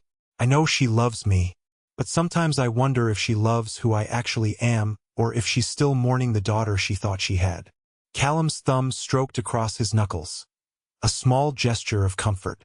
I'm a freelance copywriter, which means I work in my pajamas and have zero boundaries between work and life. I'm messy in ways that would drive you crazy. I leave dishes in the sink, and I never make my bed, and I have 17 unfinished projects scattered around my apartment. Tobi smiled slightly. I make terrible jokes, usually at inappropriate times. I touch my anchor tattoo when I'm nervous, which you've definitely noticed by now. And I fall fast, it's one of my patterns. I meet someone and I feel it immediately, and then I panic about whether it's real. It's real, Callum said softly. What's between us? It's real. I know. Tobi's voice caught. But with you, I knew from the first day. And I spent months trying to figure out why you felt like coming home. And now I know. It's because you were home. Before I even knew what that word meant. Callum's eyes were bright with unshed tears. I still have the first X-Men comic we bought together, Tobi continued. Issue number 141, Days of Future Past. You said we needed to get that one because it was about time travel and second chances, and I kept it because, his voice cracked, because some part of me knew I'd find you again. Even though I forgot your face, forgot your name, forgot everything except the feeling of being understood. Tobi, Callum said, and it sounded like a prayer. And I think, Tobi pushed forward, needing to say it all. I think I had a crush on you when I was 9, and then again when I was 12, and then again when you walked into orientation and said your name, and I didn't know why my heart was beating so fast. He smiled through the tears threatening to spill. Turns out it's because I've been a little bit in love with you my whole life. I just had to wait until we were both finally ourselves to do anything about it. Callum made a sound that was half laugh, half sob. That's not fair. That's perfect and I can't top that. You don't have to top it. Tobi's smile widened. You just have to be here. I'm here. Callum's grip on Tobi's hand tightened. I'm not going anywhere. Not ever again. They stood like that for a moment, hands clasped in a handshake that had become something else. A promise, a claim, a beginning. The formal introduction giving way to something more immediate, more real. The sun was lower now, painting everything in gold and amber, and Tobi could hear the city sounds filtering in, distant traffic, someone's music, the rhythmic chirp of cicadas in the trees. So, Tobi said, what now? Now? Callum pulled him closer. Now we figure it out, together, as the people we actually are. Not as who we were. Not as who we were, Callum agreed. Though, he paused, his expression thoughtful. I think we get to keep pieces of that too. The kid who understood you. The kid you made feel less alone. They're part of this. Part of us. Yeah, Tobi said quietly. They are. But they're not the reason I love you. Callum's voice was firm. I love you because you're warm and funny and you see things I can't see. Because you make terrible jokes and panic about feelings and show up anyway. Because when you're with me, I don't feel like I have to perform. I can just exist. And that's, his voice caught. That's everything. Tobi felt tears slip down his cheeks. I love you too. The you who's standing here right now. The one who plans everything and holds himself to impossible standards and is learning how to let people in. Callum reached up and wiped away Tobi's tears with his thumb. We're really doing this. Yeah. Tobi leaned into the touch. We really are. Good. Callum's smile was steady now. Because I'm not letting you go again. Not to distance or circumstance or anything else. We found each other twice. That has to mean something. It means we don't give up, Tobi said. It means we keep showing up. For each other. As many times as it takes. Show up for the same people twice, Callum said. echoing Wendell's words from that first orientation. And 3 times. And 4. Tobi pulled him closer. However many times it takes. They kissed then, soft and careful and full of promise.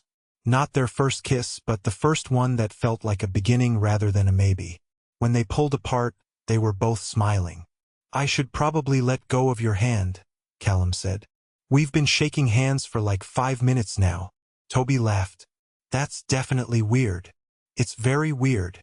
But neither of them let go. "Want to grab dinner?" Tobi asked. "We could go to that Thai place you like. Or the taqueria near my apartment. Or literally anywhere. I'm not picky. Taqueria sounds good." Callum finally released Tobi's hand, but immediately threaded their fingers together in a different configuration. "Can I tell you something? Always. This morning, when we were at my place, I kept thinking about how this was supposed to feel. Finally knowing who you are, who we are. And I kept waiting for it to feel dramatic. Like a revelation." Callum's voice was thoughtful. "But it doesn't. It just feels, right? Like everything finally makes sense." "Yeah," Tobi agreed. "Like we've been building toward this the whole time without knowing it." "Exactly." They started walking toward their cars, hands still linked. The evening was settling into night, the sky shifting from gold to purple, and Tobi felt something in his chest settle too. Not closure exactly, but completeness. The feeling that he'd found what he'd been looking for. Not just a place, not just a community, but a person who knew him before names, before bodies, before anything else, and chose him again now as exactly who he was. "Tobi," Callum said as they reached their cars. "Yeah. I'm really glad you came to orientation that day." "Me too." Tobi smiled. "Best decision I've made in a long time." "Same." They stood in the parking lot, neither of them quite ready to get in their separate cars and drive to the restaurant. The moment felt significant somehow, like they were standing on the edge of something new. "When we were 12, Tobi said suddenly. "When my family moved. Do you remember what you said to me?" Callum's brow furrowed. "I don't. I'm sorry, I don't remember." "You said, 'See you later.'" Tobi's voice was soft. "Not goodbye. Just see you later." Callum's expression did something complicated. "Did I?" "Yeah. Like you knew somehow. Like you were making a promise." Tobi squeezed his hand. "And you kept it. It took 15 years. But you kept it." "We kept it," Callum corrected. "We both came back. We both showed up." "Yeah, we did." They stood there for another moment, the weight of those 15 years sitting between them. Not heavy, just present. All the distance they'd crossed. All the becoming they'd done. All the pieces of themselves they'd had to find before they could find each other. And now here they were. Finally in the same place at the same time.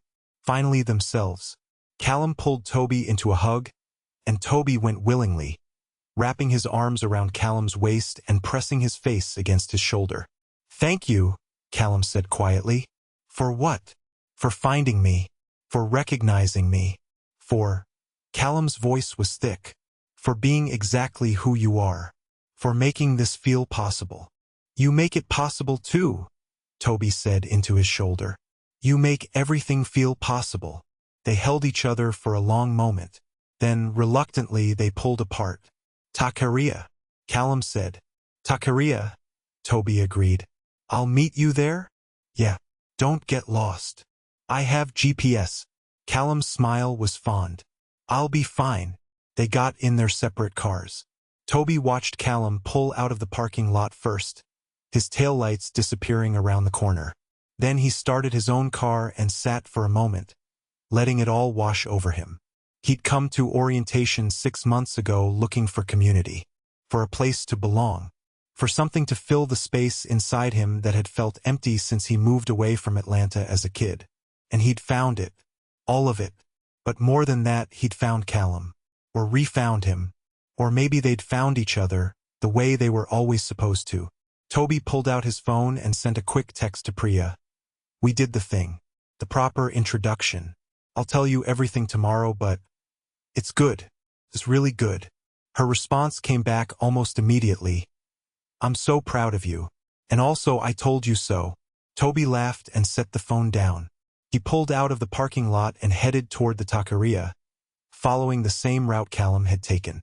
The drive took 15 minutes, just long enough for Tobi to think about everything that had happened. The fundraiser, the recognition, the conversation with his mother, the long night at Callum's apartment where they'd finally said everything that needed saying. And now this, the formal introduction, the conscious choice to meet each other as they were now, not as ghosts of who they'd been, but as the people they'd become. When Tobi pulled into the taqueria parking lot, Callum was already there, leaning against his car and waiting. When he saw Tobi, his whole face lit up. That same smile from orientation day, but different now. Informed by everything they knew about each other. Every conversation, every revelation, every choice that had led them here. Tobi got out of his car and walked over. Callum straightened, smiling, and for a moment they just looked at each other. Really looked, seeing not just who they were now, but the echo of who they'd been. The kids who'd understood each other. The adults who'd chosen each other. Both versions real, both versions true. "Hi," Callum said. "Hi," Tobi echoed. And then, because he couldn't help himself, because the moment demanded it, because this was how they'd started and this was how they'd begin again, Tobi extended his hand. Callum looked at it, then at him, his expression shifting into something fond and amused and so full of love that Tobi felt his breath catch. "Are we really doing this again? Humor me." "Okay." Callum took his hand, his smile widening. "Hi. Nice to meet you." Tobi felt the weight of it, the mirror of that first handshake at orientation, when neither of them had known what they were starting. When they'd both felt that flicker of recognition and dismissed it. When they'd stood in that lobby with bad coffee and fluorescent lights and shaken hands like strangers, not knowing they were coming home. "Nice to finally meet you," Tobi corrected, and felt the weight of those two words. Finally meet. Settle between them like a benediction. Finally, after 15 years. After transitions and distance and becoming themselves separately so they could find each other whole. Meet, not reunite, not return. Meet as the people they actually were. As Callum and Tobi, not Cal and the kid from down the street. As two men who'd built lives and identities and chosen each other with full knowledge of what that meant. "Nice to finally meet you," Callum repeated softly, testing the words, and the whole story was sitting inside them. The whole impossible, beautiful, terrifying journey from then to now. From children who understood each other to adults who chose each other. From a hurried goodbye to this deliberate hello. They shook hands like strangers.